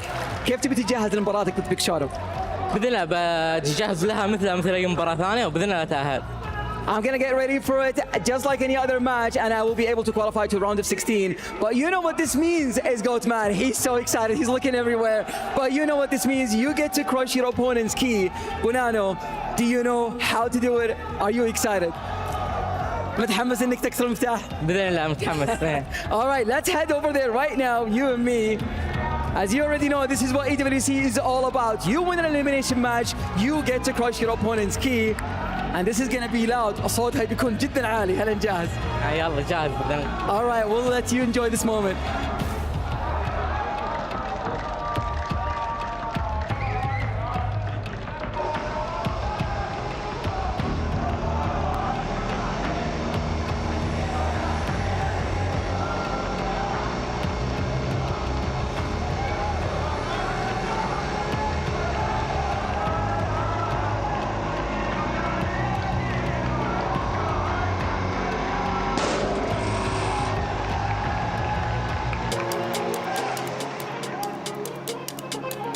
So another key is crushed with a loud bang. You saw the visible reaction as well when it happened. I think the players are starting to get used to it though, and they need to, because more keys still to be crushed.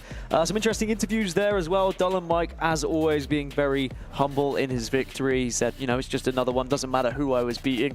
How far do you think he can go? Look, he made an amazing run to get here, of course, in the play-ins, and Dylan Mike, you can't ever doubt that, man. You can't. He's one of them players who, when he's playing his best, his attacking is absolutely like outrageous. You cannot defend against it.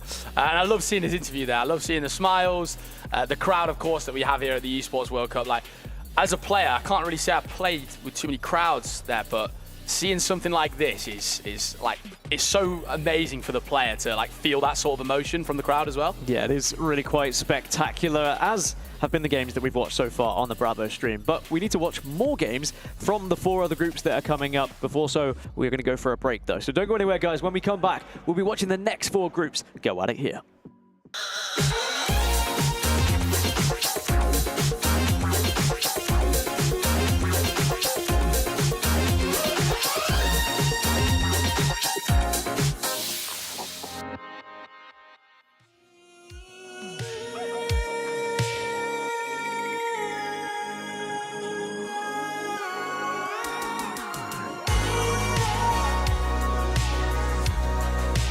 Please come back and save me.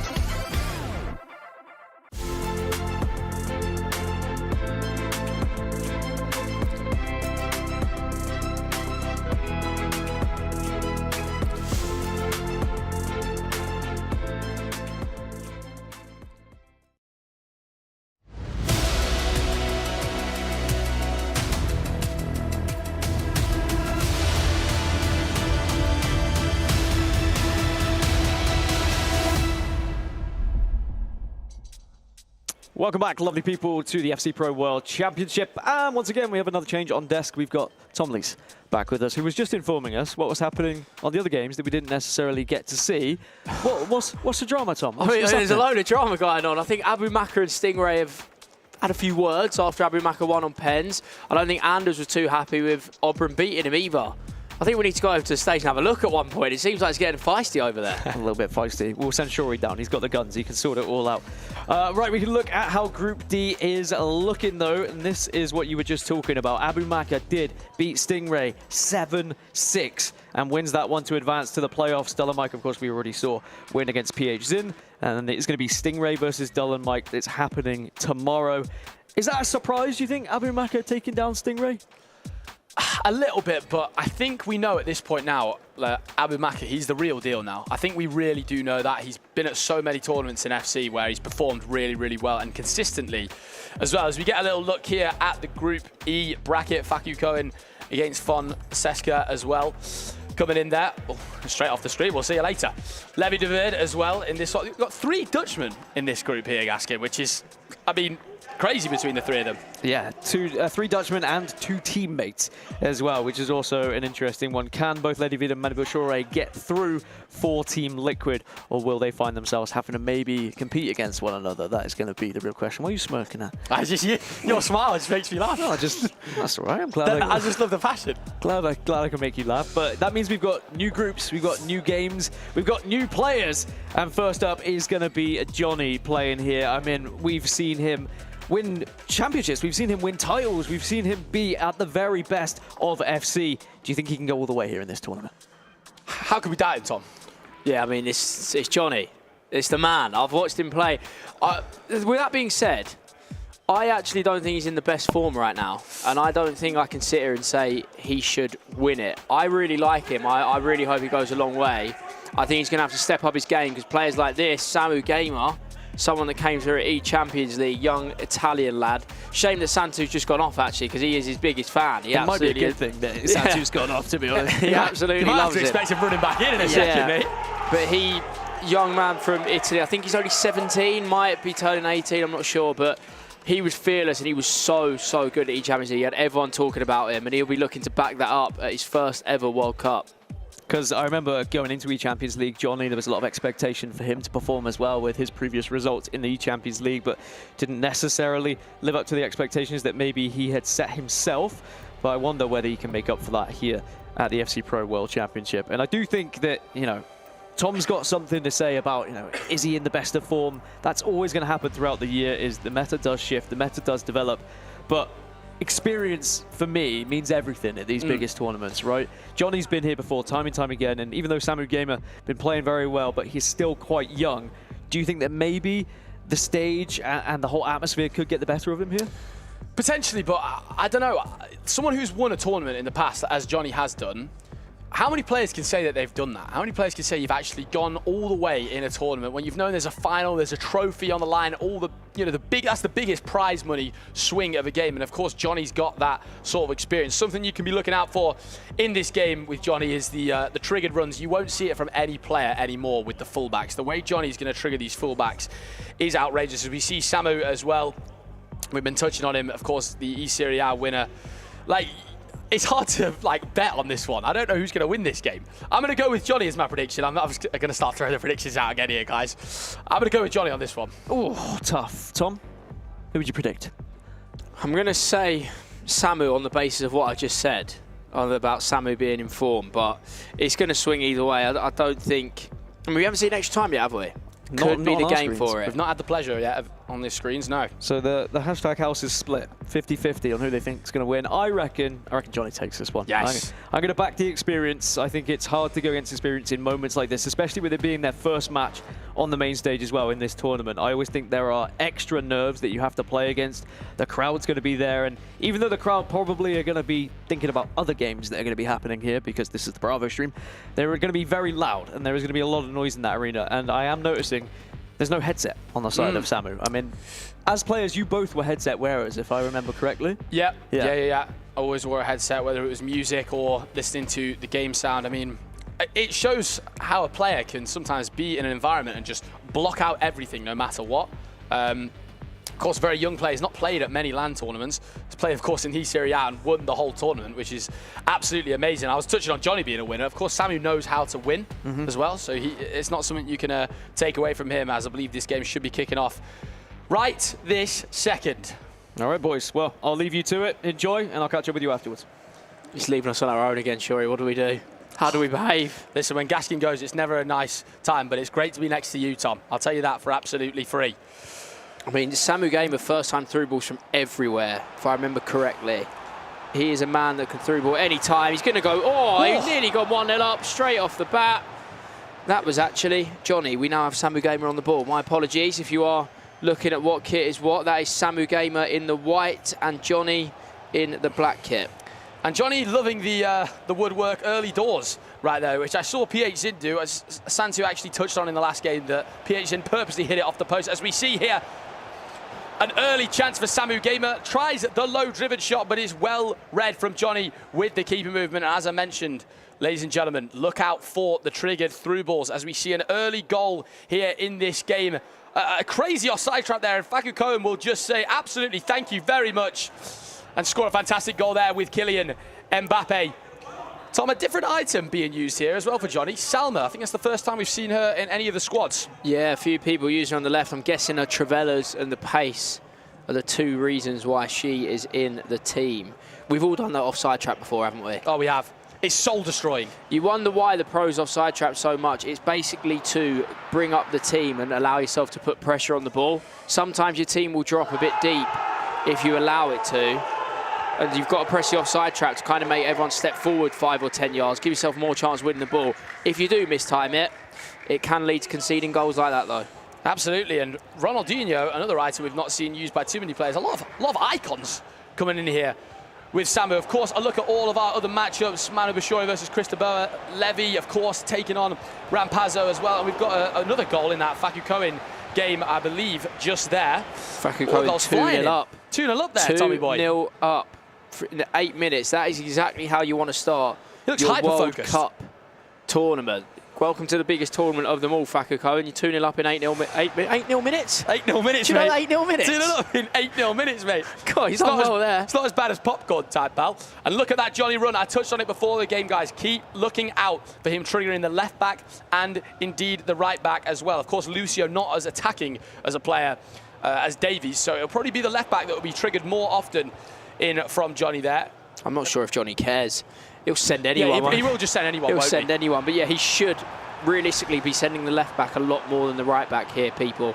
Keep an eye on Johnny's left back and right back. As we see, first chance. Ooh. Fantastic keeper movement there from Samu Gamer. The corner going to be whipped in here. Is it a contested header? It's not. Oh, you'd expect that to go in, you know, do. uncontested. It's a fantastic save. He'd be hoping that goes in. He tries moving his keeper. I don't think that's the best shout. And if that's green, Tom, that's 1-0. Oh, he's wow. giving it away. Oh, dear me. Oh, no. Oh, God, it's a shambles. What is going on? It's a shambles on both ends right now. Yeah, that's the way you defend it. That's the way you defend it. He's learned from his mistake. Do not bring the keeper out. Just go and contest the header first. It's a dangerous game bringing the keeper. And Tom, we know. I mean, we've watched so many games together. It's soul-destroying, isn't it? As we see a goal going in here from Manu Bashore. Good bit of composure from Lucio. And just a nice low-driven finish. Bit harsh on Cristobal there. I think he moved the keeper quite well, Tom. Yeah, you know the low-driven finishes, though, they can sometimes cause animations from the goalie. The goalies aren't too comfortable with them. I think there, Kanai's kind of dived over the ball. So it's a very good finish from Manu, because I think he knows the animations will work in his favour sometimes. A low-driven animation tends to lead to slightly different ones than normal shots. Shame. Real shame. As we see here, Johnny trying the Travella. Very early keeper movement from Samu Gamer here. And a lot of these players, it's just about... they just know what they're going to do every single time at the highest level. The keeper movement there is straight away happening from Samu. Of course, double tapping, triangle to move the keeper very quickly across the goal line there. And Johnny using Maradona is another item we haven't seen too many times here today. Trying to build up a lovely bit of play, and that will be our first goal of this fixture. Johnny with just some outstanding work, Tom. Talk to me about the double triangle pass. Yeah, we've seen it used frequently today. I think Nicholas used it really well in the previous match. He's worked it perfectly there. Look, just triggers the run, a little double tap over just to make sure it goes on the inside of the centre back, not around the outside. And it's a really, really nice goal. Round the outside, shout out Eminem. Shout him out. Well, that little touch from Hansen is enough to put Johnny 1-0 up. And I think now that was his third big chance, right? He had one in kick-off. He had one in about the 12th minute. And he finally gets the goal he's been knocking on the door for. Just looking at this again here, as we see, just getting a couple little replays of this goal. Wasting the keeper movement there as well. And the low-driven finish is what's so efficient. And for you guys at home, make sure you're looking at these pro players using the low-driven finishes as much as possible, because you see how much it works. As Samu Gamer looks to strike back straight again here. Good bit of skill in the box there from Eusebio, but Johnny manages to deal with that one. You see this run triggered on the wing once again. Maradona. Oh, he's giving it away. It's not the position you want to give it away in. He's offside though, I think he is. Offside. Good pressure from Samu though, very nice to get that ball back. And Tom, I asked this to Santu before. How much do you think these players are thinking as we'll get into this question in a second here, as we've got a goal, an equaliser in here from Cristoboa. A lovely, oh, that's a fantastic bit of skill. And Messi with the low-driven finish. I was just touching on, Tom. How much do you think these players think about the prize pool at a tournament this big? Because this is the biggest stakes. I don't think these guys do when they're consistently playing at this level. I think they, you know, there is earnings between some of these players. It is outrageous. Millions and millions. Yeah, if you combine them up, they will be in the millions. And I think they're aware it's the biggest tournament, but I think with what they've already achieved, with what they already know, with what they're already guaranteed to be doing next year, for example, I don't think it's their prime focus. I think a lot of them now, they've worked so hard to be here. It is about the glory of winning it. What a pass. And wow, that's the danger of having a high line there. Samu Gamer with a real chance, waiting for the keeper movement, but Johnny does really, really well to stay on the line there with Konate. Going to whip in a very quick corner here. And another chance comes to him and finds the goal. Samu Gamer, outstanding work to equalise there, Tom. He's giving himself a little slap in the head. I think he's saying, wake up. Wake up, brother. He could have scored earlier with the first chance. He's taken 2 bites at the cherry. And he has now eaten the cherry because he's equalised. He scored. He's eating cherries. He's eating cherries. He had 2 bites at it. The second one was successful. And he's reacted very well considering he went 1-0 down. Really good response there from Samu Gamer, and I've got a feeling this could end up being a close game between these two, both throwing punches back and forth. He gives, yeah, just gives a little head nod, Tom, of just like, yeah, you're in this game. Little head slap, get back in the mixer. Find it real interesting, no headset, just listening to his coach only. Also really willing to soak in the atmosphere as well, because there is a lot of people and a lot of noise in that crowd from what I have watched. Absolutely, with the, of course, Saudi Arabian home support of Abu Makr, and of course in them last rounds, Tom. It must be so much to deal with, being around, dealing with that, you know, especially without a headset on, if you're in Samu Gamer's position. I'll be interested to see if Samu Gamer plays Abu Makr at any point, if he decides to put a headset on. Yeah, I think at that point, surely you're going to switch it up. He will hear everything. As we see the traditional Johnny through ball. And he will win it back here, Tom. Tries the Trivela. Now, I don't know if he's shot intentionally near post there, looking for the double tap triangle from Samu Gamer going to the far post. They're one step ahead of the game. He's in. It's Ronaldinho. It's an unbelievable through ball. But Konate comes rushing out, uses his feet perfectly. And you touched on, Tom, Samu Gamer being unbelievably clutch with these first time through balls. That was one that, it was undefendable for Johnny, that was. Yeah, there's a lot of times Samu Gamer, you think, how do I actually mark that? Where did that come from? How am I meant to see that? He sees things we'll never see. He sees things we'll never see. Absolutely spooned that ball over the top, didn't he? It was stupendous work. As we see Johnny building up, goes for long range with Vitinha. Interesting shot selection from Johnny. Heading into a replay. Cristoboa has gone 2-1 up against Manu Bashore. Very nice goal as well. Normally we see a low driven there. We normally see the low driven. Shout out to Richard Buckley, commentating, of course, as well at this event at the FC Pro World Championships. Getting to the 40th minute here in this one, and one of these players will be looking to take a little lead in at half-time, of course, to see the scores around the grounds. Faku Cohen is 4-0 up in 30 minutes. This is outrageous. Of course we'll have a look, won't we, Tom? He is flying there. Manu Bashore looking for an equaliser, I can see. He gets blocked that time. We head back into our main game. Johnny versus Samu. Now, Samu is looking for a through ball. He's looking for a way in here. He's going to get it, you know. He's going to get it. He's offside. Steps really well there, Johnny Tom. I don't think we can underrate how good that defending was. Just that step. It takes some cojones. It certainly does. Yeah, to play offside, it's brave. It's very brave. Sometimes you can look silly for doing it, but the amount of times you win the ball back and stop your opponent dominating you. I think that's why a lot of pros use it. It's like, I don't want to let my opponent dominate me, keep 65% possession and just hold on to the ball and feel like a sitting duck. I want to step up 10 yards and put myself into this game as well. I think that's the theory behind it. You've got to be showing the confidence in these kind of games. As soon as you start showing your opponent any sort of holding back, they will pounce on it. These are the best 32 FC players in the world, and they will let you know about that if you do make a mistake. Sami Gamer wins the ball back, though, for the last attack here, Tom. But both players giving the ball away. Slightly sloppy from both. As we're going to see another replay here. Manu Bashori will equal things up just before half-time against Chris de Boer, of course, the all-Dutch matchup between them two. And in that group, of course, we've got 3 Dutch players. Levi de Verde added to that, as well as we see one more chance at the end of the half here. Wins a great header and will get one more chance. A lovely bit of passing around the box. It's all over the place here at the end of the first half between the two, and that will be it, Tom. I can get my breath back and let you chat a sec. Wow, it's been a great first half, Shuri. These two players that I think a lot of people would tip to be in the knockouts, and even maybe in the quarterfinals, semi-finals, with their recent former Samu Gamer and Johnny obviously being one of the big names with how well he's played. These two should not really be facing off. It feels like this could be the winner's bracket game. Yeah, this could be the winner bracket game, but that's why it's so evenly contested. The pair of them, very good players. I expect to see more of the same in the second half. If any of you are in the chat, let us know. Who have you got winning? Johnny? Or Samu Gamer? And back into the second half we go, resuming our featured match here on Stream B at the FC Pro World Championship, of course, here in Saudi Arabia. The stakes are so high for all of these players.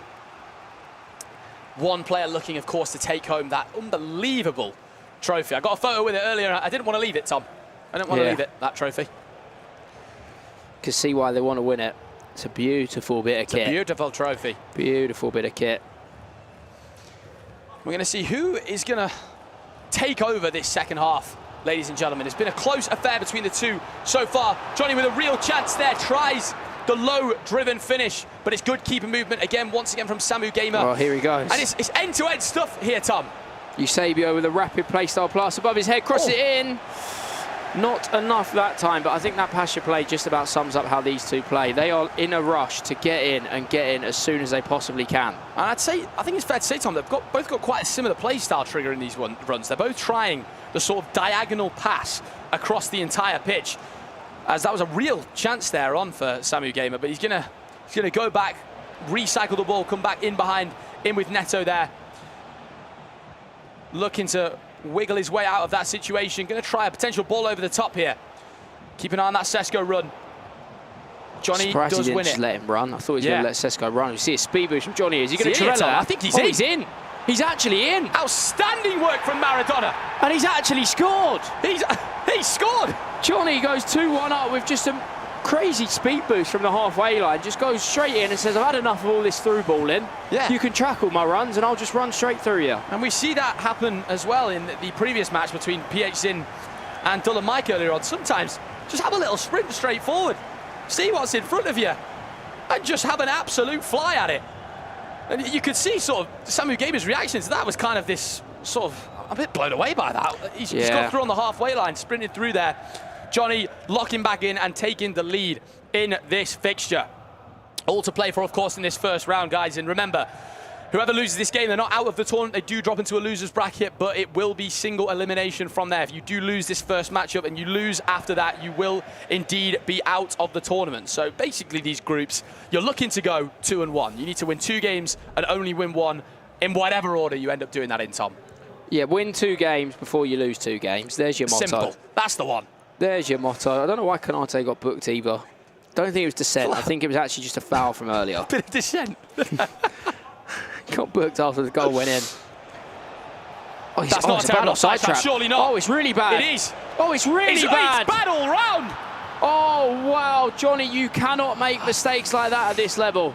Kicking himself, Tom. We've touched on it so many times, and I'm sure a lot of you guys tried to use offside traps at home. They can be almighty effective, and they can be almighty ineffective as well, Tom. I mean, that was just a bit of a mess all around. I think in Johnny's situation there, as soon as Samu Gamer took the touchdown, should I say, you thought you'd got away with it. Still ends up going in. Yeah, I think Johnny, you know, maybe it was a little bit fortunate on the finish, but Johnny knows that he should not have done that. Johnny knows it was a bad offside trap. You see the Rainbow Six behind us going absolutely crazy. Crazy reaction. That's got to be the end of a series. Yeah. Right there between those two teams. I think that's G2 just seeing that one out. Sorry, there's a lot of noise. This is what happens at the Esports World Cup, I tell you. The noise in every arena and every game is crazy. I can vouch for that. Times 2 on that one, Tom. And speaking of crazy, Johnny's offside trap. Yes. He can't do that, not after going 2-1 up. You can't be doing things like that, as we see the ball going to be spread out wide, but really well won, should I say.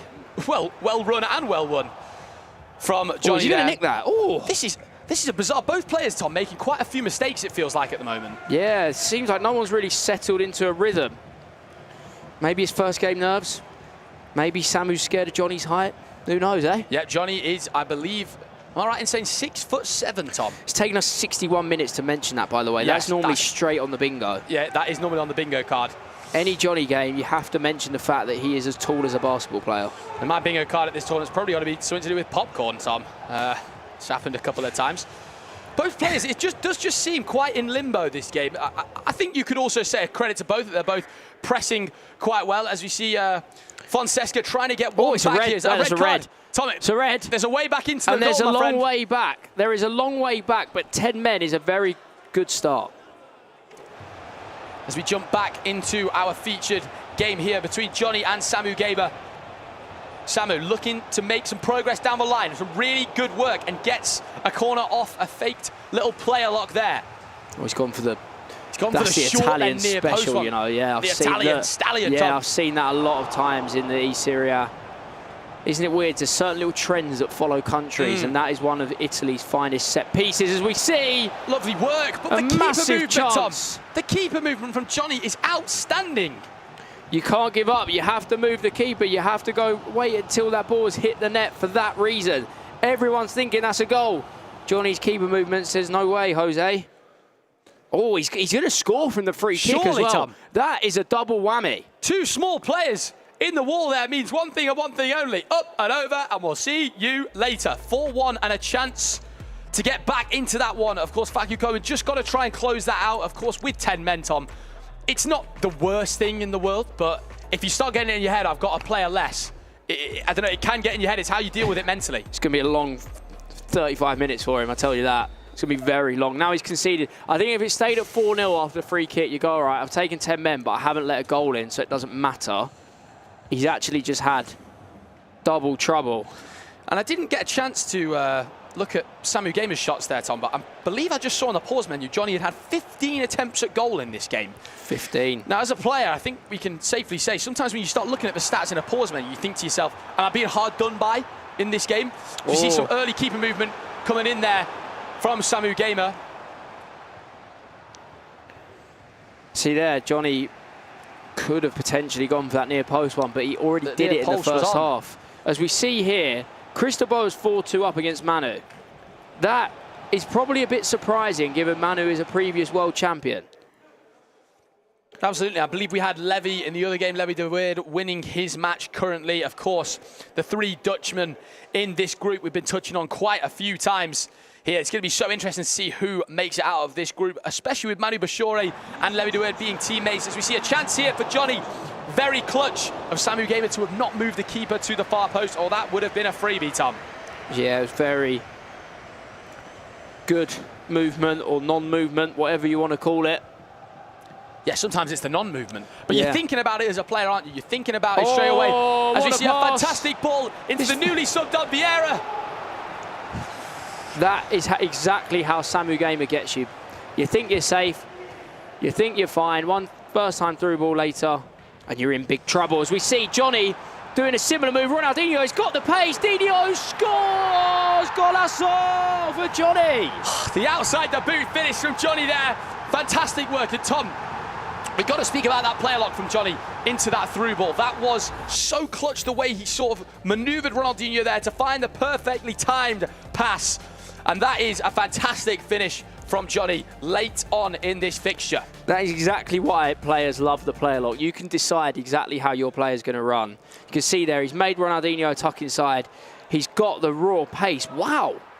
Dino's got them burners behind him. Look at the pace on the man. He's got the dog in him, Tom. He's got the absolute dog in him, hasn't he? Samu Gamer, you could see slightly frustrated there. I think that is just purely a lot of skill coming in from Johnny there, tailoring the player lock into the exact position that he wanted it. You know an FC player. Yes. You're not going to admit that it was a skilled goal. You're going to blame yourself. Yes. That's what the pros love to do. I don't think there's ever really...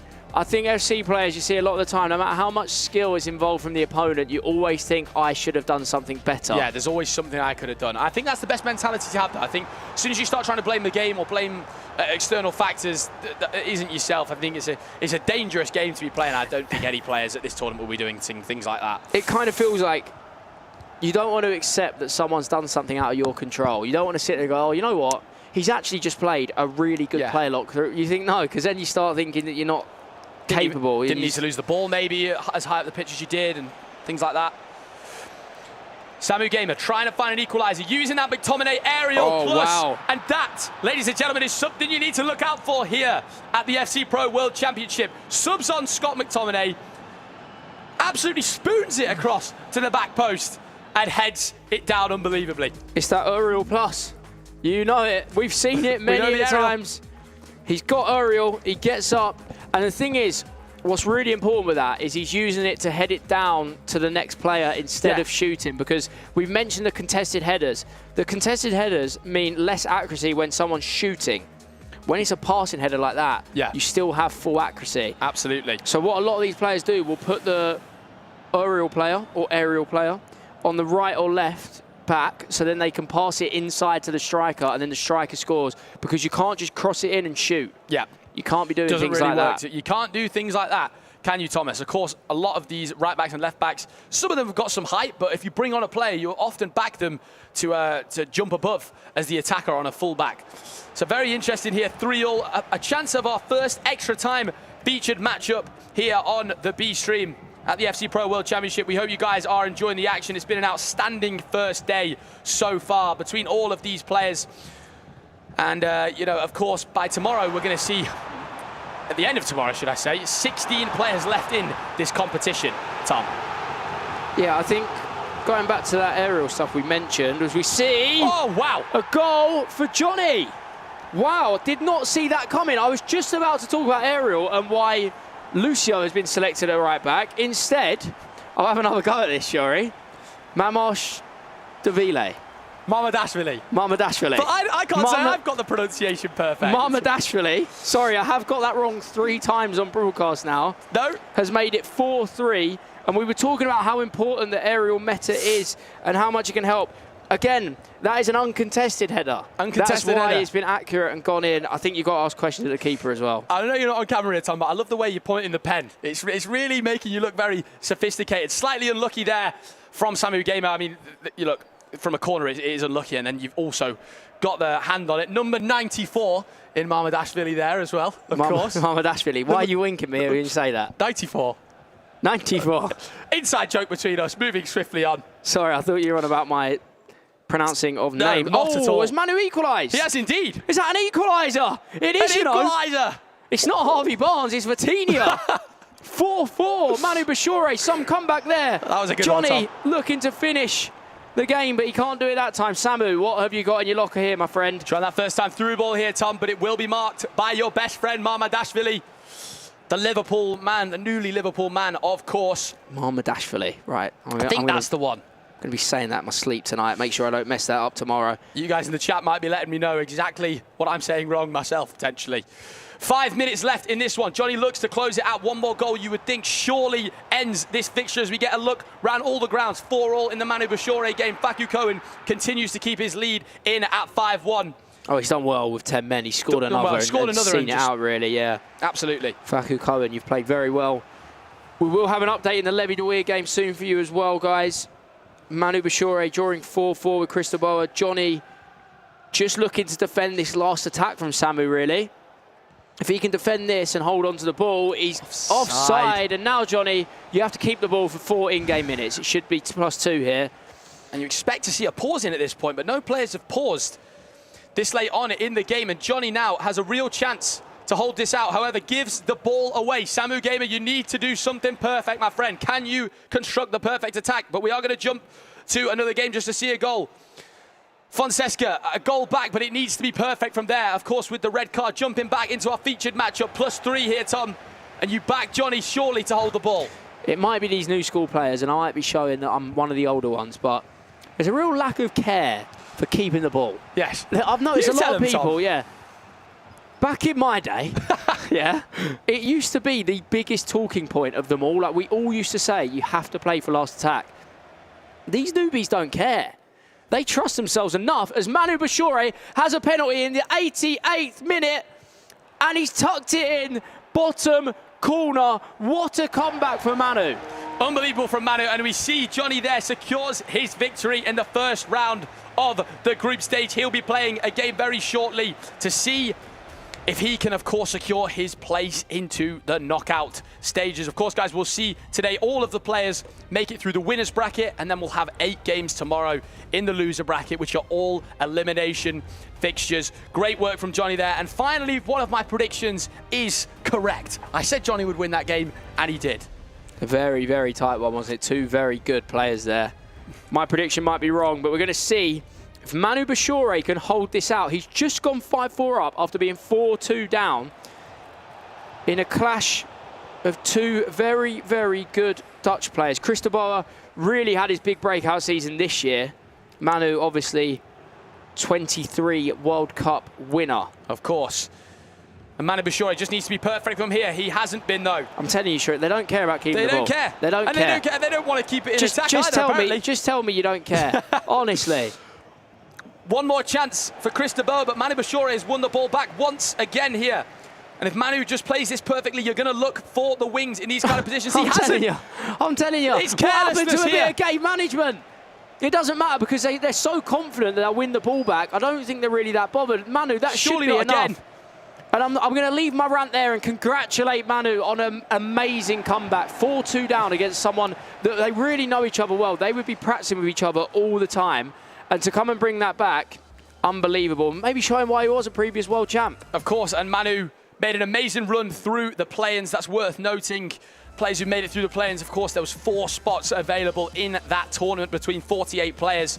No easy feat getting through that, so he's done fantastically well as we jump over to this Faku Cohen game, which is 6-2 to Faku Cohen after getting, of course, a red card, which we touched on top. Levy's lost 5-4 there as well, we can see, against Rampazzo. Wow. Levy has actually lost, and I'm sure he was winning by 1 or 2 as well. And that'll be Levy versus Chris De Boer. Unless in this final attack, we've got it on screen for you guys. Can Levy clutch up? It goes off it, unfortunately for us, but Levy looked to be crashing out of the winners bracket there. So we see this is how Faku Cohen actually secured the win. He's done really well with 10 men. Done really well, just picked him off on the counter-attack, 6-2. That seals the deal. That 99 Williams item, she's been used quite a few times. The passing play styles she has on offer, she can just do everything with that ball. So what do we know? We know Faku Cohen has won his first game. We know Johnny has beat Samu Gamer. We know Manu Bashore has beat Cristobal. And I'm 99% sure in telling you that Levy de Weer has actually lost his first game to Rampazzo. But keep your eyes peeled for updates once these games finish. We will be bringing you all the scores on the doors very soon. We're just going to wait for Faku Cohen to see this one out and give us all a lesson in a bit of game management. Yes, yes. Now, Tom, I think you're... everything's been answered that you've been asking for, I think, here. You're going to see a nice, chilled, relaxed approach here at the end of the game from Faku Cohen. And, of course, a massive result for him here in the group stages. Like we've touched on many a time, guys, this is not the end of your tournament if you go out, but it is now single elimination from this point if you do lose the first fixture, which mentally is such a difficult thing to deal with, Tom. After you've been preparing for all these months to play in the Esports World Cup here in Saudi Arabia, it's a difficult thing to deal with. Yeah, it is. You know, they're playing on the biggest stage. For some people, this will be the biggest tournament they've ever played in, biggest prize money, biggest stage, biggest crowd. You know, it's what you've been waiting for. It's what you dream of, really. I mean, it's what if you ask any FC player at the start of the season, what is your objective?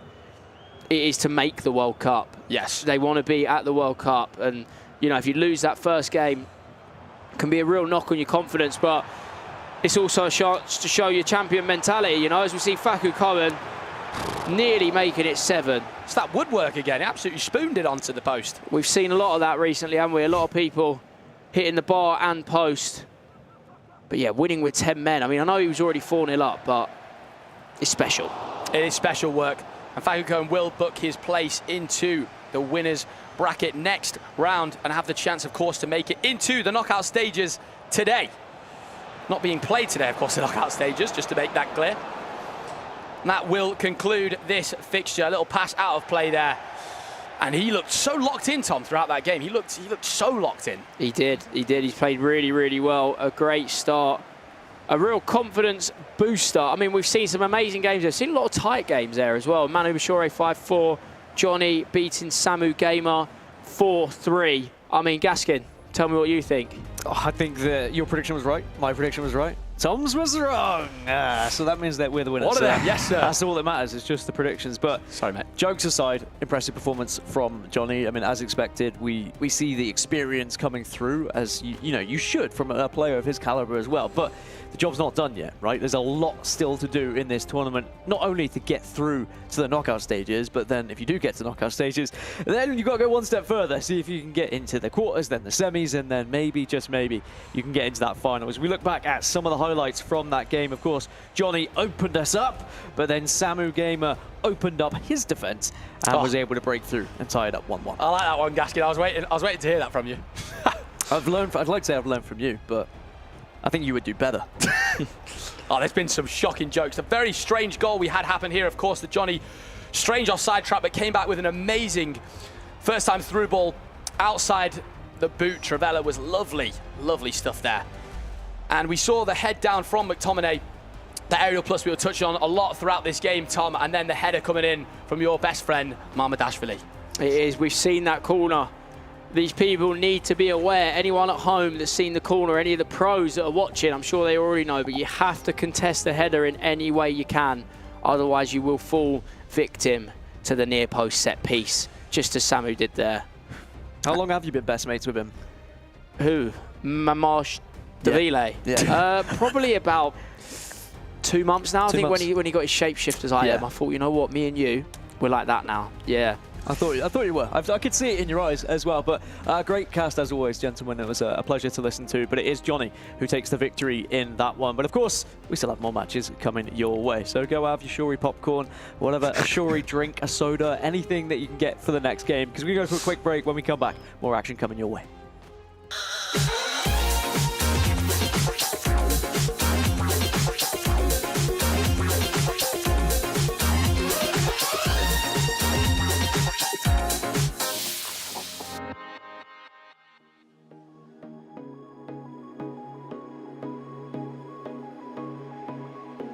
Lately, I feel I can't find my feet. Pushing closer, my heart skips a beat, and now I'm falling. Deeper than a fly, I can't control it. Like I guess the sky is not so black and white. It's like I told him. There's things that I can't fight. I just keep going. Just keep going. In my time, I've been dreaming of a space to really find my place. I wish she'd sing what I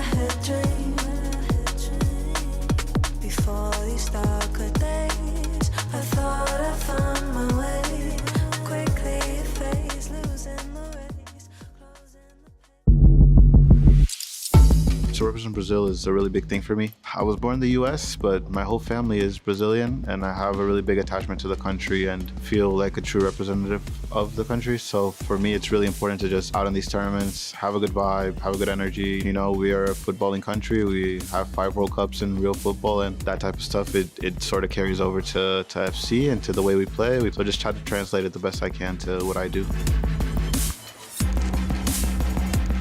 I think something Brazilian about my playstyle is definitely the skills. I use Ronaldinho most of the time I can. I use Neymar most of the time I can. Every chance possible, I'm trying to do a skill. I like to make the goal look pretty. I grew up playing football, you know, just trying skills and just try to incorporate that into my game. And then personality-wise, just a good vibe, man. Try to treat everybody nice, be welcoming to everyone. And I think that's what we as a country are known for, and just try to bring that out here.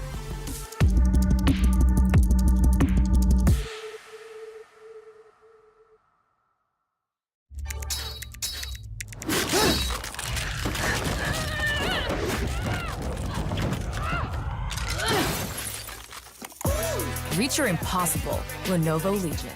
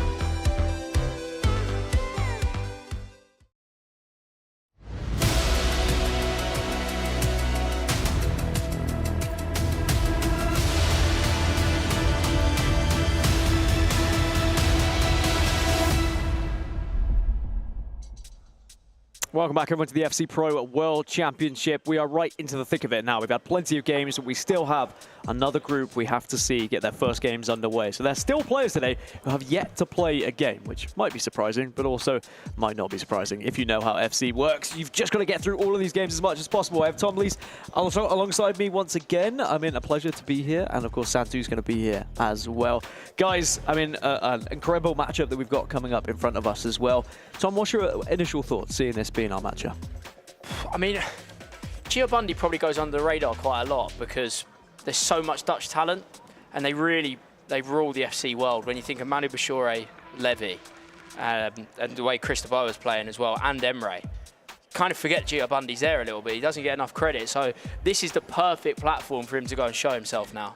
Santu, what do you think about these two? You think this one's a good one? A barn burner? Guimaraes lost 2 finals this year, and he just signed for Leipzig. So can we say he's the replacement for Anders? And he needs to perform, actually. So yeah, has to it's going to be a tough match. Well, we'll see if he is going to be performing. We can look at the bracket as well and how that one's going to be looking here today.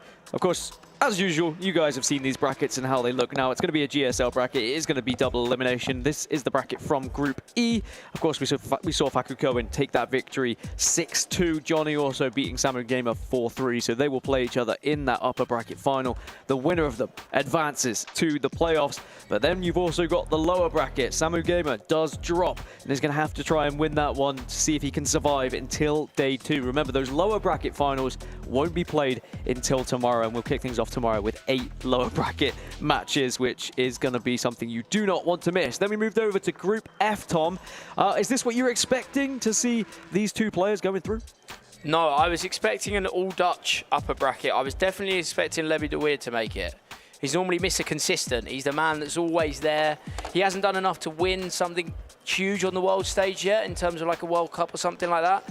But you normally expect Levy to come out the groups. You normally expect him to be there. So a little bit surprised, but full credit to Rampazzo. He's played really well to get that victory. And I think Manu, out of the 2 of them, I probably did expect, you know, he's peaking at the right time potentially. He's just come through that play-in's grueling process. Is he going to keep that form up? Is he going to go all the way again?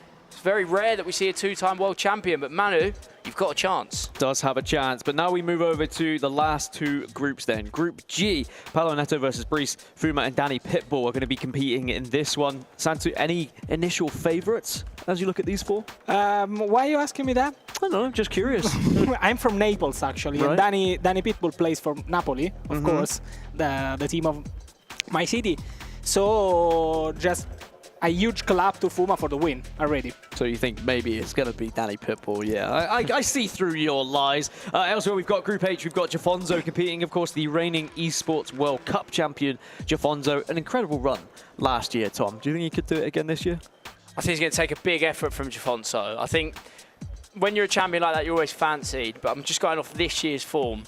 I wouldn't put Jafonzo in like the top 5 players to watch personally. I think just from what I've seen, I have massive respect for him as a player. I think he's very good. He deserved what he did last year, but just going off what I see, obviously I do end up speaking to quite a lot of pros and you kind of get a feel of who they really think is going to do it.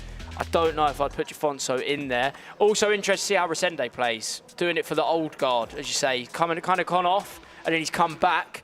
The game we're going to be headed into is Gibaros versus Gio Bundy. Gibaros obviously in the Red Bull New York kit, been signed with Leipzig, but would have played for these in the EMLS, which is why he's representing here. And then Gio Bundy making it through the EWC, the Dutch league. Of course, we know the success that the EMLS has seen. Of course, Jafonzo did compete in the EMLS in the year that he was able to win that Esports World Cup. Now has signed for a new team, of course, but on the other side, for Gio Bundy, I mean, this is going to be a tough game for him, I feel, Santu, but definitely an opportunity to get through here. Definitely, but what I'm hoping to see is some Joga Bonito from Gibaros. You know, he's from Brazil, of course. His family is from Brazil. And he says he plays with Neymar or Ronaldinho whenever he can. So I want to see some skills moves, some fresh gameplay, you know what I mean? Yeah, I feel it. I'd love to see some Brazilian flair on this game. I do wonder how it's going to play out. You know, two players, if I'm being completely honest with you, might not be fancied to win the whole thing, but this has got to be the start of their run now. I think Gibaros has shown signs, as you said, if he's lost a couple of finals, he's been very close this year. Can he go and take it to the next level? And Gio Bundy, I don't want to sound too harsh, but just isn't in that top bracket, isn't fancying that top bracket. This is his chance to come and prove himself. I mean, we've seen teams and players do it from out of nowhere before. It's certainly something that FC is used to. Like, we've had the underdog story, haven't we? Yeah. I mean, he proved himself that he can reach a final. He reached 2, and now he needs to prove it here in the biggest stage in the world, and maybe why not to win? Yeah, why not go all the way? I mean, if you can take down some of these players on your path, sometimes that momentum does just get behind you, and we have seen those giant, like, gauntlet runs from players in the history books of FC. But first and foremost, it's just about getting this first match under your belt and maybe ignoring some of those nerves that do come when you are competing for the first time on that main stage, because it can be a little bit daunting. Tom, you know all too well, the first game of the day sometimes is a little bit of a tricky one, isn't it? Yeah, truth be told, I struggled with it. It's something that I really, even now, playing, it's one of my weak points that I try and work on, is like, how can I get myself in the zone from minute 1? I'm normally someone, especially on a day of Swiss, like, give me to round 3 or 4 and you'll really push forward, and I kind of need that. You know, for me, I like warming up a lot because of that. I feel like I need a lot of games to get into the swing of things. It goes a long way in this format. You don't get many opportunities. If you come out slow here, I think we saw Faku Cohen go 4-0 up in 30 minutes. You blink and you're into the lower bracket, and suddenly you've only got 1 game before you head home. So quick starts here. You have to be at it from minute 1. You've been practicing months. You know, a lot of these people would have known they were in the World Cup for, what, at least 2 months now. And this is your big moment. You've got to be ready. You've got to make sure you're warm, you're ready to go, and that quick start can make a lot of difference. Well, it's the battle of the Gs, Gibaros versus Gio Bundy. And they are underway here for their first matchup in the FC Pro World Championship. And you said from minute 1 you've got to get going. Well, are we going to see an early goal here? No, it's timed red. Some early nerves perhaps already here. As I was saying, quick start. If he times that green, or he's got a little bit more composure, he goes 1-0 up. Just to confirm, Gio Bundy is in the blue and Gibaros in the red. And a chance already with Ronaldinho as well. plenty of different players coming into the equation thanks to that draft. The header does come down to Lucio, does get the shot away, maybe a second bite of the cherry. It is not pretty, but it is the first goal for Guidobaros, and you can see the way he reacts to that one. He is delighted to get his first hit. And it's definitely not the first time that it happened to him. Seeing his reaction, I knew for sure it's not the first time that it happened, because it's a scheme that I guess he tried a lot at home. Yeah, I know Nightwatch isn't actually coaching behind him at this event, but he's been working very closely with Nightwatch all year. And I've had the privilege of working with Nightwatch at last year's E-Premier League. I can guarantee that corner routine has been worked on. Nightwatch leaves nothing to chance. He really takes a high priority on set pieces, will always try the best to give the best for his players. And I think if you speak to Guidobaros at one point, he'll probably tell you that them two have been working on that for a very long time. Obviously a little bit of a rubber fortune with the block and then the second attempt, but it's about putting yourself in that position by going for something a little bit different from the corner. But elsewhere, we can see Danny Pitbull is under a little bit of early pressure as well. Phzin will get the opening goal in that encounter. Eusebio is going to be able to score that one. And are we going to be able to double this lead then for Guidobaros? Ronaldinho. Oh, nice little heel to heel, but sadly doesn't beat the man. I do wonder if Phzin, inspired by LJR, them two been a real formidable team in France. Obviously seen LJR step up earlier and beat Banana. Maybe Phzin is fancying his chance here. We're going to see Paolo Neto against Bryce. Early goal for Paolo Neto. You see what I said about starting well? You see Giabundi, red time shot, goes 1-0 down. He greens that one, goes 1-0 up. It's small things. In hindsight, you might think, oh, it's not that big, but it can make a world of difference, particularly in your opening game, going 1-0 up compared to going 1-0 down, and making sure you're at it. You know, Giabundi, if he times that green, he might be 1-0 up, and it's a completely different outlook. Just settles the nerves a little bit. I remember I've seen so many players that go 1-0 up and then they just start to cruise through, whereas on the flip side, you go 1-0 down and you just get that seed of doubt planted into the back of your mind that maybe this game isn't going to go your well, and you really have to try and go against it here, as Bobby Charlton's going to have the ball on the edge of the box. Does have a little bit of help with Ronaldinho, twisting, turning. Cantona then plays in. It's a brilliant piece of play. Love the play. Love the joga bonito of Guidobaros. Different set piece. It's a different one to the first one. Is it going to pay off? Not this time, but Guidobaros is playing very, very well here. Started well after giving up the first initial chance. He's now had 3 very good chances. Only taken 1, but positive signs for Guidobaros, the man playing for Red Bull. I mean, if I was him, I'd be playing for set pieces based off what I've just seen thus far. The free kicks, the corners, they've all looked good. On the flip side, Giabundi just not able to get through the defence here. Looks a little bit lacklustre at the moment, but might just be a bit flustered with the moment, especially with the pressure that he's being put under. But now he has a chance to dominate possession here, control the pace of this game.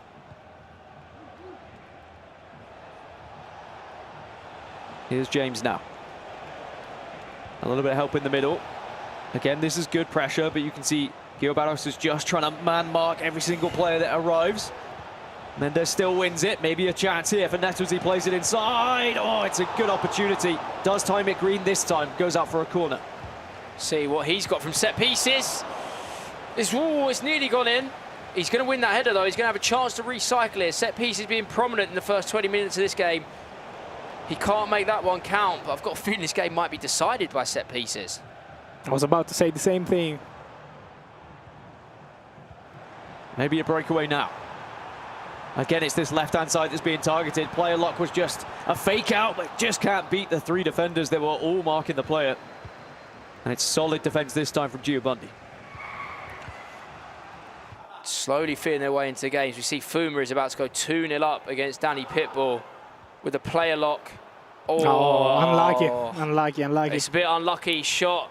Timed it green, falling back to him as we're seeing Guidobaros 2-0 up. He's giving the noise to the crowd. He's letting them know we're here. You did say about the Joga Bonito. Talking about Ronaldinho. Gaucho. Wow, some good dance moves to back up that goal as well. I definitely can't dance like that. I can. Can you? Yeah. All right, we'll see that a little bit later on stream. Maybe when you're on camera, I will ask you to back that comment up. I'm with Tom. My dance moves are very bad. Have always been since I was a kid. Anyway, it's going to be 2-0 now. The lead is doubled. And again, when we talk about confidence, when we talk about getting into this game, I feel like that is just going to take so much pressure off your shoulders. But apply the pressure to Gio Bundy now, who I'm sure is going to be feeling it. All he can do is smile about that one, but you've got to lock in here, Tom. Yeah, I think it's the smile of resignation. As you know, whatever you've done, the goal is going in, and Gio Bundy's going to have to wake up here. We said it'd be a good opportunity for him, obviously as an unfancied man, to come and build some confidence, but Gabarros has said, look, I've lost a couple of times this year and I'm not in the mood this year. Or at this tournament, should I say, as we're going to see Bryce equalise with the Trivela low driven. That's like a additional bonus goal we've seen come in at the back end of the game. We started with the low drivens, and then the pros found out that you can actually Trivela low driven, which is even more accurate and even quicker. They always find a way, just them pesky pros, eh? Any extra percentage chance of scoring a goal will be found, and the pros find it out, and then the amateurs will follow, and then I see it in Weekend League. It's now Messi has the ball, twisting, turning in the box, but can't get the 1-2. Will lose possession. That means now Gio Bundy on the flip side has a chance just again to switch this, slow this down. He doesn't need to rush. Only 30 minutes in. He's got to be careful because Gabarros is starting to walk all over him. He needs to get a foot back in the game here because look, too many cheap giveaways like that and you're going to get punished. See Lucio with the intercept. It's now becoming very apparent why people are playing Lucio right back when the aerial meta we've seen in other games. I think that's a key factor as to why Lucio is stepping up at right back, just to try and stop anyone bringing on tool subs and causing problems. Gio Bundy, unfortunately not enough that time either. He just looks a bit lost for ideas at the minute. He's going to have to get something back in. It's where a coach can earn their money as well. Yeah, just let him know that maybe you don't need to be trying anything too extravagant. Just keep it simple at this point. You will have your chances, and maybe it could be one of them here, but good defensive work from Gio Barros. And now he actually on the counter, maybe has found the perfect ball over the top.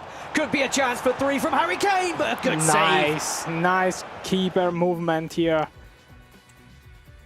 It's one of the best weapon you can have, and you can use against your opponent to move your keeper. You know what I mean? It's kept him in the game there. Yeah. Could be 3-0 in 33 minutes. That being said, it is going to be a corner, and we've already seen how dangerous the corners can be. I mean, you were speaking about the right back being Lucio. That's a tale as old as time. Sticking a tall player at right back. We've seen that in so many previous games of FC as well as Fuma versus Danny Pitbull. It was a similar opportunity that came through with the over-the-top through ball, but Fuma does convert it to find himself 3-0 up against Danny Pitbull. That's going to be difficult to come back from. Yeah, I'm telling you, you must have watched LJR. The two French players, they've dominated the French league. Every time they play there, they stamp their authority all over it. You see Paolo Neto scoring here as well with Eric Cantona.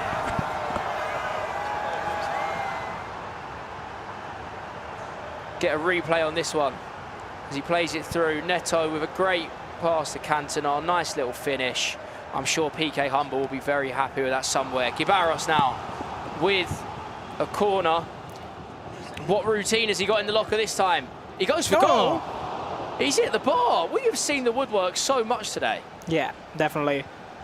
But if it went through, we were talking about the best goal of the tournament so far. Direct from a corner. Yeah. Oh, great he's ball again. offside, maybe? Maybe not. Harry Kane absolutely barrels it home. Now he doesn't finesse. He didn't do a driven shot. He just smashed it in the back of the net. We tried finessing the last one. And he said, you know what, I'm smashing that in. Gabarros, very good value for this 3-0 lead, by the way. He has come out and has played some unbelievable FC in the first 35 minutes here.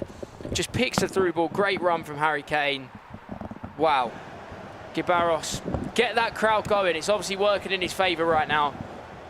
And Gio Bundy, it's going to take a miracle from here, from how they're playing. I mean, we're seeing a few blowouts this game. We've seen Fuma 3-0 up, Gabarros 3-0 up. I don't want to say I told you so, but how important is the start? So important, and momentum very much on his side now, and it was the perfect ball as well. It must have been an inch more and it would have been offside, but timed it to perfection. And I tell you what, this could get ugly here on the counter-attack. How important it is to stay in the match if you're winning 3-0 in the first 37 minutes of the game, and don't relax yourself and keep on playing, keep on attacking. Yeah, I mean, for Gibarros, foot on the gas, but I think this is what separates the top players. What I notice is they don't really, as we see Danny Pitbull's going to get one back here. Yes. The top players don't really let themselves get blown out when they're playing bad. Normally, everyone's plan A is so good, but the top players, their plan B is what keeps them in games. I think Nicholas is the prime example of that. That when they're not quite at it, they still just make sure that it doesn't get out of hand, that they don't go 4 or 5 down. You always have a backup plan. Even for the backup plan, you got a backup plan. Exactly. There's many a backup plans. Yeah. I worry for Giovanni. We've already seen him try to execute the plan B and the plan C, and I do worry that maybe he's out of options a little bit here, which is going to be great news for Gibarros because he might just comfortably run away with this one now. The next goal has to be for Giovanni for me, otherwise I think this game might just be done. Maybe Gibarros can find that fourth right about now. Player lock does go back to Ronaldinho, doesn't need to pass it inside. That, sadly, is not something you want to see. The player just not locking onto it after the player lock. You don't want to concede from something like that as well. See Giovanni give it back to him. I don't know how many letters there are on the alphabet. 26? How many plans has he got? I don't know what plan we're on now, but Giovanni hopefully going to get one before half-time to make a game of this one. Has to be now. This is probably his last attack of the half. Cantona does have the ball, plays it back. Any support, anyone, offer something at this point. He can't even find one of his own players, and he just goes for the desperate attempt of trying to play it through the middle. But it was very easily and comfortably intercepted, and Gibarros finds himself 3-0 up at half-time here. And are we calling this one? Do we think this one might already be done based off what we've seen so far? I mean, if it carries on like that, then yes, but half-time is a good time to regroup. And for what I've said about Giovanni, I have to give a lot of credit to Gibarros. I don't want to be too harsh on Giovanni because Gibarros has come out. He's playing some unbelievable stuff. Like, the goals have been really good. The set pieces are exactly what he wanted. He looks well drilled, looks well equipped here. As we see Bryce get a goal against Paulo Neto. Finish from Reece James, that low-driven Trivela we mentioned. I mean, I cannot see Paulo Neto, and I almost see Bryce. But yeah, Bryce, you could just—he's got a bit of head cam over there. Paulo Neto is somewhere behind that monitor, clearly very locked in. I do feel sorry for production when they set up these cameras and then the players just like, you know what, I'm not going to sit there, and actually I'm going to move my monitor closer. Yeah. And I mean, you're a player. The last thing on your mind is where the player cam is. You're just going to be focusing on the game. So. Yeah. I will never be annoyed at a player for just wanting to be comfortable. And yeah, I was just about to say 5-2 after 38 minutes. I mean, we were speaking about players from EMLS who have been successful throughout FC history, and Paulo Neto is exactly that. Multiple times has won EMLS and now finds himself very much on the front foot here in this matchup. Yeah, I think there's an argument. He might be the face of that league, really. I remember coming through a whole period when I was watching that he just continued to win it. And the thing is, he really steps up on the world stage as well, you know. Gibarros, as we see, second half kicking off. Giovanni is now kicking the other way in the blue kit, 3-0 down. A lot to do here as Gibarros is looking to turn the screw and finish this game. Ronaldinho, Van der Ven, great SBC, I must say, doing the tackling there. I do wonder how you get through a back two of Van der Ven and Yapstam. I don't know if you do, honestly. It's one of the most difficult things. As I say that, on the other side, though, we do see the first. Giovanni is going to be on the board, and that is exactly what the doctor ordered. Maybe, just maybe, there is a chance back into this game after all. Yeah, as I told you, as I was about to tell you, 3 goals of 3 goal difference is not enough to say that the match is closed. The match is very long. 9 minutes is a huge time to come back for Giovanni, so there is plenty of time to do anything he wants. He's done very well to go in at half-time, listen to whatever his coach has said and get himself straight back in. Because now it doesn't feel that out of hand, you know. You've got 2 goals in basically a whole half of FC. It's not that bad, actually. And it could have been 4-0, the way Gibarros was playing. So, fair play, Giovanni. I like the start you made. We might see a game of this one, because quite a lot of them are blowouts right now. But this is definitely the closest we've seen. Gibarros, his aim is obviously to not get too flustered by that goal and continue attacking the way he was in the first half. Giovanni does need to be careful with these offside traps he keeps hitting, though. We already saw Gibarros take advantage of that a little bit earlier. And he's got the ball now with Ronaldinho. Play lock switch again, looking to try and find Messi in the box, players on the edge as well. Messi does bring this one down, finds one more. Is he going to go for the shot? He's across goal! You don't usually see Messi do that, and he's always the finisher, but what a play! What a play. This is what I was expecting from Gibaros. What a goal. Beautiful. It's the only word I've got, Dan. I mean, it's the perfect word for it, really. You don't have to go that deep. It is an unbelievable goal, and he's showing his class, showing his quality here. And we were saying it could have been 4-0, but now he's reinstated that 3-goal lead. Giovanni just say, I can't. Just when he plays back in, it just gets ripped right back from him. And Giovanni going to have to dig deep again, but Giovanni is just saying, like, if you give me that kind of space in the box, that's what I offer. That's what I can do. I can punish you. So Giovanni has to be careful here. Yeah, he's showing his class there, Gibaros. You can see why. And now the goal difference is becoming a problem. Yeah, back to 3. And it's more destroying for Giovanni to score one then concede than just being 3-0. Because you think, oh, I've got a chance, I'm back in. And then it's like, oh, I've just thrown it away straight away. And you feel like you've kind of been taken aback. Takes the wind out of your sails a little bit. And maybe it could happen again right here, right now! Oh, it's beautiful! And another screamer. Harry Kane. Wow. Can we comment on the level of the goals we've just seen from Gibaros? 2 unbelievable goals, back to back. Just as we said, is he going to start worrying? It goes to 3-1. Is he going to panic? He's come out and played his best FC. Not only for the finishing, also for the build-up play. Unbelievable. Astonishing. Wow. Look at that. Perfect build-up. Plays into Kane. Little 1-2. Chip through ball into a volley.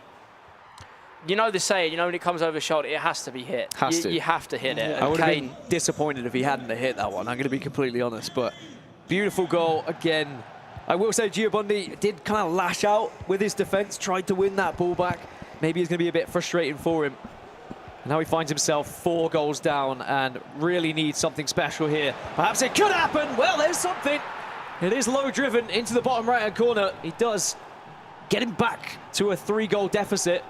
There's still quite a lot of that mountain to climb, but at least it's one step further here. There is plenty of time. There is plenty of time to do the comeback. Is that a green, low-driven finesse we've seen? So, I mean, the pros, they always add something on.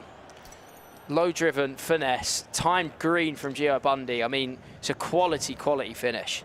It's important as well. I think without the finesse aspect, I think that hits the post or goes wide, but the finesse just gave it that extra bit of bend to find that bottom right-hand corner. And again, Giovanni just shows something to say to Gibaros, this is not over yet. So 5-2. Do we see an instant reply yet again? Elsewhere, we've got another replay. This one's going to be, well, it was going to be, looks like from Paulo Neto. And Lionel Messi. Oh, it's a good effort. Tell you what, Buffon has been worth his weight in gold in this matchup. He's kept this a lot closer than it could have been. Yeah, definitely. We are talking, I mean, we usually talk a lot about keepers. In the previous games, we talked about a lot. In these tournaments, maybe it was the first time we were speaking about a keeper that is making the difference, even if he's losing 5-2. Yeah, instead of it being 5-2, yeah. He's kept it closer. But yeah, we haven't had too much conversation around a keeper keeping you in it right now. Usually you remember Van der Sar. I think really the pros using the low-driven finish seems to have like reduced the need for a goalie. Like the goalies can't save them as much because the animations that come from the low-drivens feels like the goalie can't really bail you out unless you move him. I think the low-driven now is such a consistent finish, and it's what they depend on, and it seems that the goalies can't really deal with it, and I think that's why we're not talking about goalies kind of bailing people out as much. I think that's what the players wanted, though. I think it's what a lot of people wanted, because a consistent way of scoring usually then rewards the better player for getting into those chances, and you're not being bailed out as much by RNG, for example. So that's why we're seeing a lot of goals scored in these games. And maybe we've got a 6th on the horizon for Gibaros here if he plays this one correctly. Messi just on the edge of the box. You can see all the 3 other matches going underway as well. Paulo Neto 6-3 up, about to potentially be 7. Eusebio from the spot. Does he convert it? Yes. Oh my goodness, that is one way to put a penalty in. Off the post, off the keeper's backside, and it's into the goal. Oh. Whatever it takes. Whatever it takes. I've not seen that happen too much, I will say. That has hit the post and been saved and still gone in. I mean, if that happens to me, I'm putting the pad down. I'm saying, all right, I think this is me out. I think everything's against me by this point. I'm not sure I'm going to recover a 4-goal deficit. As we're just checking in with Phuma versus Danny Pitbull. Yes, Danny. Yes, Danny. Come on, Danny. And Danny Pitbull does find his second with Rio Ferdinand. And maybe, just maybe, he might find a way back into that game. Can Giubundi maybe take a page out of his book here? A third goal here would just change everything for him and change his chances. Here's James. Into the middle now. Leao can't quite find that extra pass. And it means, again, Guillaume Barros has the chance to dominate this game. That's exactly what he's going to try and do. At 5-2, Giubundi, you're going to have to make a pause, I think, just to get yourself back in, you know, get some subs on, get the constant pressure on, because Barros is dominating so far. You see Giubundi, another failed attempt. He's done well to stay in it, but now it's going to have to take something magical if he scores 3 from here. Also because Guy Barros is trying to keep the possession. He's not forcing any attack. He's in. This could be the final nail in the coffin, perhaps. Ronaldinho, little ball, and a shimmy! I didn't see a croqueta goal in a long time. I'm telling you, Guy Barros, we said, can we have some Jogo Bonito? Yeah. It's exactly what we're getting. Some of these goals have been outrageous. It's just, croqueta to shimmy it to the left. I mean, I remember back in your day, Tom, when you were in, I won't say your prime, because I still think you're up there in your prime, but Croqueta Central it was back in the day, wasn't it? Yeah, 19. Oh, yeah. My goodness. Whoever could do the most croquetas, wow. It's a throwback right there. It's a little bit less prevalent, but certainly when it is pulled off, it's a bit of magic, and it's Ronaldinho maybe putting this game to bed here for Guillaume Barros. I just think 4 goals might be too much for Giubundi.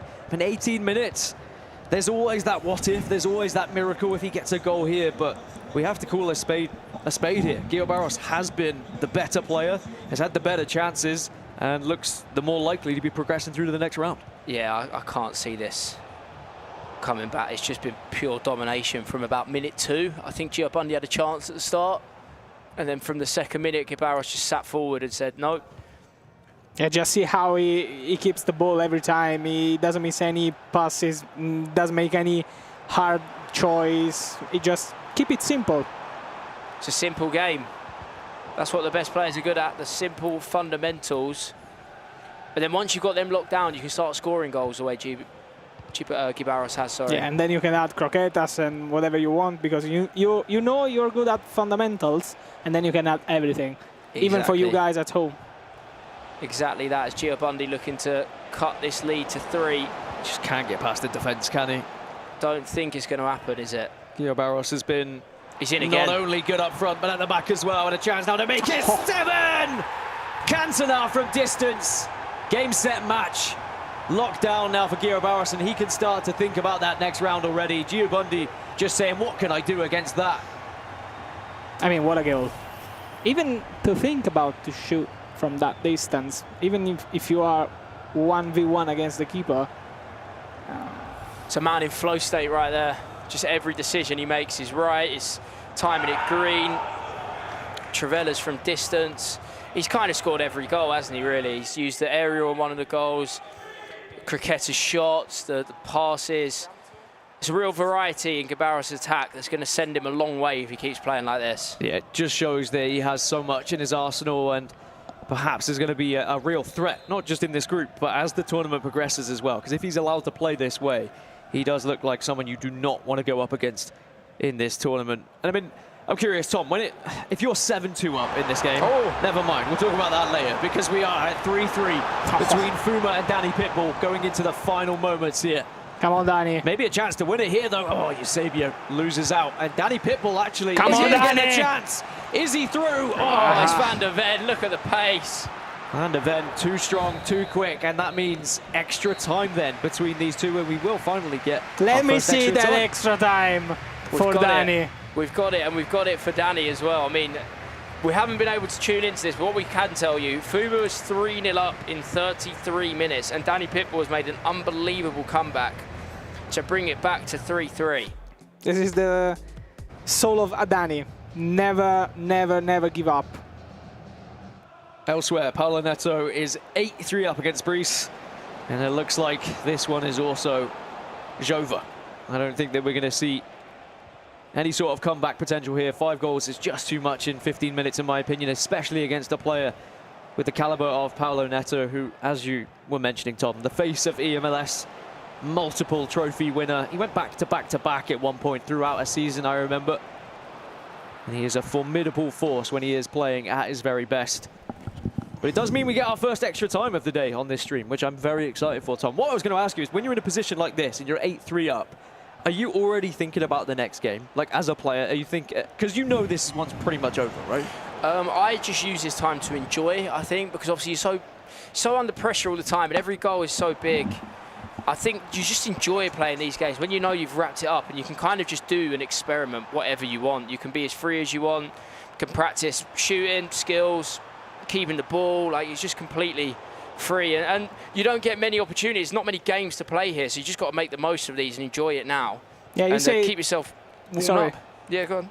You say one of the most important words, enjoy. Sometimes we forgot to enjoy this game, and we have to remember that.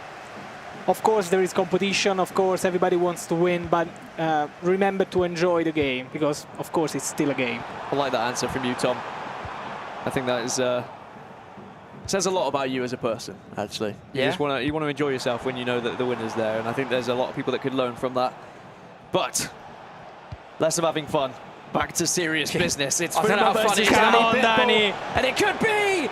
There's your first in extra time. What a comeback it's been from Danny Pitbull. He was down, he was out. It was looking like the lower bracket run would have to happen, but now he finds himself ahead. And again, 4 meatballs for Danny. 4 meatballs. 4 meatballs for Danny. What a comeback, Danny. I mean, he's just calmed the crowd down because he knows he's still got a long way to go, but that is how you start. I mean, he's using the momentum of the second half, and he's using Rio Ferdinand really well. I feel like we've seen him score 2 with Ferdinand now. He's managing to get him in really nicely, and Phuma going to have to regain here because you've just conceded 4 in a row. That's a really difficult spot to be in. I mean, finesse plus, Ferdinand has, right? I mean, if you're in that position, you've got to try and go for some sort of finesse, and even though it was low again, it was a beautiful finish. He saw that the keeper just shifted to the left and took full advantage of it, and now has the chance, finally, to be in this game ahead. How is Phuma going to respond here? Because he was very much in the lead for a long period of this game. Did he relax, actually? Maybe he did just allow this one to slip through his fingers. Danny focused a bit more, talking about the thing that we were talking about before. Maybe it's the first match, so Danny had to focus a little bit, try to find his momentum. He's managed to find it, yeah. We said how important the starts were. Danny at 3-0, you just have to take your hat off and say very good comeback. Nice. He could make it 5. Well, this would be quite something. But Lukaku does his defensive due diligence, but that is going to go out for a goal kick then. And Phuma will get possession to try and get back into this game. Did he maybe just take his foot off the gas a little bit as he plays it through? By the way, our feature game did finish 7-3 in the end. That was the final confirmed result for that one. So, of course, congratulations to Gio Barros, who moves forward to the next round. Gio Bundy will drop down to the lower side of that bracket. There's now James just trying to wrestle past Lukaku. Unable to do so, and now Danny Pitbull is going to have to switch up and go defensive, and that is going to be a foul. You're not getting past Lukaku with that Bruiser Plus. Good luck trying to beat him and get in a contest. I think he might be the strongest man on the game. Again, it's another big old player being put at a fullback position, just to try and compete with some of these quick wingers, and also tall players getting the headers in the box as well, as Marquinhos does find Eusebio. It's a nice little 1-2 between the two, but it's denied very quickly by Danny Pitbull. And look at this break. He very quickly wants to get up to the other side of the pitch and is going to have support on that right. Lukaku's not going to be quick enough to get there, but instead Feeds it into Rio Ferdinand, who can stretch those long legs of his. You want to be able to shoot with Rio, but instead he's going to have to try and find someone else. Keep it simple. To nothing. Keep it simple, Danny. Oh, he could have used that. He's in there. Great through ball from Phzin. He's in to equalise with James. Great chip. Oh, yes, it's just gone in. It's 4-4. I mean, we could be seeing penalties here, and I think that's exactly why Danny didn't react when he got the fourth. He knew this game is not over. Really good composure from Phzin there. I mean, it's a beautiful ball to the right-hand side, and then when you're in these 1v1s, you have to just start flicking through your brain, saying, all right, how have I won this before? How have I engaged in this moment and found a goal? And the chip was the perfect decision. Just the right amount of power as well, just before the defenders could get anywhere to clear it off the line. And as you mentioned, Tom, 4-4 now. And Danny Pitbull going to have to go back to the drawing board. But there is still plenty of time. We still have another half of extra time as well to come here. And it's tough to call which way this is going to go, because momentum was behind Danny Pitbull. Do you see penalties? Right back in. I wouldn't hate penalties here. I think this could be a good penalty shootout game, don't you? Yeah. I like penalties, but in the grand final or in the semi-final, you know, in the big stage. Oh, maybe we won't need them, because Messi drives home the fifth for Danny Pitbull. To beg the question of Fuma, can you get back into it yet again here, just before the second half of extra time? Wow, great finish from Danny Pitbull. See here, goes straight away. Look at that low driven. Just from the edge of the box as well. And as I said, the keepers don't seem to like that finish. It's definitely the most consistent in FC25 right now. And Danny Pitbull showing some seriously good mentality here. Great mental fortitude, great resilience as well, and not allowing Fuma to rattle him when he got that equaliser. I mean, to have the shot from here is something, but to then also know if you do just drive it low, you can beat that goalkeeper. And Messi proving why he was worth the coins spent to be on the pitch. Remember, 15 million is the draft budget that all of these players had. Where do you usually spend your money, Tom? Do you like to focus on your strikers, midfield? Yeah. See, there's always a debate. Like, I think one thing you do is always check what the other pros are doing, because you kind of want to see if you're going mad or not. But for me, I'm happy to sacrifice a defender because if I can't attack with the players I like, I feel like the rest of my attack breaks down, like everything kind of suffers. So I always try and make sure I get players that I can play with, where I'm like, yeah, I like these guys up front, and then in defence, I'm willing to sacrifice a little bit and maybe go for a cheaper option. Some people are the complete opposite, where their defenders are the star players, and like their defence is what makes them feel good. For me, there's certain positions, definitely attacking wise, I'm like, I need this to be someone I'm comfortable with, and I'm willing to sacrifice budget for it. Yeah, I'd prefer the same. Also because if you can defend basically with any player you pick. But if you pick a forward that you cannot play with, you won't score.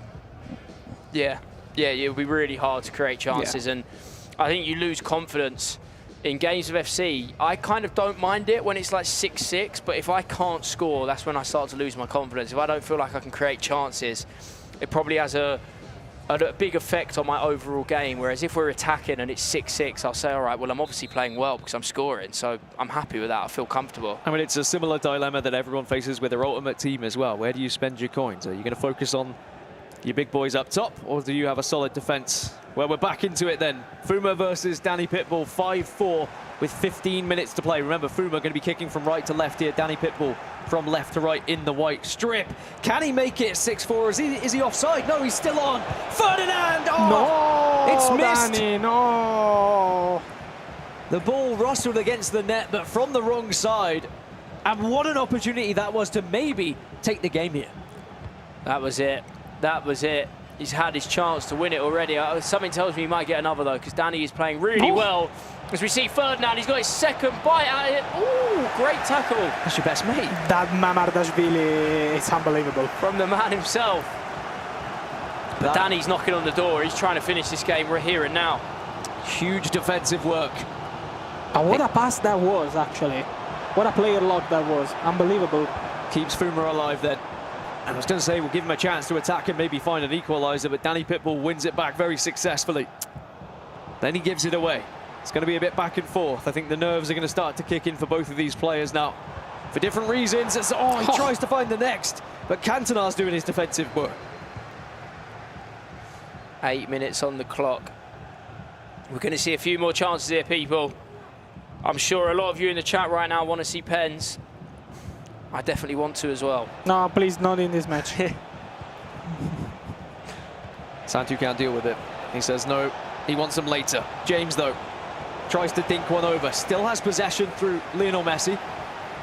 Cantonar playing in kind of a central midfield role at the middle, was looking to see if maybe he could receive that pass. But I think Danny Pitbull is starting to look at that clock in the top left-hand side of his screen, and he does give the ball away. Maybe he shouldn't have looked at the clock.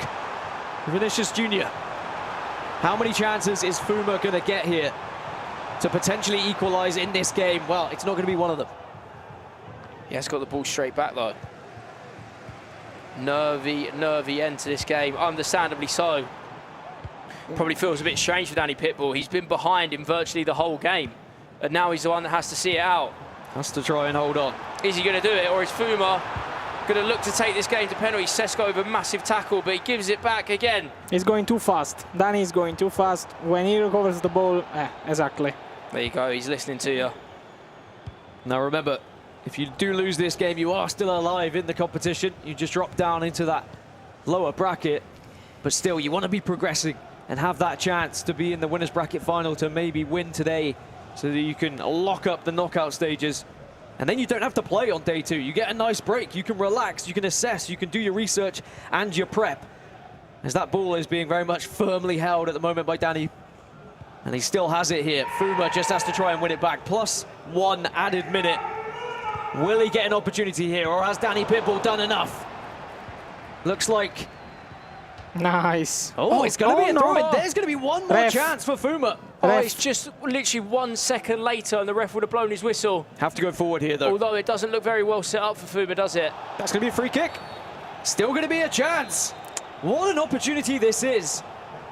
It's not often you see this happen as well. As you said, usually that would have ticked over. The ref blows the whistle. He plays it short. Sesko doesn't get the ball, though, and that will be that. And Danny Pitbull. Let's go, Danny. The comeback well done, is Danny. successful, and he'll march on to the winners bracket final of this group. And I mean, that's crazy considering he went 3-0 down in that one, Tom. Yeah, that's the comeback of the tournament so far, right? We haven't seen something like that. Danny Pitbull kept his composure at 3-0 down, when maybe we were just talking about, is that the game wrapped up? We were saying, oh, the early start's so important, and we saw a lot of blowouts there. People that went 2 or 3-0 up, they went and run away with it by 4 or 5. Danny Pitbull changed the momentum, and in the end saw the game out. He made hard work of it, and he did nearly get punished there, but he's done really, really well. Best comeback of the day, 100%. I mean, some players are just better when they are behind. They just find that extra gear that they're able to shift into, and Danny Pitbull was one of them. I'm sure that you were happy to see the result there as well, especially with which team he's playing for. But, I mean, we can look back at the replays of the goals we saw on our feature match between Guirabaros and Gio Bundy here. So, what did you see from this game in particular? Were you impressed with how Guirabaros was playing? Guirabaros, actually, it was like everything I expected from him. It happened. He played in a flow that I was expecting him to have. He was not so worried about the goal that he conceded, and he played. Actually, he enjoyed, as we were talking before, and he had fun. He generally had fun playing with volleys, player locks, simple shots, simple passes, skill. So yeah, I completely expected how he played. Yeah, I think we saw him score with like every possible way of scoring. That was something you said as well, Tom, didn't you? Yeah, real freedom in his play. Really, as you say, happy to be playing. He's taken to this stage like a duck to water, really. The amount of good goals we've seen, high quality goals. And it's just someone that feels like they're playing free. You know, he's not relying on scrappy goals or, you know, the occasional pass and a goal, just a bit basic. These are really, really top level. And I'm sure that'll give him a load of confidence going into his next game in the upper bracket, which now he's just 1 win away from making the knockouts. And you can see what it meant to him as well with some of these player cam highlights. On the flip side, Gio Bundy was kind of going through it there. A lot of frustration, as to be expected when you're losing by 5, sometimes 6 goals. He did rescue it back to 7-3, so it was a 4-goal deficit in the end. But For Giabundi going into his next game after losing 7-3, I mean, how difficult is that going to be for him? Hey, it's going to be very hard for him. Not because of the level of the game, but because of mentally coming into the game, knowing that you just conceded 7 goals in one match, and not in a, you know, your opponent was just too much for you, and maybe you are thinking about yourself. You're not too much. You're just too bad for the competition. Maybe, I don't know. So you just need to reset your mind. Okay. Well, will he be able to mentally reset, or will he perhaps be eliminated from the entire competition? We will find out later today, but of course we have to go back to our other groups that were played earlier. They're going to happen after this break, so as always, don't go anywhere. We'll be right back with some FC action.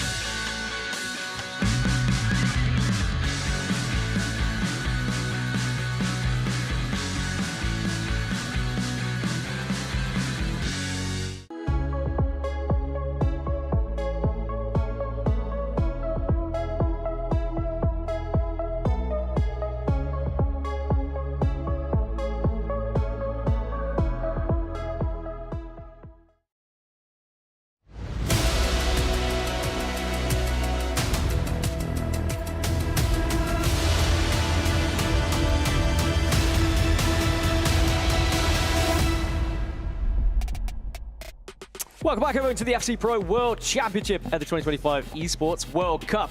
We got Shori back on the desk, well fed, a lot of nutrition. Did you have some dinner? I had some potato wedges.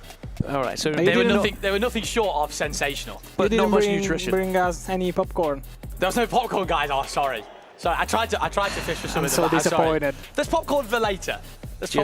Just wedges. That's all it is. Terrible. So not much nutrition for Shori, but perhaps the next video you're going to watch from one of our players, maybe he has some nutrition when he eats his meals. Let's check it out. Oh, en mi vida, juego mucho al fútbol, amo el fútbol, voy a la cancha a ver a mi equipo a Gimnasia de La Plata en Argentina todo el tiempo, pero amo jugar al fútbol con mis amigos o más tomándomelo más en serio, pero amo jugar al fútbol. Sí, la verdad, en redes sociales recibo muchos mensajes de gente argentina, también de Brasil, porque mi equipo es de Brasil. Y sí, la verdad que tengo varios mensajes de gente que me dice que soy el Messi de la Play, o me compara con jugadores de fútbol, o me dice cuando gané la final de la Libertadores me decían que era Di María contra Brasil. Y son cosas raras, pero bueno, me gusta que la gente también me apoye. Yo creo que juego más al EFC por amante del fútbol, no juego a otros juegos que no sean de fútbol, entonces creo que viene primero por ser el lado de futbolista y después pasé a gamer, pero siempre me siento más futbolista que gamer. Sí, la verdad que mi familia me apoyó y me apoya demasiado, la verdad que el apoyo de ellos es el máximo que se puede tener y estoy 100% agradecido con mi familia. Only plays football games, and that's why he's playing the best one, of course, FC 25. Soon to be FC 26. Right around the corner, Shori. Are you excited for it? Oh, I'm buzzing like a bumblebee. Like, I can't wait for FC 26. You are it's going to be the class. most cheesy human being I think Oh, I've no, ever met. there's not a person. Like, it's first place, and then the second is not even close. Not even close, anywhere near. Even when he was trying to come up with some jokes like yours, he's still, I mean, his were better. That's the problem. I actually laughed at his, but yours... Don't forget the traffic lights. Don't forget the traffic lights. Actually, the traffic, yeah, that brings you back. All right, we can look at the bracket then. Group E is where we were a little bit earlier. Faku Cohen was able to win his game 6-2. Johnny won it 4-3. Of course, we're going to see the resolution of this bracket now with Faku Cohen versus Johnny being the matchup. And then elsewhere, you saw in the lower side, we also had a matchup there as well. In Group F, it's going to be Rampazzo versus Manu Bashore. That's going to be an incredible game, but Levi David will be battling Christopher down in the bottom. That is the Dutch battle in the lower bracket, sure. Such a shock, that result. I think that's one of the most shocking results we've had of the tournament so far. Rampazzo absolutely taking nothing away from him as a player. It's just Levi. Yeah, the fact you've got Levi versus Christopher to see who goes out of the tournament. As we see from this group, Paulo Neto with an outstanding first game, and then of course Danny Pitbull coming out with that really close extra time win there. I mean, you must be buzzing. Yeah, I am. I definitely am. And Danny had an incredible comeback. That game was such a Danny Pitbull-esque match.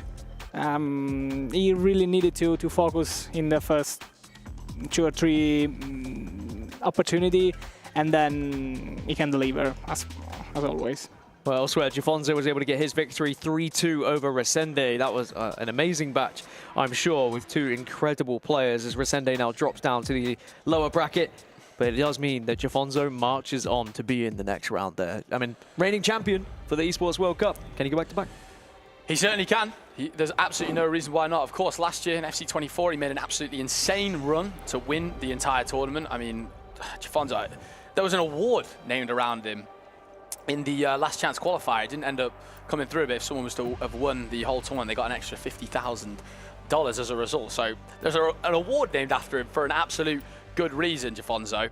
I mean, you know, to go back to back, that would be a statement and a half, I think it's fair to say. Well, on our screens, we're going to witness Johnny competing yet again. Can he get the job done to progress through to the knockout stages? I mean, certainly, he's capable of it, right? I got a question for you. Go on then. Do you know Johnny's height? Exactly. My guess would be 6'7". Your guess is fantastic. Is he 6'7"? He's 6'7". Wow. He is 6'7". Can we talk in European, please? 6'7". Oh, that is absolutely classic. What do you measure off? Centimeters? Centimeters, yes. Yeah, I'm not sure I can do that math for you. I know what 5'10" is. 1.92, 93. Yeah, very high. Very high up. Almost 200 centimeters. Really big. Definitely. If you talk to him, you have to look up. Yeah. There's your European measurement, because there's a level of respect to give to Johnny there. He's certainly the tallest player that we have in FC, or certainly the tallest player at this tournament. Anyway, I'm sure there's someone out there who's just that 1 inch bigger. Me and Tom were saying, how on earth, if we were 60 minutes into the Johnny game previously, and saying, how have we not mentioned his height yet? So it has to be said. Of course, it could get in the heads of opponents, as we're going to get this game kicking off here very soon. Of course, Johnny, we were touching on a lot, Gaskin, like he's turned up once again. He has turned up. Can he do it again here? It's Johnny versus Faku Cohen. Shori, Santos, take us through. Let's do this, my friend. Yeah, Santu, let's do it. Let's go. Facu Cohen, I heard the interview, and I always love, of course, I'm from Naples, you know, Maradona, all the stuff. I love the Argentinian player when they do the interviews because, you know, I love to play la pelota porque yo lo quiero mucho, estamos todos juntos en la familia, you know. Me hace bueno jugar a... I think I understood familia, but that was about it. But, you know, Facu Cohen jogging aside, hold on! Fantastic start. Yeah, he just won the I Libertadores, and it's actually his first time into the World Cup. So of course he really wants to deliver. In the meanwhile, what a outstanding play. goal. Yeah, outstanding goal for Manu. Lovely bit of work from Manu Bashore, looking to book his place into the knockout stages here at the FC Pro World Championship. Facu Cohen versus Johnny, though, our featured match right here. Of course, these two players both winning their first match. Facu Cohen, like you touched on, Santu, with an outstanding performance. I did get a red card, but managed to come up clutch. Levy de Weird, that game you can see at the bottom there, that is also an elimination game, along with Fonseca against Samu Gamer. So all the crazy rounds going on, and we will keep you guys updated with the scores as they come in. Shori. Hello. Straightforward to one huge question. Hit me. Who wins it? Who wins? Give me your... This game? I don't want to have your prediction. I want to have your opposite prediction. Like anything you say. Anything you said, the opposite happens. Yeah, exactly. Well, I actually tipped Johnny to win his game previously, and it actually did happen. So I'm going to predict Johnny once again, and I actually believe it is going to happen right here. Facu Cohen, though, doing the double triangle through balls. He actually started so much better than Johnny, and thanks again to Shori for the huge I've done call. it again, guys. He's done it again, that Shori, hasn't he? Indeed. It actually happened a lot. It's just Also what I do. in the E-Champions League. Yep, well, when we were on that sofa, do you remember? The universe is listening to us, it's fair to say. A great start from Facu Cohen there, though. And he just looks laser focused, Santu, doesn't he? He just looks so locked in.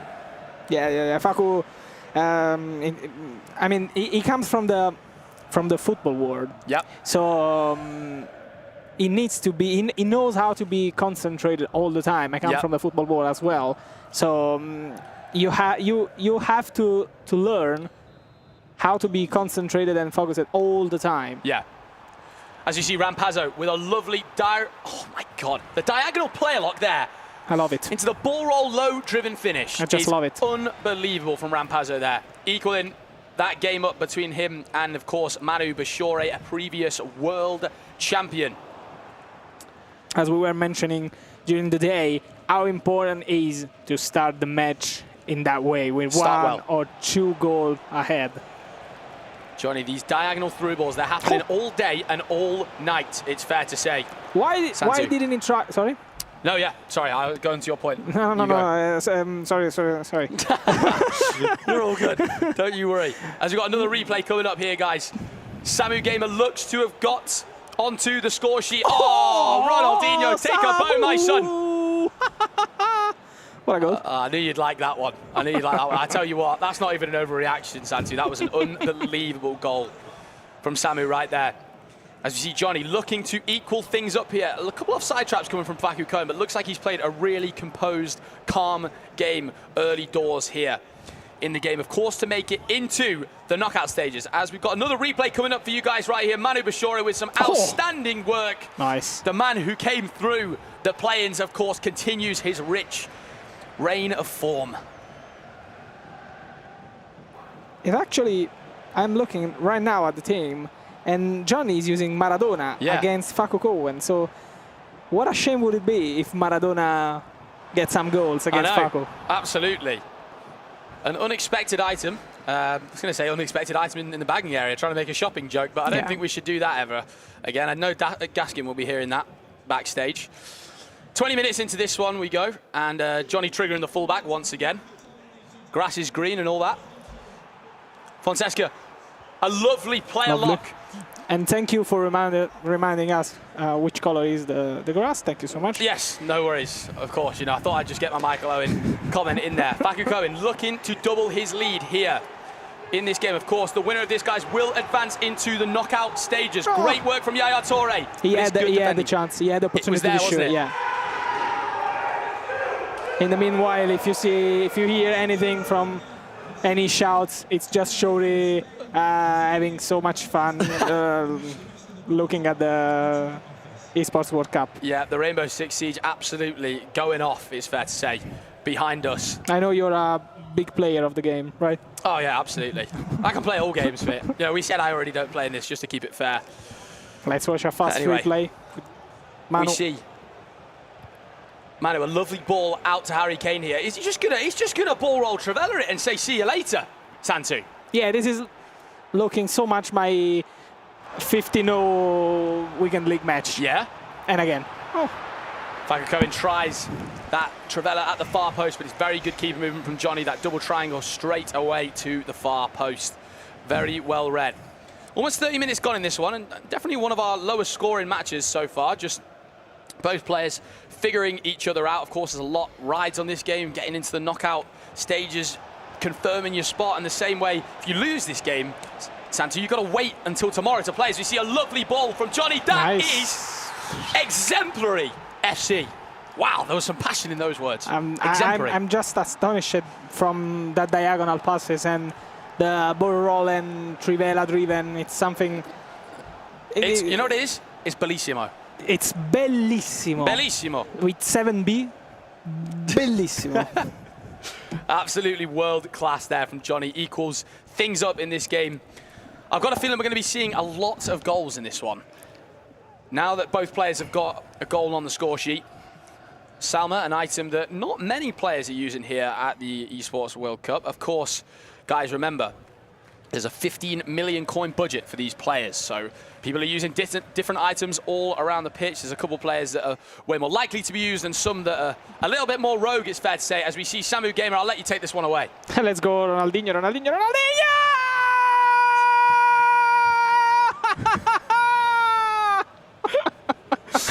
I had to let you have your moment there. That was fantastic. I love it. Absolutely unreal as Samu Gamer takes the lead in his elimination game. Faku Cohen looks to get back in the lead. What a save from Konate. Okay, guys, I'm not overreacting. Sorry. Oh my! It's off the post. It's an absolute mess back there. What is going on? I don't think any of us know. I don't think anyone's got a clue what is going on. Holy moly! Everyone just take a breather. Calmest ever situation in FC25. To be fair, if anyone was going more crazy, it's probably me than them two. They look calm and composed, no matter how much of a circus act that was a minute ago. Hansen on the wing here, trying to find the ball back out. Lukaku, the absolute physical presence in at left back. Obviously, Lukaku, a good item to use, Santu, in terms of trying to stop those headers at the back post. Yeah, it's an item that I genuinely love. Yep. I have it in my ultimate team. Oh, yeah? Yeah, it's very good. No, I actually changed it Oh, because really? of the mic on SBC. Ah, the mic on SBC. That swayed you. Yeah. Swayed you. A fantastic SBC, that was indeed. The 30s item. Keep an eye on that ball. Triggered through to Marquinhos there. So we see we're approaching the halfway point in this one, guys, and we've spoke many a time today about the holding it for the last attack. I mean, both of these players, hopefully they look to do that, because I was on commentary with Tom earlier. We were watching some ropey games, Santu. No one wanted to keep the ball. Yeah. Everyone was just like, but I think it's potentially the nerves of playing in such a prestigious and big tournament. And, you know, you can't blame a player for wanting to go forward and score the next goal, really. You can't blame them for that. I mean, I think a football game needs to be focused on scoring goals, not defending. Yep. It's not a tower defense, this game. It should be a football game, and the goal is to score goals. Sorry for the word twisting. For sure. I mean, we of course know some of the players to be much better defenders than they are attackers. Obviously, that's a little bit few and far between. But even then, goals are going to get scored against you. These kind of players, they're too good. Like we said, guys, we've got the best 32 players in the world playing here live and direct in Saudi Arabia. I expect Johnny to sub Maradona off. Yeah? Because, you know, this is the third time that he found himself with Hansen on the right-hand side of the pitch, trying to find a cross into the box and didn't find anyone apart from Maradona. Yeah, aerial threat there with Maradona. You're absolutely right. You see Facu Cohen, 45th minute approaching us. Can he get a goal just on the stroke of half-time? It's a chance here. Lucio drifted in, a lovely little player lock. Some call it player lock park. We're going to see, that might just be me, we're going to see a quick ball looped in here. Mamardashvili, if that's green timed, I tell you, I think he was walking all the way to the bank. And that will have us concluded 1-1. What is going on here? That was, for a 1-1, that was a pretty hectic half. Yeah, actually, a lot went going on, but just 2 goals. Yeah, a lot of messy stuff in... Did you see the stats? 1 shot, 1 goal. Am I right? I think Johnny had 1 shot. I think Facu Cohen had hit it with 13, the breadsticks. I think he had 11 shots. Yeah. And of course, as players, sometimes, guys, you get in your head with that kind of thing. You think, oh, I deserve to be ahead. I've had 11 shots. To be fair, the fact Facu Cohen is still 1-1 in this game is slightly surprising. Johnny, of course, looking composed as ever. Yeah, I mean, when I teach people on how to play, I prefer to tell them, don't shoot 10 times to hope for a goal. It's better to have 2 shots, 2 goals. Yeah, and expect to score from that shot. Absolutely got you. Yeah. These players, they're always trying to score the perfect goal, Santu, I think it's fair to say. They're always trying to unlock the defence and have the highest percentage chance of scoring, as we can see some lovely shots of the players here with their coaches. Half of that 11 shots came into that messy action after the well, it was just absolutely, it was, like I said, kick. it's a circus act back there. It absolutely was. As we can see some B-roll of the players. Facu Cohen just looking very focused, having some words from the coach, Santu. I think in FC we've seen in the last couple of years. Speaking about the family and all the... joking. We've seen how important coaches have now become in FC. I think it's something you don't really see a player turn up to a tournament without a coach now. Even if they're just a mental coach, probably a lot of you guys at home are thinking, what does the coach actually say to the player a lot of the times? I think, sometimes helping out with actual things in game, you need to do this more, trigger this run more, try and shoot from this sort of angle. But I think a lot of it, Santu, can be mental as well, like having your mate behind you / your coach, keeping you calm if you're getting a bit flustered in certain situations. As we see a very strange situation unfold here, and that is a golden opportunity missed from Johnny, all down to the attempted timed finish. A yellow timed. Amber. No, yeah, yellow or amber. Don't pull out that traffic light again. Honest to God.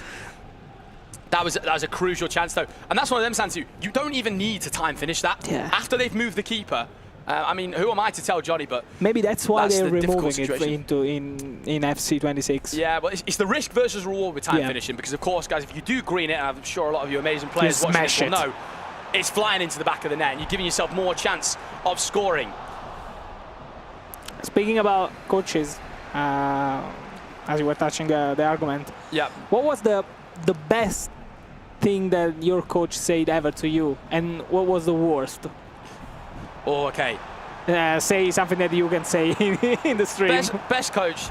Best thing ever, that a coach said to you. My friend Michael Reddix, who helped me out in the E-Premier League, he said to me, live in the moment. As we see right here, a penalty coming in. Johnny with a slight mistake there. Phzin not looking too happy.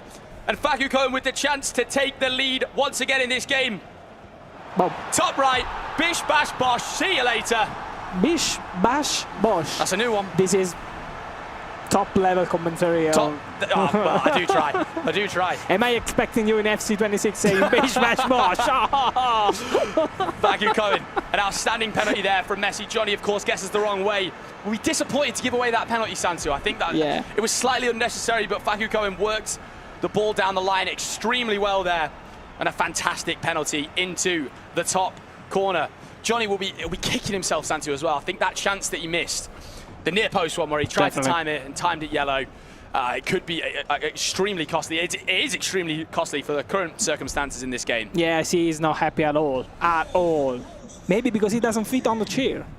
Yeah, well, that's another point, to be fair. 6'7". Because he's 6'7". I generally don't know what's the height of 6'7". Never wanted to learn that. It's a fantastic height to be. He's an absolute giant, is the man, and he's a giant in the FC space as well, of course. A man who could certainly win this tournament, Johnny. This game, of course, if he was to win it, would get him into the knockout stages. However, Faku Cohen, Faku is narrowly ahead at the moment. He's playing really very well. Playing really good stuff. Trying that bull roll Trivela once again, that Yaya Toure item. He could have recycled it again. He had 2 or 3 lines. Oh. Tries that long through ball. Does Johnny. And just a very interesting fixture going on between these two at the moment. Still really trying to feel each other out, using these wings as much as possible. See a lot of creativity coming from the wings here, Santu. Yeah, the wings are so much important in this game. Create width, depth, and runs in behind the lines.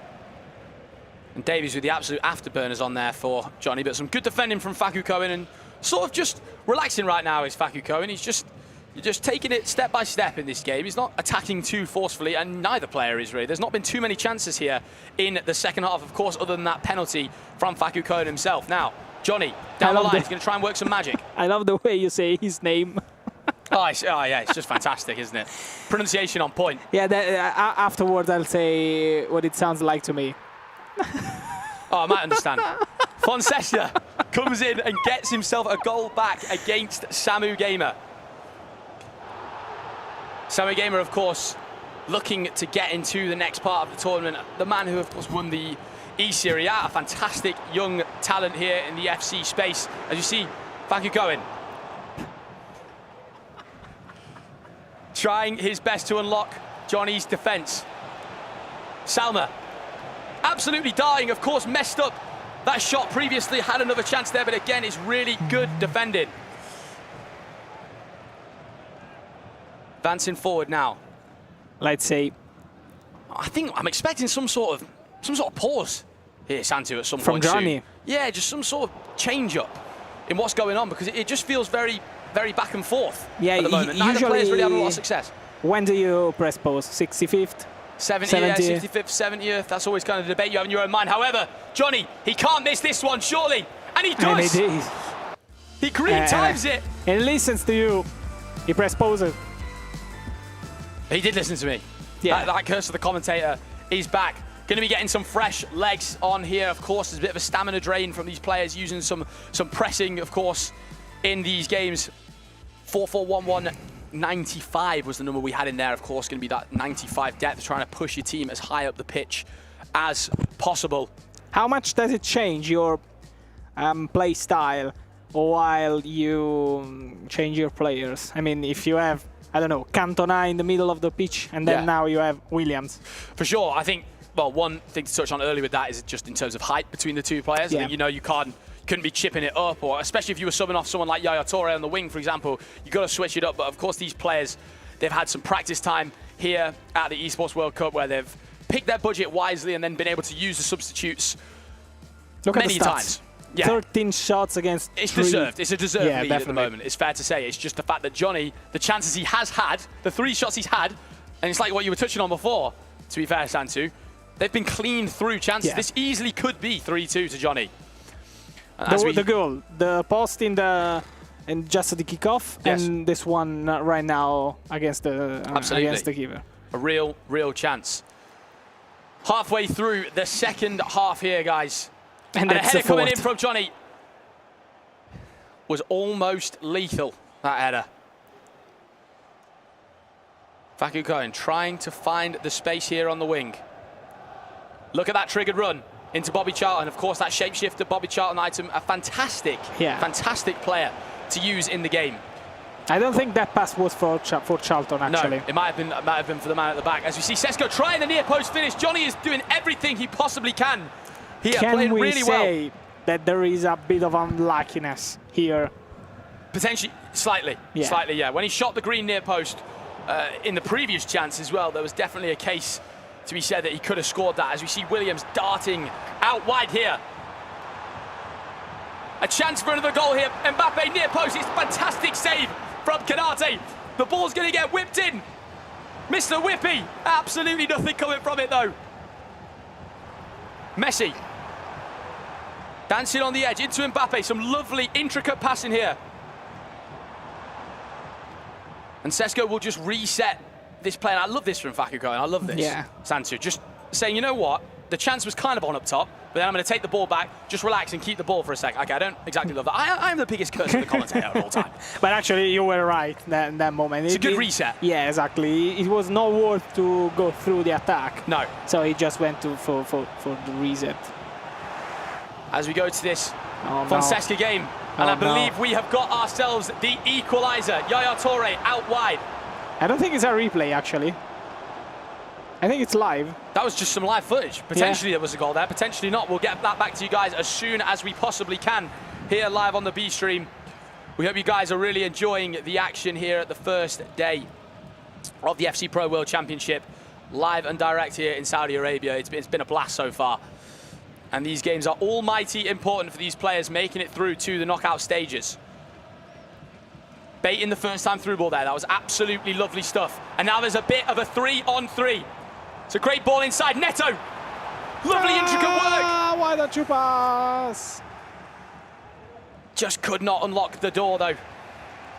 11 minutes left. Can Johnny retake the lead? Putellas will find an absolutely fantastic ball out wide there. Sesko. A ball inside to Ronaldinho.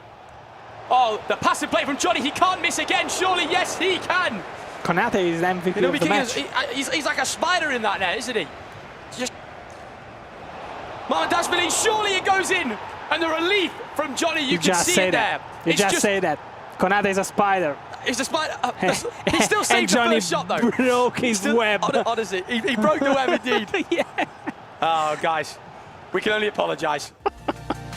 Get that in a comedy book. You just send home Phzin. Which one of the two you want to say hello, listen, bye-bye? I tip Johnny to win this game. Johnny is winning this game and getting through to the knockout stages. I'm very confident. I think it was fair to say Johnny did deserve that. After the first half, of course, there wasn't a lot going on from Johnny. I think it was 11 shots to 1 in Facu Cohen's favour. However, now Johnny's really grown back into this game, and I say relief on Johnny's face. It's kind of a look of sort of, I just deserved that goal. I just deserved that goal. Now, absolutely huge, ladies and gentlemen. As we jump here over to the Fonseca Samu Gamer game, of course, this is an elimination fixture. Whoever loses this game will be out of the tournament. Samu, I hope he goes through. He's playing very good. Let's see how the coach tells him to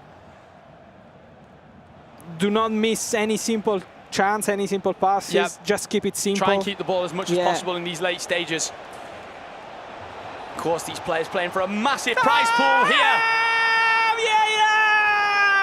At the 88th minute of the match for the 4-2. Let's go, Samu. What a way to close your match. Is it over? And Samu Gamer there, kind of the shake of the head. It's kind of giving the body language to me of, I should already be far ahead in this game. Kind of not really a look of relief, more just a look of, this is what you've turned up to the FC Pro Championship to do, Samu. Great work from him, and he will look to advance, of course. It's the next part of the group stages being played tomorrow. All the elimination loser bracket games, guys, of course, remember, will be played tomorrow. All 8 of them from all 8 groups. Believe it or not. Johnny. Believe it or not. Johnny and Facu Cohen, 2-2 here. Winner takes all. One more goal, you would imagine, will seal the deal for one of these players. Johnny triggering some runs here. The Sesko run is on. Mr. 99 himself. I don't believe it. It's the yellow time finish. The time finishing from Johnny has been sporadic. It's been all over the place in this game. When you miss so many timed, what was the fault? Hold on, guys. Hold up. Wait a minute. What is going on? Bashore is about to put up double digits in his game to qualify for the knockouts. A man making a statement, trying to take home another World Championship that, of course, he's previously got in his arsenal.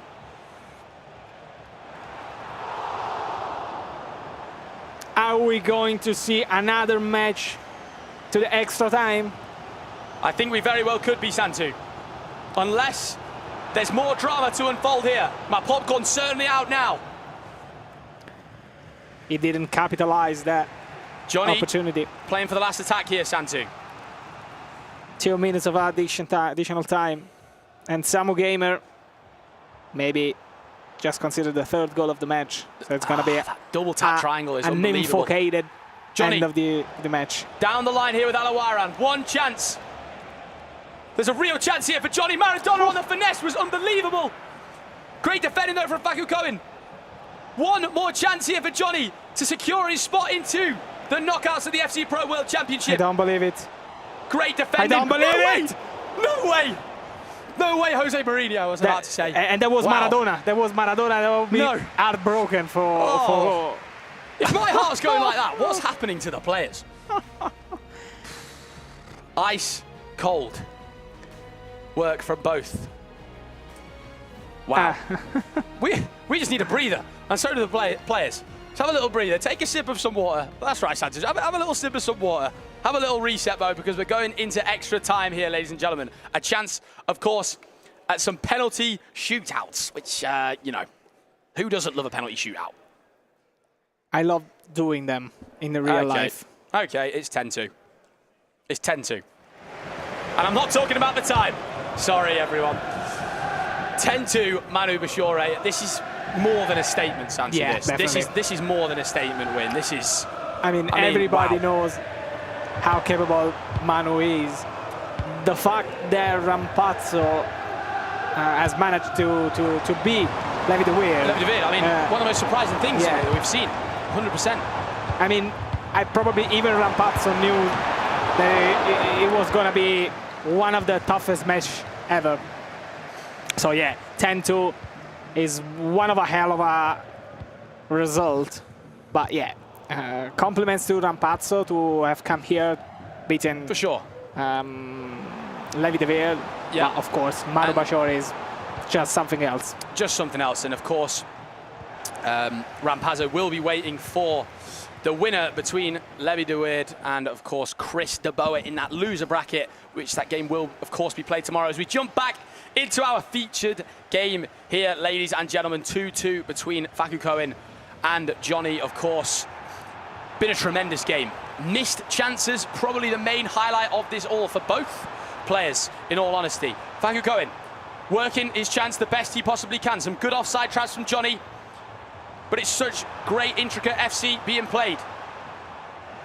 Both players just going absolute tit for tat at the moment. Johnny will look for this ball. He'll look for this through ball. Alawaran's been triggered. Keep an eye on that ball as he finds the ball straight through the middle. Salva's not missing that, not for a single second. And Johnny gets into the lead in this game, and you see the little head nod coming in from Johnny there. You know he's in the driving seat, going through all the gears, Santu. Faku knows that he needed to capitalize that opportunities in the first half when he was leading 2-0 with all the calm in the world, and now is for sure is not happy.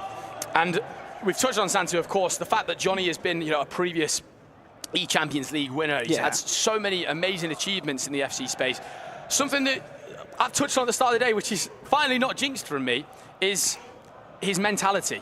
Definitely. I don't think Johnny ever looked angry or like flustered. You know, he just knew he had bits to do. Even when he was missing a couple of his chances, where he had some really golden chances, guys, remember, of course, early in this game. Johnny's showing his experience, showing his mentality here at the Esports World Cup. Yeah, definitely. Johnny is one of the most experienced players here in the venue. And as we said before, it's the first participation in the Esports World Cup for Faku Cohen. So, I mean, it's a bit normal that a player like Faku Cohen could go down easily like this way against Johnny.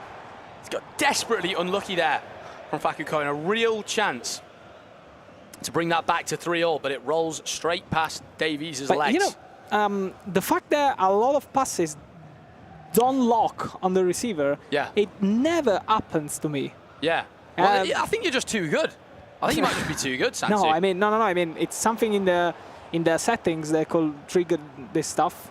It never happened to me actually once this year. No, really? Not about skill gap. No, I'm talking seriously. Yeah. Maybe because I don't use player lock. Maybe. Comprende. But that could be the reason. I mean, my setting on the player lock is off. I don't generally use the player lock at all. Of course, every player at the FC Pro World Championship using the play lock. Probably one of the most advantageous elements of the game that you can use to really enhance your chances of winning. Yeah, use the creative directions, you know. Yeah, that's another really good feature in FC. Indeed. Faku Cohen looking for a goal before the half-time, extra time break. Can Johnny get one more though? If Johnny gets this next goal, the mountain to climb is astronomical late on in this fixture. Of course, the winner of this, guys, as we've mentioned, going through to the knockout stages. So a lot on the line here. Williams looking to find that passing behind. Of course, all the passing play styles she has on offer are amazing. Abeli as well, another item that's fantastic for that. Neto down the line. It's fantastic work. But Johnny clutching up in defence once again, Santu.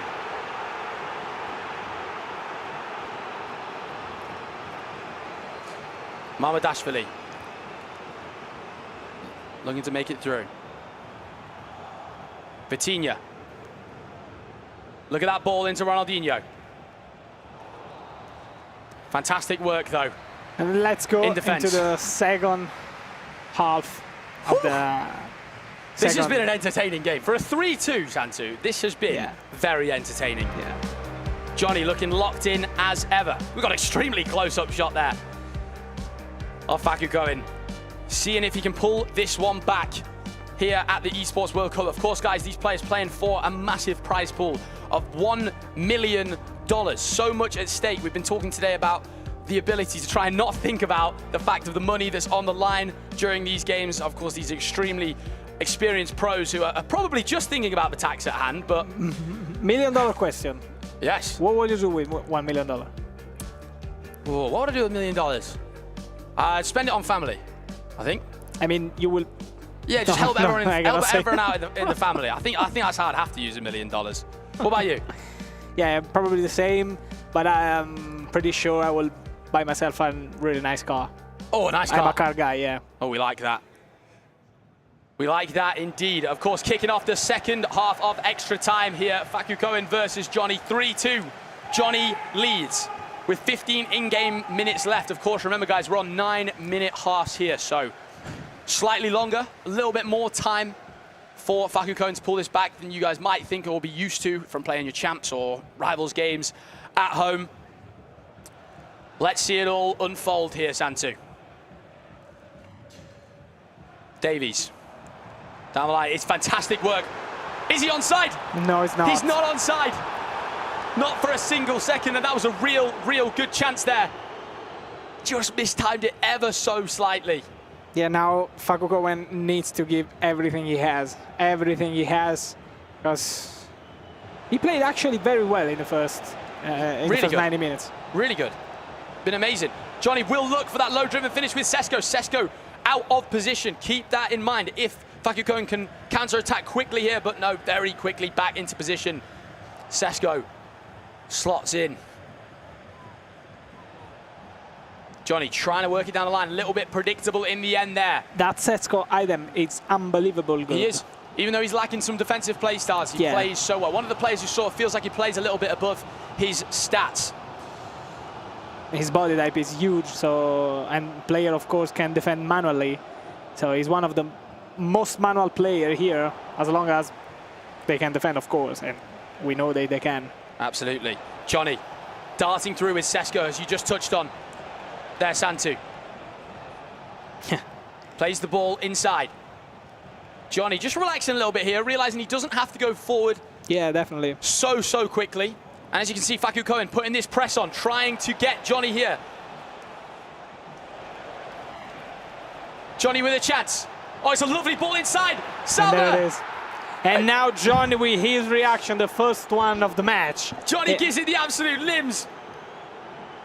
Encouraging the crowd to support him on. Fantastic work from Johnny, and he looks to have booked his place into the FC Pro World Championship knockout stages. Take a bow, Johnny, my friend. It'll have to be a long bow in that, being 6'7", won't it? Wow. How have we mentioned his height once again? But we see the ball over the top into Ronaldinho there.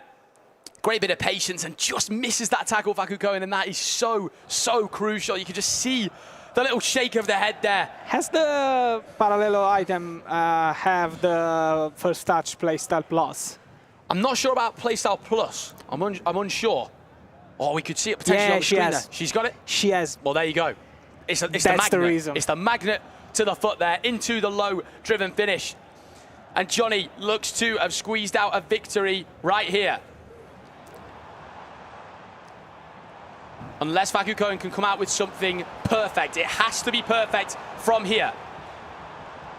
Plays the ball into Williams. Triggering that one run from Sesko. Keep an eye on it. Ball inside to Messi. It's got to be now. Johnny will not mind this at all. The more that Faku Cohen has got to build up, Santu. He needs to score 2 goals in less than 2 minutes. I know it's going to be hard, and he knows that it's going to be hard, but here we go. And he's done it. I tell you something. He needs 1 more goal to equalize and brings this match to the penalty shootout. This would be huge drama here at the Esports World Cup. Both players having a little word with their coaches. I tell you something, this would be scenes. Now, 119th minute. Johnny, of course, with the chance to take kickoff, Santu, and just keep the ball, if he can do it effectively. Remember, guys, we've had a lot of extra time, but we are into actual extra time now. So there's not going to be 3 minutes added on here. This is going to be +1, maybe a +2. So interested to see how this game finishes off. Of course, the celebrations add a little bit of time on, so we're in the 120th minute now. It's over. It's almost over. It's +2. 1 chance. Johnny will wait until the second it takes kickoff to tick down that clock as much as possible. Can Faku Cohen get 1 chance to bring this game to a penalty shootout? He will. He will get 1 chance. He's got to go, though. Any second now, he's got to go forward. Oh. Johnny with the good defending. I think he wins it with Kansar. He does indeed. And Johnny will book his place into the knockout stages. And a prediction has come through. Faku Cohen had the chance, had the last shot. But unfortunately, with that Williams pass, didn't went through. Yeah, when you got to do the last attack quickly like that, Santu, you've got to make quick decisions. And maybe a decision you wouldn't normally make, a pass you wouldn't normally try to play really quickly. But Faku Cohen can have his head held extremely high. He's still got another game to play, of course, tomorrow in the knockout stages, in the losers bracket. Sorry, to get into the knockout stages, should I say. Wow, sorry, my head's frazzled after that. That was amazing. Unbelievable game right there. Hello, my friend. Just every time I come back, you're just frazzled, as you say. I just get so entertained by FC. I heard a lot of screaming going on from you as well. Was that? It's like when the parents are at home, the kids are, you know. Yeah, I know. Who do you think was scoring? Was it? Do you reckon it was Italians? I think there might have been an Italian player scoring, judging by what I could hear. Tom was like, "What on earth was that?" And I was like, "I'm fairly certain that was Santu screaming." Like, so I think maybe an Italian player scored. But some incredible matches, of course, that we just saw on our screens. Johnny will book his ticket into the knockout stages. I think maybe expected with the experience that he has, but of course that is going to be a sad result on the flip side, having to rely on tomorrow's action in that lower bracket. I mean, 4-3, it could have gone either way, I guess, but it was just getting that 2-goal cushion that made the difference there, wasn't it? Absolutely. I think Faku Cohen, he had a real chance in the first half. I think it was actually 11 shots to 1 as we jump into a couple of highlights here. The double triangle through balls working extremely effectively, and a nice finish there from Faku Cohen. However, Johnny just stayed in the game, and we were touching on Gaskin a lot. He just never let any of these things get to his head, Johnny. He was always staying really focused. Missed a couple of good chances, Johnny, as we see Faku Cohen went 2-1 up there, but then Johnny went on to just show his level and show his mentality. Well, I will say, I mean, we saw a few missed chances from Johnny where I was thinking, you know, is it going to be one of those games where he gets to the end of it and it's like 2, 3, 4 chances are squandered, but the fact he was able to equalise in the 80th, take us to extra time, it did feel like it was just going to be Johnny's game here, Santu. Yeah. I mean, in the first 60 minutes of the game, I was going to say, okay, Faku Cohen will win it. But then the experience of Johnny came up to the match, and Johnny put all the pieces of the puzzle all together and won this game. Made a beautiful photo. Yeah. Absolutely. I mean, experience just has the better result at the end of the day and does put him through to the next round. And the real question is, who's he going to be facing when we get into that last 16? But we still have to get there first. Not only have we got a situation where we're going to see, you know, more matches happening still today. We still have a couple. We have one more match, I believe, that we're going to see. Of course, 4 more matches we played overall. But then we have to find out who is going to go through the last 16 tomorrow in those final lower bracket matches as well. And those are going to be terrifying. Like, whether you're playing, whether you're watching, whether you're a fan, whether you're not a fan of the player, it's all going to be pretty squeaky bum time, as we like to say, because you know full well that all these players are going to be living, breathing by that moment and just hoping that they can progress into the last 16. Absolutely. I think knowing you've got that game to play, you've got so much to think about. This game is to keep my season alive going into the knockouts, of course, or, of course, going out of the tournament. We see here, of course, Johnny coming through with victory there, a player I predicted. Winning both of his games 4-3. Nothing was too convincing here, Gaskin, but managed to clutch up. Yeah, it's enough, though. It doesn't matter if you scrape through or dominate your way through. If you find yourself in those playoffs, you're going to be delighted regardless. So Faku Cohen does drop down to that elimination bracket against Samu Gamer. Sadly, we did have to say goodbye to one of our competitors in Group E, though, as Samu Gamer wins that one 4-3. And then in Group F, we were able to see Rampazzo get absolutely obliterated by Manu Bouchore, 10-3 in the end, and Levi David also putting out his Dutch competitor, Christoboa, 5-2. To put us with a matchup of Levi David versus Rampazzo, it is another rematch. There is going to be quite a few rematches tomorrow, actually. I mean, this happens quite a lot in GSL format anyway. Often the second and third best players do meet up yet again. And the real question is, are they going to be able to repeat the performances? Because, in my opinion, we've seen some of the players that I would expect to be third in that bracket win the game, but now they're going to have a chance to maybe have a rematch here. I mean, if they have the sense of revenge, maybe we will see a completely different outcome. But if the pure skill gap will come up, I think the end will be the same, basically. I mean, you keep chopping on about your predictions. Are you going to be backing the players that have already won the game, or maybe the players that are coming from the lower bracket side? I think for that one, because Rampaz has just conceded 10 goals, I don't know if that's something that mentally can affect you. It's a really difficult one, especially. I think it can be hard as well, because you know you've already beaten that last player. He knows he's already beaten Levy, and he should be thinking to himself, oh, I've beat him once, I can definitely go and beat him again. And that can actually get in your head sometimes. I actually would have Levi de Weerd as a favourite in that game, personally. Well, is he going to be the favourite? Will he be screaming like players are in this studio from other games as well here at Esports World Cup? We still have plenty of action coming your way. We've got one more match on our screens, 4 more matches that will be happening overall. Of course, we'll keep you updated with all of those scores, so don't go anywhere. We'll be right after this break.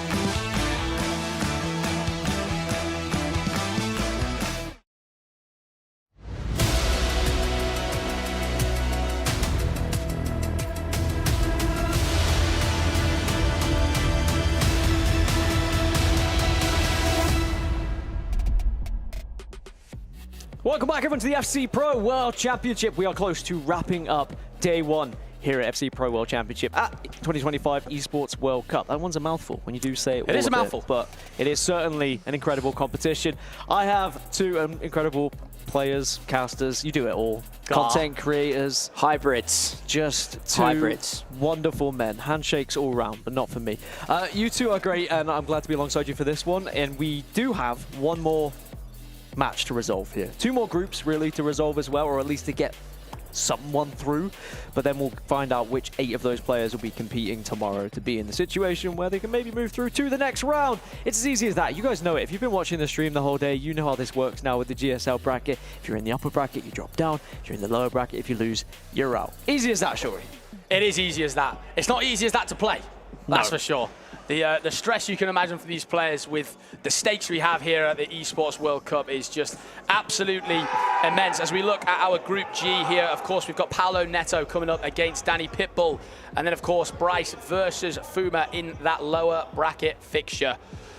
This group's crazy again. Every group's crazy. Is it Brees? Who knows? Bryce? Brees. Who knows? Brees. Yeah. As a man that's known for his pronunciation. I heard Rami say Bryce, so I took that as gospel. Well, on the other group, we've got Jafonso, sorry. No pronunciation. Yeah, honestly, just you take it down. Thanks, that, Bill.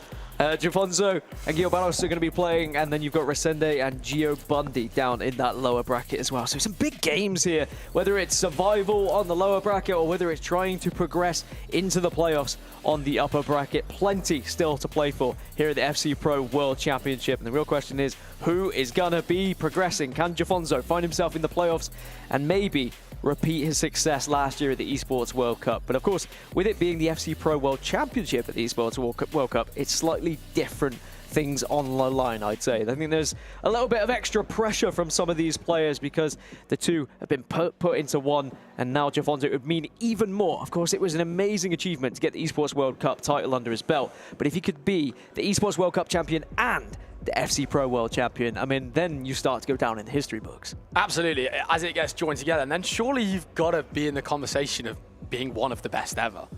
It's a difficult one. Throw me that. Everyone's always discussing that, aren't they? I feel like it's the go-to. It's the go-to, yeah. But no. Like, I don't know. Are you saying if Jafonso wins this, you're putting him in them conversations? Yeah? I don't know, because it sounded like you were. 2 world titles. Who could argue with 2 world titles? But that's what's difficult to argue with. That's what I struggle to comprehend. Like, to me, I'd respect him. I think unbelievable. But like, what, you'd put him in with like Dosari, Nicholas, Tekkz, Anders? No, but maybe knocking on the door, Tom. Knocking on the door. Maybe there's no one home. I don't know. Maybe there's no one home. You know what's funny is we were having the conversation of who is the GOAT back in FC 17. It just comes around. It just keeps going. Like, we're 7-8 years on now. We're still asking the question, but there are still more names coming into the equation. I think you are right, Shuri. He certainly would be knocking on the door as a potential contender in the future. Yes. But still the old heads maybe having that conversation elsewhere. Now we can look at some of the shots of the 2 players that are going to be competing here as well.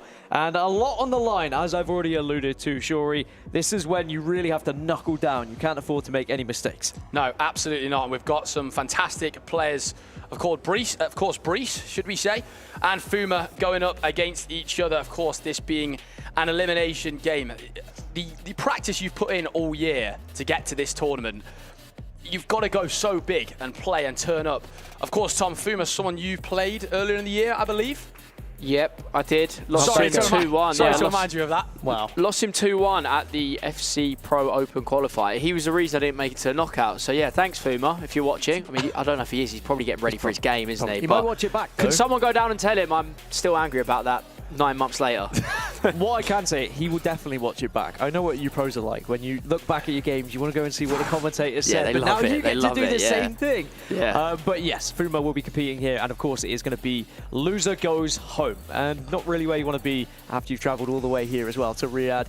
If you go home on day one, I mean, they probably get to stay. Let's be honest, they get to stay and watch the rest of the competition. Unless they really want to go home, then they could. Have you ever felt so dejected after day one of being eliminated you would just go home? Have you been eliminated on day one? I'll put my hand up to that one, will I? Yeah, I'll be that guy. Yeah. No, have we ever gone home though? Definitely if it's been in England. If it's been the UK, Yeah, we go straight back. First train, see you later. No, but if we're in a different country, I'll tell you what, if I was here, I would not be going home. No. I would enjoy every last second. This is too lovely. Yeah, I would be enjoying it way too much. So I think if it's a close travel, I'll let you go, but you're not changing your flight or anything. Yeah, enjoy it. Go and enjoy it. I just realised the Gifonzo thing, it should have been my hot take of the day. What, just you think that would be a hot take? No, it should have been my hot take, saying that if he wins it, he's one of the GOATs. That should have been a hot take. Definitely would be a hot take. Yeah, it is a hot take, because I'm not accepting it. Exactly. I'm not accepting it. All everyone wants to do is GOAT, right? If Tekkz, Nicholas, or Anders win this, we'll have the conversation. Anyone else, don't put them in. Okay. All right? Gifonzo included. Sorry, just say 2 World mate, Championships is pretty impressive. I mean, it is a hot take, and it has got him a little bit hot-headed. It's worked. But that's what we like. Has it not? We like a little bit of controversy as well. It gets the blood flowing, gets the conversation started. Well, neither of these players are currently in the conversation for being the GOAT, but they are both still within the conversation of this tournament. Are you sure they won't be if they win this? I mean, I reckon if they win this loser bracket game, they've got a chance of being the GOAT. If any of them win the World Cup, are we just throwing any World Cup winner into it? Is that what it is? I mean, there's not been that many winners of the World Championship. Tell you what, the other name, by the way, I wouldn't put him in again, but if Manu won it, and he's won too, then people, you're going to be knocking on the door again. What's a hot take, that? No, I'm just saying, if you're going to put him in. Sure, no, I just think I value consistent performance over multiple years more than a World Cup run. Even though I do understand the value of a World Cup run, it is the biggest and best tournament every year. But as a player, I respect you a lot more that every time I play you, no matter what FC has been in the last 5 or 6 years, you've been at it at the top level. That's different to like, oh, he's just been really good at the back end of the season, maybe twice, as you say. Who is the GOAT then, Tom? In your opinion? As we get this game underway between Brice and Phuma, who's the GOAT? Not right now, but I think we are very close to Anders actually being it. I think I'll tell you what, if Anders wins it, he is. I don't think Anders is right now. I would love to put Tekkz in there, but we haven't seen a World Cup win. You're going to see Brice go 1-0 up early on. We'll let that distract you from the fact that I cannot choose a GOAT. I'll do a heads and tails between Dasari and Nicholas right now. I want to put Tekkz in there. I really, really do. But I just think the last couple of years probably knocked off a few credentials. It is the impossible discussion, as I said. Since 17, we've been having that conversation, and still I don't think we've really found the answer. But someone who did find the answer in the opening stages of this game was Brice. He was able to find just a quick through ball and then the finish to follow as well. It was a nice and easy one, it seemed. And sadly, on the flip side, no instant answer back from Phuma. I'm so sure it will be Anders, though. Like, I'm sure in about a year, these conversations are going to be done. Yeah. I'm sure. I think the only way Anders does it to make sure the conversation's done, we see here, Danny Pitbull going 1-0 up as well. Early goals being a real theme. I feel like last time I was commentating, we saw an early goal in every game, and we've seen 2 early goals both sides as Phuma nearly gets the equaliser. But just for me to finish off this GOAT conversation, I think Anders wins a World Cup within the next 2 or 3 years, and that solidifies it because he would have had 2 then. And that, to me, that's it done. Because of how good he's been across the board, like with every other tournament as well. I have to agree. Anders is the name which in the last sort of 3-4 years of FC, you can't stop hearing it. He's absolutely everywhere. It's very similar to what Tekkz did back in sort of 18, 19, 20 kind of thing. As we see Phuma there straight in, 1-1. It's breadsticks early in this game, 6 minutes in. We had some good bread the other day as well, didn't we? 1-1, breadsticks. That's what, is that what it is? Breadsticks. Oh, yeah, okay, that did makes sense. You didn't? No, I thought he was just just trying to see how much food he could get through the whole time. As much food as Brandon Smith at the restaurant last night. Yeah. 8,000 calories. Yeah, that man's got a sweet tooth. The 10,000 calorie challenge was almost completed by many of us. It was a disgusting amount of food, but still very impressive. Anyway, what was also impressive, Phuma getting a goal back into this one, and as you said, early goals, very important, but also an early response here. You don't want to allow Brice to get too far. And that touch from Eusebio, that was huge. I just want to touch on the double tap triangles. I think there's so many players who are reading that. You can see how confused they look. Like, Brice is there like, yeah, I was marking that. As soon as the double tap triangle comes in, it just causes absolute mayhem at the back, Tom. Yeah, I think... Mayhem? We talk about the evolution of FC. Sorry, sure he's trying to get every bit of food in he can here. Mayhem, not mayhem. But talk about the evolution of the meta and how things change. I mentioned the low-driven Trivelas earlier. That double tap triangle wasn't happening about 6 months ago, and it slowly creeped in. So you see a through ball here from Resende to put himself 1-0 up. I mean, Gia Bundy is going to need to get himself going. It was a poor round one. He's gone 1-0 down here. And if he doesn't change soon, he will be exiting the tournament. Just keep talking about food. It's absolutely world class. Brees moving forward here. Triggering the run down the line into Lukaku. Only 10 minutes into this one. It feels like we're about 40 minutes in with how much has gone on in this game already. Tom, your best friend at the back, Mamardashvili, and another best friend, really, Van der Ven. Exactly. As a Spurs. Double trouble. Another goal going in, but this time it's for Paolo Neto as well to take the lead against Danny Pitbull, just as we see, and maybe another chance for Fuma. A tear runs down the cheek of Santu backstage as he sees another Italian player going 2-1 down. He's going through it today, isn't he? Bless him. Absolutely. See Mamardashvili from the corner. Of course, those contested headers, keep an eye out for those. Thomas Lee's been touching on that many a time today. So we're back to the Paolo Neto, Danny Pitbull game here. 3 goals in 15 minutes. Thanks for that, Michael Owen. Is this another one? It's going to be I believe 4. it is. Eric Cantona, what's he going to do here? Just a little dinky winky? Absolutely not. I mean, that is dinky winky. I mean, that's a classic. That's an old saying, that one. Is it? Yeah, yeah. From you? That might be a Twitch emote of mine. From sure. Just double checking. Is anyone surprised about like that for a single second? Historic commentators who have said dinky winky, but maybe that could be you. That's going to be the legend you leave with FC Esports. That and popcorn time. Popcorn time, of course. Well, Shuri popcorn time. As we see, a goal has just gone in as well in the Resende Giabundi game. It's another one for Resende. Just, I mean... Oh, he's doing them chip through balls really well. You see bottom left there. So I think we also have a goal at the top right. Is that Danny Pitbull scoring against Paolo Neto? I think it might be. It is. Sadly, Paolo Neto is going to have to answer back yet again as we jump back into this game now. And Danny Pitbull, remember what we saw earlier, one of the greatest comebacks that we've seen so far today. When you look down and out. But we head back now to Brees versus Fuma, our feature game, 1-1. 18 minutes in, and looks like this game has slowed down a little bit, Shuri, since we first joined. Yeah, I think it was 1-1 in 6 minutes we had Gaskin, so it's good to see both players just taking a bit of a breather here. I've got a feeling it's going to be pretty crazy. We know Brees can get quite animated, and of course both Frenchmen, I'm sure these two have practiced against each other many a time, have played many a game against each other in a competitive sense as well. So it's always interesting when players know each other's games ridiculously well, to the point where they've played each other a lot in competitive games, because you often see less goals as a result. If I'm right there, Tom. Yeah, you definitely do, because you kind of know each other, work each other out. I mean, it's interesting in Brees and Fuma as well. They're not the typical way the French players tend to play. These two are like a new generation of French players. We're very much used to French players prioritising possession and playing slow and being really methodical and making sure every chance is 100%. These two are probably two that are going to lead the new wave of French players through, where they're now like, I don't care about 100% chances, I'm going to attack quickly, I'm going to counter-attack you, I'm going to use pace a lot. Play very different, but it's been very successful for them, because I think they've kind of adapted to the new FC metas, really, in the last couple of years. That one goes out.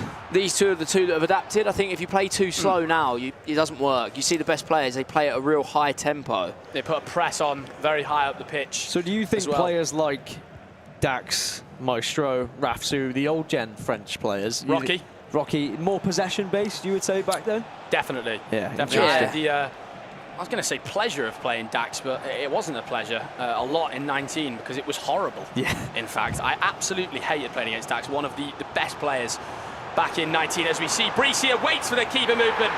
Some outstanding work there. And guys back at home, take a note of that chance right there, because the way that these pro players get through on goal and then just take a second just to wait to see, just to keep a move one way or the other, and then all you've got to do, especially Tom with the low-driven play style, is just give it a little tap. It's just a little tap at that point. Just give it a little tap. Just tap it in. Just a little tap into the back of the net. And yeah, the old French players you named really got a crazy legacy in FC with Rocky and Tekkz and Maestro, what they did for the French team, but there was a complete different style of play. They were 65% possession, 70% every game. You wouldn't see too many goals like that, whereas a first-time through ball and running in behind using pace, everything was played exactly to perfection.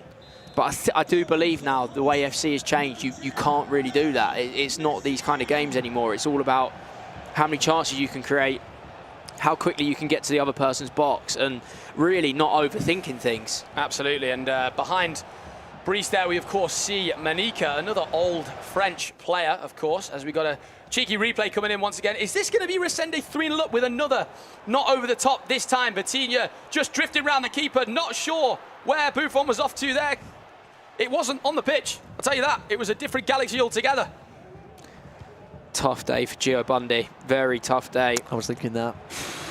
Long day. Rough old first game to send him down to the lower bracket, and it looks like he might be struggling as well in that one. But someone who's not struggling is Brice. He looks very good going forward. Wow. And I tell you what, Messi can't muscle off Lucio that time. I was impressed in the previous one that Messi was able to do so. And maybe he's got another chance here, Brice, going at it yet again. He certainly has a good strategy of a plan attack here. He's trying to find Messi or Kane time and time again. Absolutely, and we see a lot of these players trying to go for the sort of reset pass, we call it, guys, which is going down the wing, running down the line and turning back inside, playing it into the centre midfielder and then looking for that pass into the striker as Brice is offside there, of course. 34 minutes gone in this one, and both players just feeling each other out, it feels, at this point of the game. Trying to imagine a tight game of how well these two know each other. I do find it fascinating to watch, just as I said, about how risky players play now. See it with all of them. They're really not scared of losing the ball because they know they're going to get it back. They know it's going to be a game of turnovers. Fuma's looking to equalise. Great pass into Harry Kane. Oh, wow. And it's not very often he misses from there. Yeah, we've seen so many of those low drevens go in today. And maybe that's going to be a bit frustrating for Fuma, especially playing against someone who kind of knows your playbook. You've got to come up with something a little bit different to try and break through, perhaps, as Kane does try that pass, but again, that's denied. Absolutely. Fuma trying to knock on the door here as we go back over to this Paulo Neto Danny Pitbull game. Danny looks to have found his way through. Slightly lucky, you might say, but waits for the keeper movement in tremendous fashion and gets back in the lead in that one. 39 minutes into this Brice-Fuma matchup here, and we're not too far away from last attack territory, which we know, Tom, no one has been doing today. Yeah, I mean, that's what I'm kind of observing.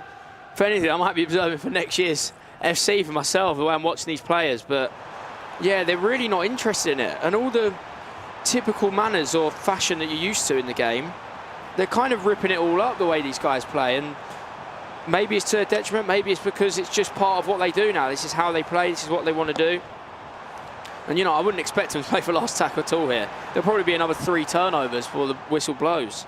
He's trying to just win a corner there, Brice, but nothing come of it. See, here, I would say play for last attack, but I'm commentating and not playing.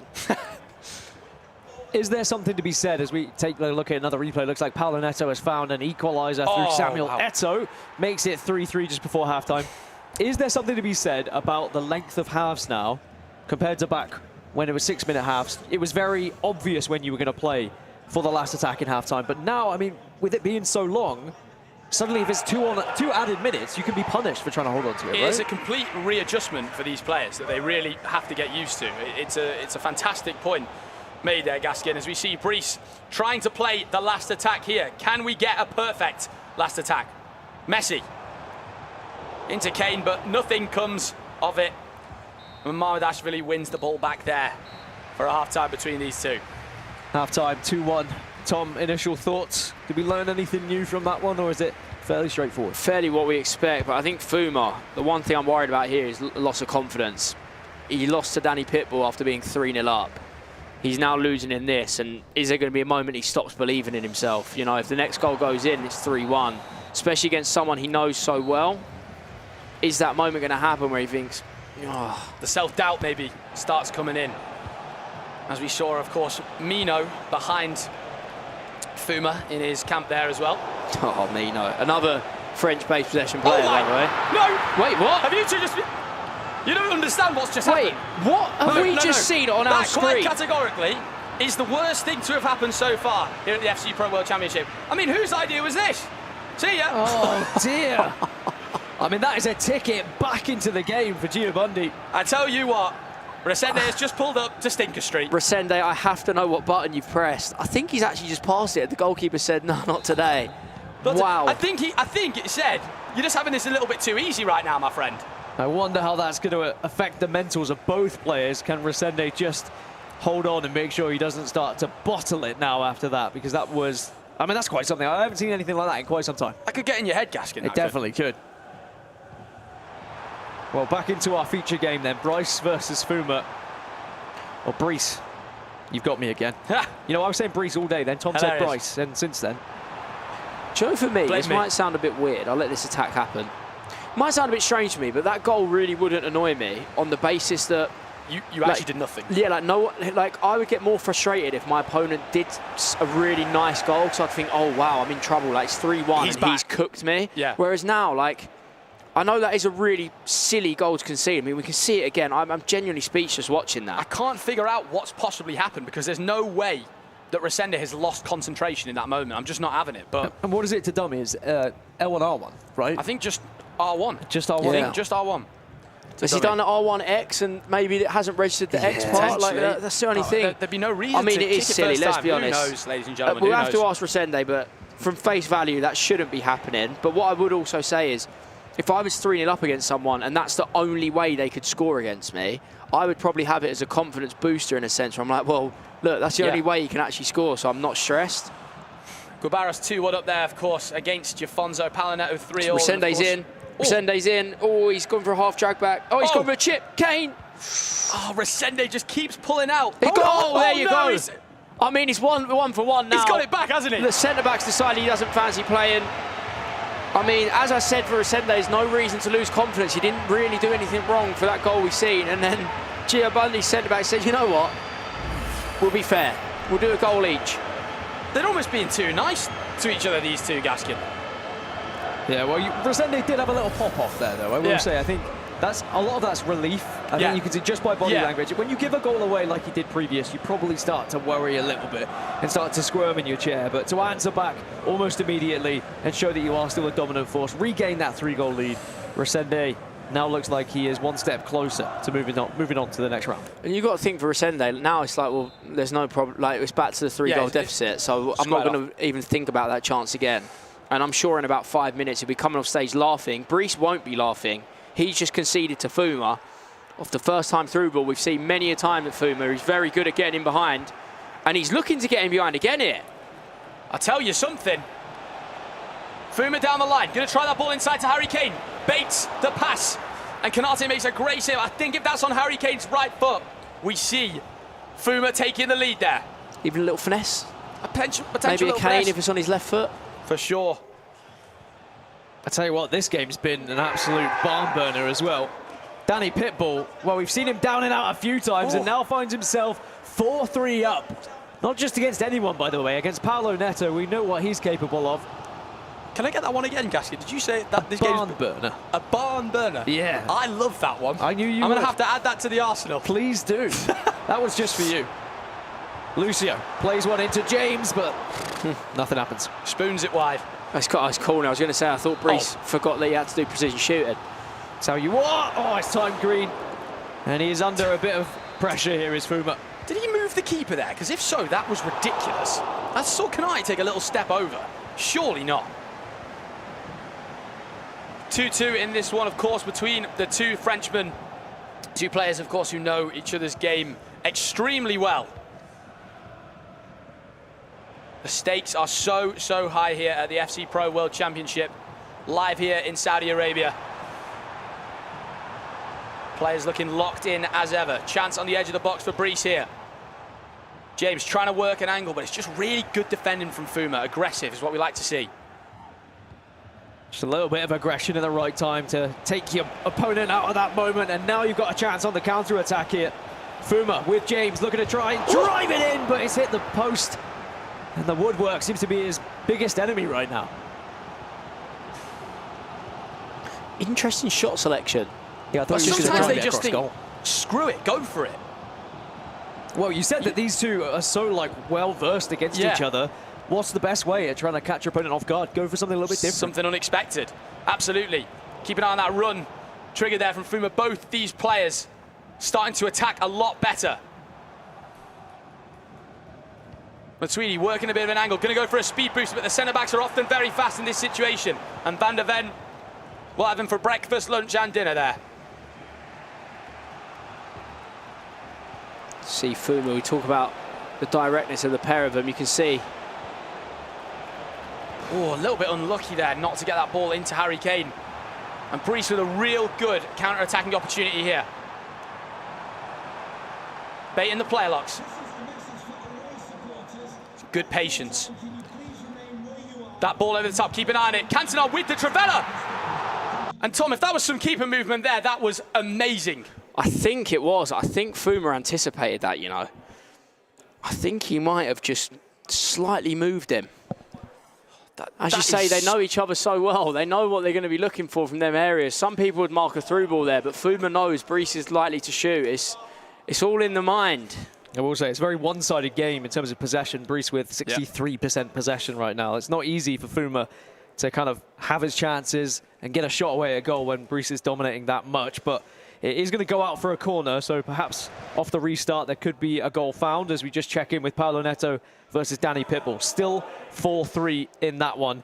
Can we see Paulo Neto answer back as they also go into the tactics screen? We've got to that time, haven't we, boys, where it's time to dip in for those substitutes and get some fresh legs on the pitch. Absolutely. We've seen a lot of players using a lot of press that have really drained the stamina of a lot of their items. So it's really important to bring on these substitutes. And for you guys at home playing champs or playing rivals, make sure you've got a bench that you're happy and you're comfortable with. Me and Santi were touching on that about players bringing on subs. As we see a corner here for Brice, you need to be comfortable with your substitutes, Tom. Yeah, they're massive, really. Big moment. Especially. Big chance! And Brice will find it. And he's rewarded for his possession, rewarded for his constant attacks on the goal of Phzin. And that was 2 or 3 corners he's had now where he's got that player in the right position, but finally he's rewarded for it. The corner king. The new corner king. Who's been the corner king of the day? Because we have seen so many of these come in today. Mamardashvili getting ahead of Reece James there. And that is a very clutch goal here. Massive, massive goal. I mean, actually, we have Mo Alba in the building, and I remember Mo Alba for a season was just goal after goal was from corners back in the day as well. I mean, it's not like you have to rely on set pieces, but they are so valuable now as a core part of your gameplay in FC. If you don't have that in your arsenal, it's hard to say you're going to be able to progress against some players. You have to add it. You have to add every single little thing into the game, whether it's free kicks and learning loads of intricate details that add, you know, like we said, to your arsenal in the pro circuit, because you will just get punished. And, you know, Tom, there's many games, as we see here, a chance straight away from kickoff. I'll interrupt myself there, Phzin. Well done, my friend. Equals it up straight away from kickoff. And these two, they're just going absolute tit for tat. Wow, I mean, Phzin, I thought he'd be down now then. I thought Brice had put so much pressure on him, finally got the goal. I thought that was going to be his cracking point. I thought that would be where he'd be done with the tournament, but he's not. Phzin refusing to lie down here. Moved the goalkeeper as well, I think Brice, and Phzin saw it. We can have a look in the replay and you guys can tell me, but it looked like he was thinking it was going to be finessed into a cross goal, maybe a low-driven finesse, but instead just hits it near post, and you can see the frustration on the side of Brice as well. He gambled, went for the 50-50, and sadly finds himself tied up 3-3 now. A very animated player. I wonder actually what would happen to the roof of this place if Brice was to win the tournament, because the screams would be, I mean, they would break the scales, Daskin. I mean, we might hear it from here in this studio, to be completely honest. Definitely a passionate player. We can definitely hear Santu from here. Only if it's Italian players that play.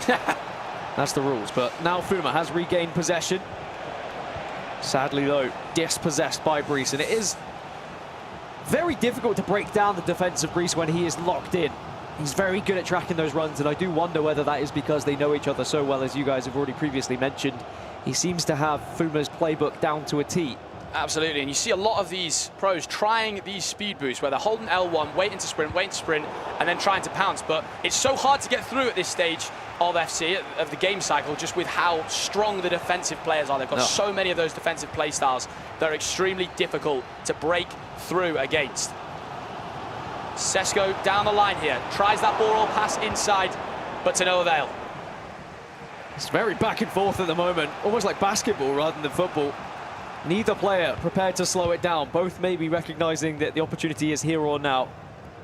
They want as much time available just in case they happen to concede, something that you guys were touching on earlier as well. You know there's going to be turnovers. You know there's going to be chances. It is not the same possession style that you might have seen in previous iterations of FC. Or even previous patches of FC, to be completely honest. Only 8 minutes left for one of these to take the game by the scruff of the neck. Otherwise, we find ourselves going into extra time. And maybe a penalty shootout. Who's going to complain at seeing that? Santu, apparently. He only wants to see them in the finals.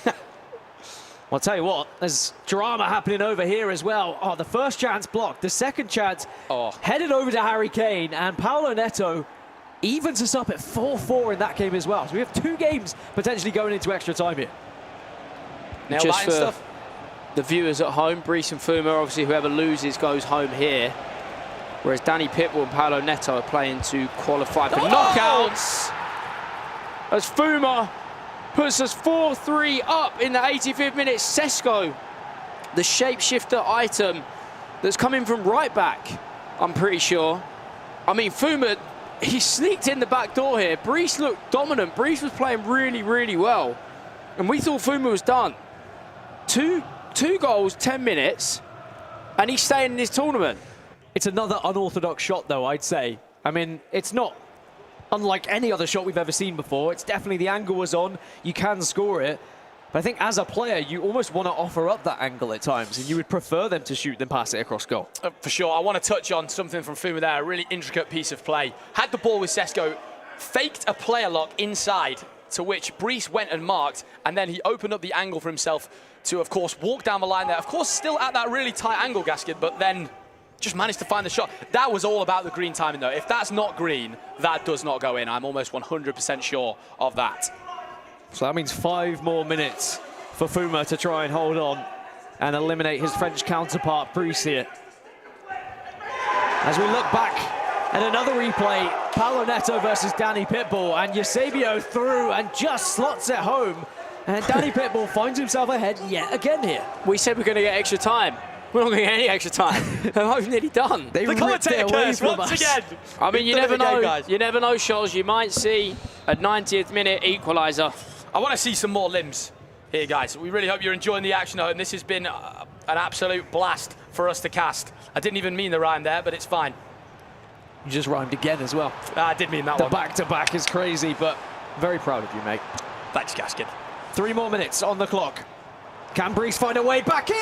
Oh, yes, he can! Just about goes over the line. Incredible from Blaise Matuidi. Absolutely outstanding from Matuidi there. And Brice is back in this. We might be going to extra time, Gaskin. Unbelievable to take a shot from there. And again, the timed green, so important for that one.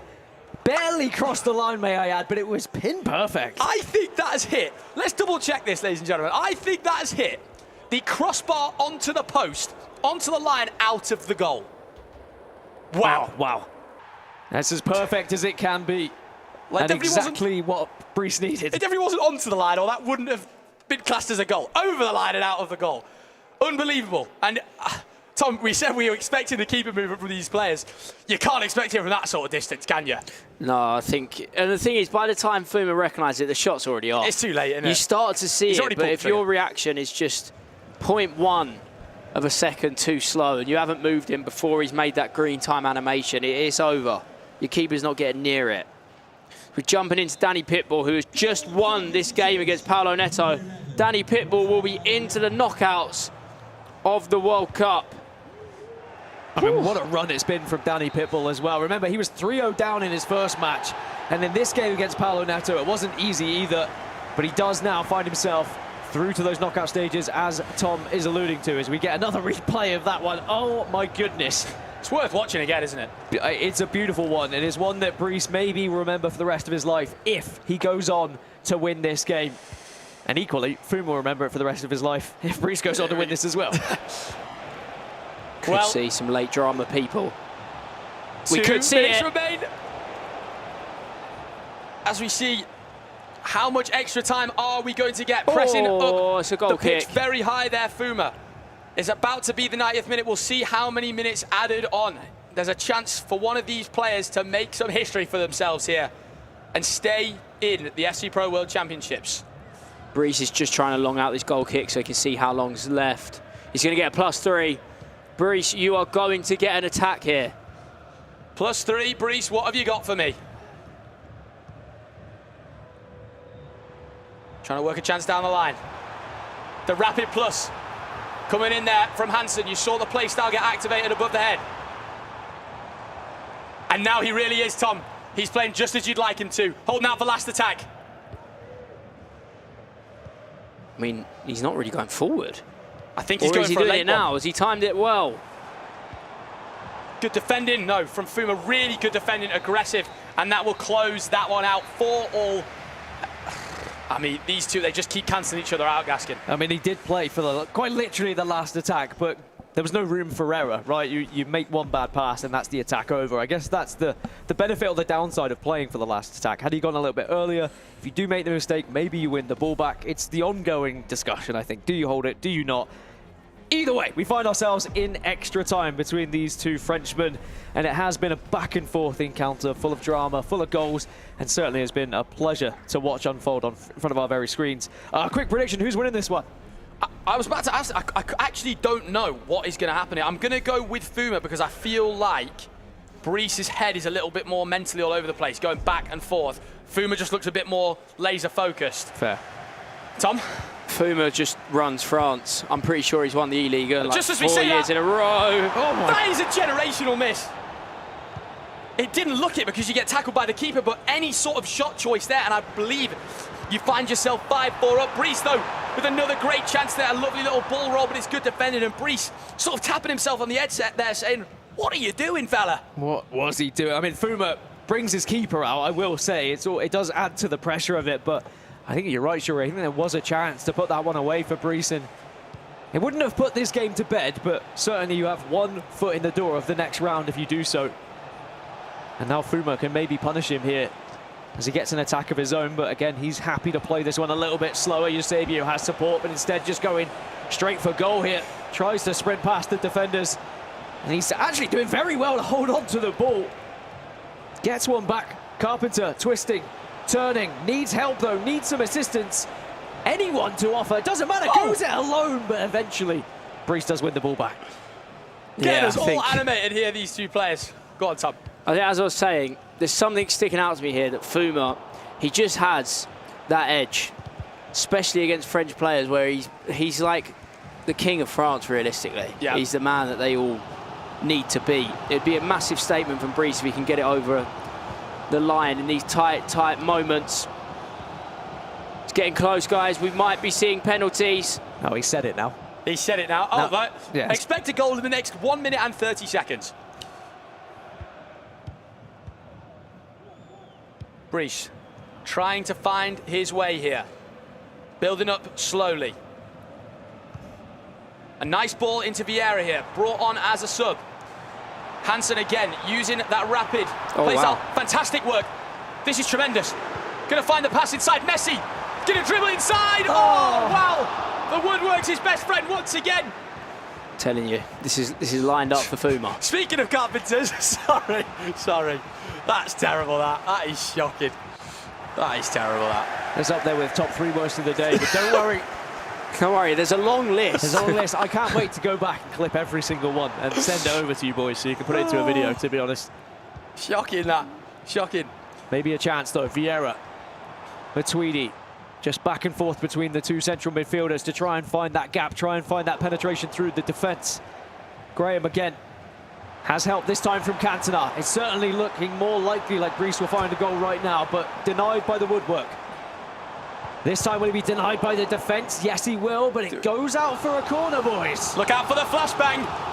It's a quick one, it goes in. Nearly. Now Phuma with the final attack at the first half of extra time. Whoever loses this game will be going home. Phuma with a chance. I don't know where Brice's defence have gone, to be honest. Oh, he's in. A speed boost inside. Oh, the low drivens. In the words of Richard Buckley. And Vinny Jr. finds the goal. Phuma, as we tipped to clutch up. That is a fantastic little speed boost. And like we said, guys, Brice's defence was nowhere. I mean, it's what we said about Phuma. He sticks in there. He just has something over these French players. I'm sure of it. They can't seem to beat him. I don't want to curse it just yet because we are going to have a second half extra time, but a brilliant counter-attack.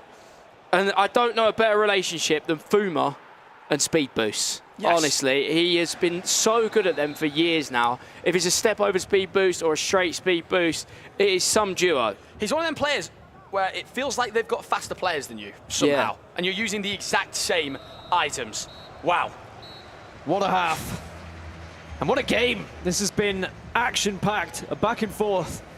But are we going to get a resolution in these next 15 minutes in favor of Phuma?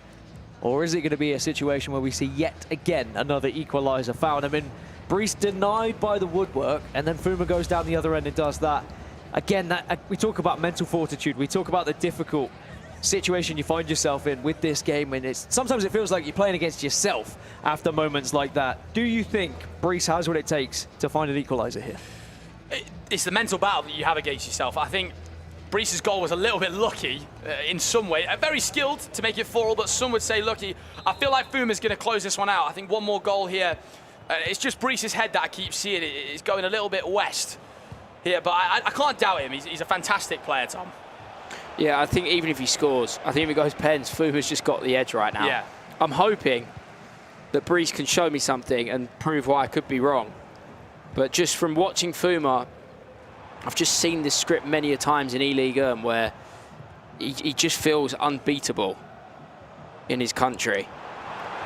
Finds a way every time. Well, Brees down the line here. I'm going to play that ball inside, but it's really good defending from Phuma and a fantastic counter-attacking opportunity here. Plays that player lock into Vinny Jr. Saliba looks like he is going to get there, but he needs some fantastic skill moves, and he certainly does that. But some good defending from Brees. Yeah, that's solid from Brees. He knew exactly what Phuma wanted to try and do, but I think it's because he's seen it a few times already this game, and now he's the one with a counter-attack here. But he's maybe just taking a little bit too long there. There were two players he could have passed to, but he is being patient. He wants that perfect opportunity, and maybe it could be here as he steals the ball away, but Carpenter has done her job. Wow, that's that intercept plus coming up. Carpenter has done her job. I love that. The intercept plus proving clutch, but he's going to need something big to defend this one. Brees is in, ball into the back post. It's Messi into Matuidi! 5 apiece. The Tweedy bird. It's unbelievable. Incredible from Matuidi. And Tom, that Blaze Matuidi is incredible. You see just how good he is to make it 5-all. I mean, wow. Last game of the day, they treated us well. They definitely have treated us. It just means we get a little bit more action on our screens, but is it going to be resolved here in 120, or do we go to a penalty shootout? I mean, it feels like this game deserves a penalty shootout with how back and forth it has been, but at the same time, I feel like there might be another twist in this tale, Shuri. For sure, I think the people at home deserve a penalty shootout in this one for sure. I just want to touch on Phuma. Even off conceded, that man has got so much aura. He just looks so cool. And like Tom was touching on there, I just think the mental edge might be in there for Phuma. But we're going to see how it all unfolds here in the last couple of minutes here. Of course, guys, the loser of this game, it will be the end of their tournament here at the FC Pro World Championship here in Saudi Arabia. All the marbles on the line in the biggest tournament of the year.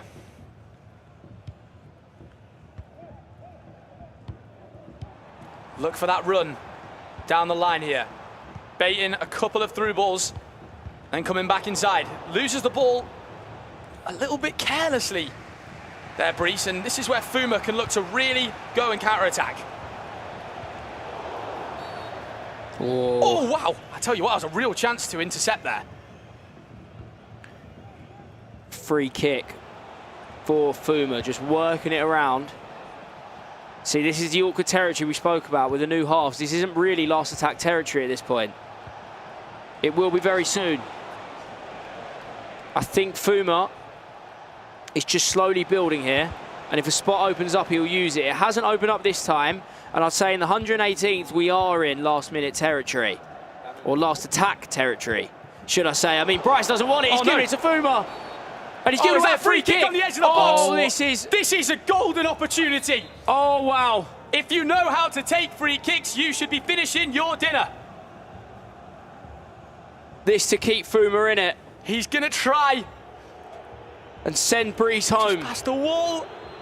I don't know if it's enough. It's not. It's barring down onto the line. Just as Brees had done earlier on, Phuma could not replicate it. One more chance. I don't think there's enough time for Brees to win it back and go up the pitch. It's penalties or a Phuma win. It could be a Phuma win. It's working. It's not. It's not. We've got the penalties we asked for, people.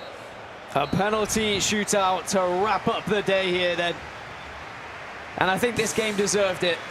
Well, it would have been so tough to see one of them fall in the final moments there, but we're straight into it. And Brees has put one away, and a chance now for Phuma to even Stevens this up with a Eusebio of his own, but it's saved! Already saved. Oh my gosh. This is mental. Saved once again from Brees. Oh my God, Phuma with the save. Phuma go again. Surely not, and it's 2-2. I mean, I said, Phuma just refuses to lay down. He misses the first pen, and he's still in it. We've got Konate stepping up for Brees here. And he's just about snuck it in. It's now Konate for Phuma to keep himself in it and to make it 2-2 after 3 pens, and he does. 2-2, all square. As who else but Lionel Messi to maybe put them ahead here, and that one is easy as you like. As Phuma has to answer back here. You do not want to give the opportunity for Brees to win it with the next one. Steps up, sends it left, and it's easy. And now it is sudden death, ladies and gentlemen. Brees steps up with Vitinha. Vitinha, it's almost saved this the right way, but not the right part of the goal. A save here, and Brees is through. Phuma clutches up. It's sudden death again. Here we go, Brees with Vieira. Oh, you know what? Phuma has been inches to the last 2. But if Phuma misses, he will be going home and he will be out of the FC Pro World Championship. And he's still alive. How long will this penalty go on? As now, Brees gets the chance to set the pace once more. Matuidi been great in the game, and it's straight down the middle as well. Now for Phuma, his heart must be racing. Again, has to score here. Steps up, goes right and saved! And Brees marches on and sends home his French companion. And what a game it was, what a penalty shootout. And boys, you thought maybe it would be Phuma who would hold on in that mental battle of penalty shootouts, but it's Brees who does erupt. And whilst he may not quite be knocking the roof off of this building just yet, it is one step further to getting to those knockout stages. Absolutely, and you absolutely feel for Phuma there. I mean, both players have played an outstanding game. I just want to say to both these players, that was an amazing game to watch for us to cast. I hope you guys really enjoyed that one at home.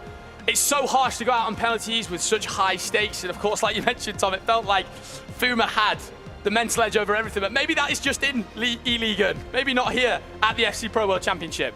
Yeah, maybe Phuma's dominance is only when he's playing in the French domestic scene, because I'll hold my hands up. I was going non-stop saying that Phuma is going to edge this game regardless, and Brees has proved me wrong. Brees, fair play, kept his composure.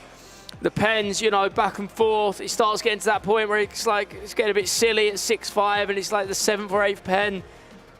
He's held his nerve, Brees, fantastically well, and now we're going to hear from Resende. Win. You made it look quite comfortable. Talk us through that game. Yeah, I think I played very well the second game. I think if you look for the first one, I also played good. But of course, 50-50 games against Afonso was a little tough game. But yeah, I'm really confident right now. So you play Jafonso again tomorrow. How are you feeling heading into that one? I'm feeling okay. If you are in tournaments like that, you need to play like against players that have like a really high level. So yeah, I'm ready. Will you be looking for revenge? Of course, I need. We are going to let you crush your opponent's key right now. So if you walk alongside me, I've already warned Resende that this machine is loud. It is powerful, but I think you're going to enjoy this moment. This is what we love to see here at the Esports World Cup. So take your place and crush your opponent's key.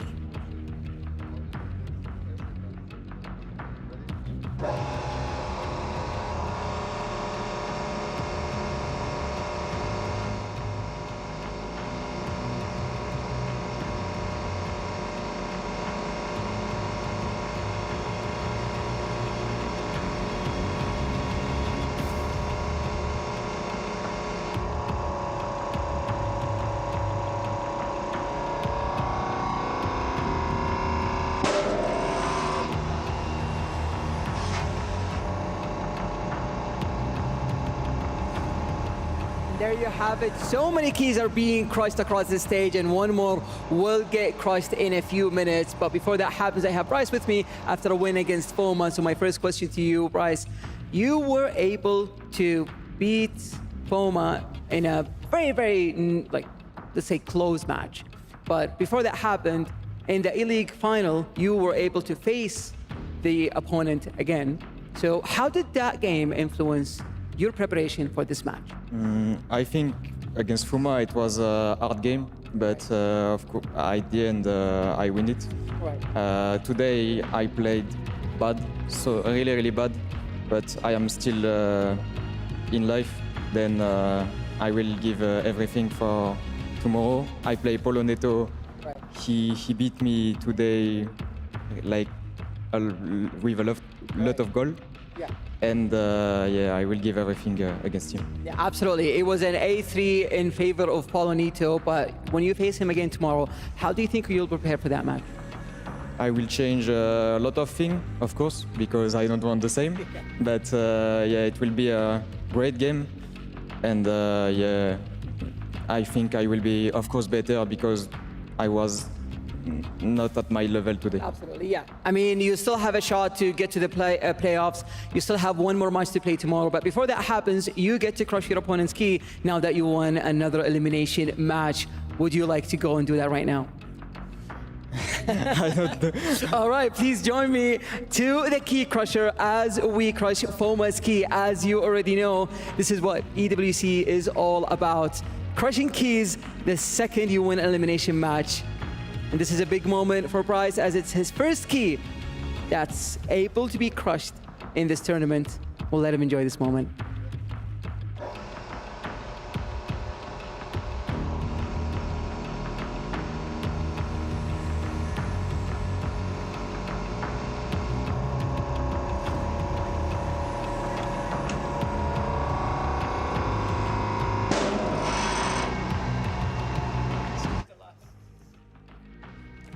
More keys crushed, more dreams broken, and sadly it was French on French action that we had to end things off with. And you could see that Brice wasn't particularly happy that he had to crush that key, but he's at least relieved that he doesn't just move on, but he does survive to day 2. Absolutely, and you know, that was that's probably our match of the day, or right up there. That was an outstanding game between the two. It feels really harsh on Fuma. You see, Brice there was kind of just there like, oh, I've got to crush his key. Yeah. I feel a bit tight, really. Yeah, and he wouldn't want to do it because obviously them two are friends, playing in the same league. He said how that affected him. They obviously played in the final last time. He's come back and won today. I mean, he'll be very happy with himself because that is a very big. I think that's a big result because Bryce wasn't playing well, but it's also that mental edge of knowing what he's done now. He'll feel fearless for his game tomorrow. Especially getting the penalty shootout winners. We can look through now at all of the groups and how they were resolved. Of course, we did see Anders Vergan get knocked down into that lower bracket. Here, Nicholas was the one that went through, advancing to playoffs, and we still have Young and Tekkz to be going up against each other tomorrow. Remember, tomorrow is all going to be elimination matches in this lower bracket. We will have Peixoto versus Izgoatman. Emre Yilmaz was the one who progressed through as we now look at Group D here, Shuri. Absolutely, and we saw that crazy result, of course, that Thomas touched on before between Abimaka and Stingray. Abimaka coming home with that one at his home crowd to put that in there. Stingray versus Dull and Mike will be the other game in that loser bracket. Group E will move on to here. We saw Johnny come out with 2 very close 4-3 victories, getting his place into the playoffs, the knockouts, of course, and Faku Cohen versus Samu Gamer will be that knockout game tomorrow. Yeah, and then heading into Group F here, a very big result for Manu Bashore winning 10-3, especially after Rampazzo beat Levy DeWeird. But we are going to get a rematch tomorrow. It's going to be Levy DeWeird versus Rampazzo, and Levy is going to be looking for revenge to get himself into the knockouts. He wouldn't be happy with that first loss. And then went into Group G. We've got Danny Pitbull, who made an unbelievable comeback against Fuma, and then a massive win against Paolo Neto, and then Paolo Neto playing against Brice, who we just see edge his French counterpart Fuma on penalties. So many rematches we're going to see, and another one here in Group H is Jafonso versus Resende will play each other again after their 3-2 game, and it will be Gibaros who goes through into the playoffs. I mean, it's been an up and down day for so many of these players. It's been very tough indeed. A lot of mental fortitude has had to be seen between them, but only one player could stand out as the MVP. And in my eyes, it's Danny Pitbull, because this man not only came back from 3-0 down to win his first game, but then goes on to beat Paolo Neto as well. That's a great day, isn't it? It's an absolutely fantastic day. Someone who we know is going to be buzzing with that is, of course, Santu. So I'll cast him with us today. A massive shout out to Danny Pitbull, a great guy as well, and he'll be buzzing to have booked his place, of course, into the playoffs, and every chance now to go forward and go on a huge run here at the FC Pro World Championship. Well, yeah, I mean, wow. Big shout out to Danny Pitbull for that. That comeback was seriously impressive. Yeah, very impressive indeed. And that leads us to tomorrow. Of course, you might be wondering, what's happening tomorrow? Don't worry, we've got you sorted. We are going to be looking at all of our deciding matches tomorrow before we then get into the kind of round of 16 scenario that is going to be happening to follow as well. A lot of matches to decide here. Young versus Tekkz to kick us off. Rampazzo versus Levi David to follow up. And then the round of 16 begins. That's when we get into the knockout stages. That's when it is lose or go home. But I mean, to be honest, it's lose or go home right from the very start, because we will be joining these groups again from that lower bracket final.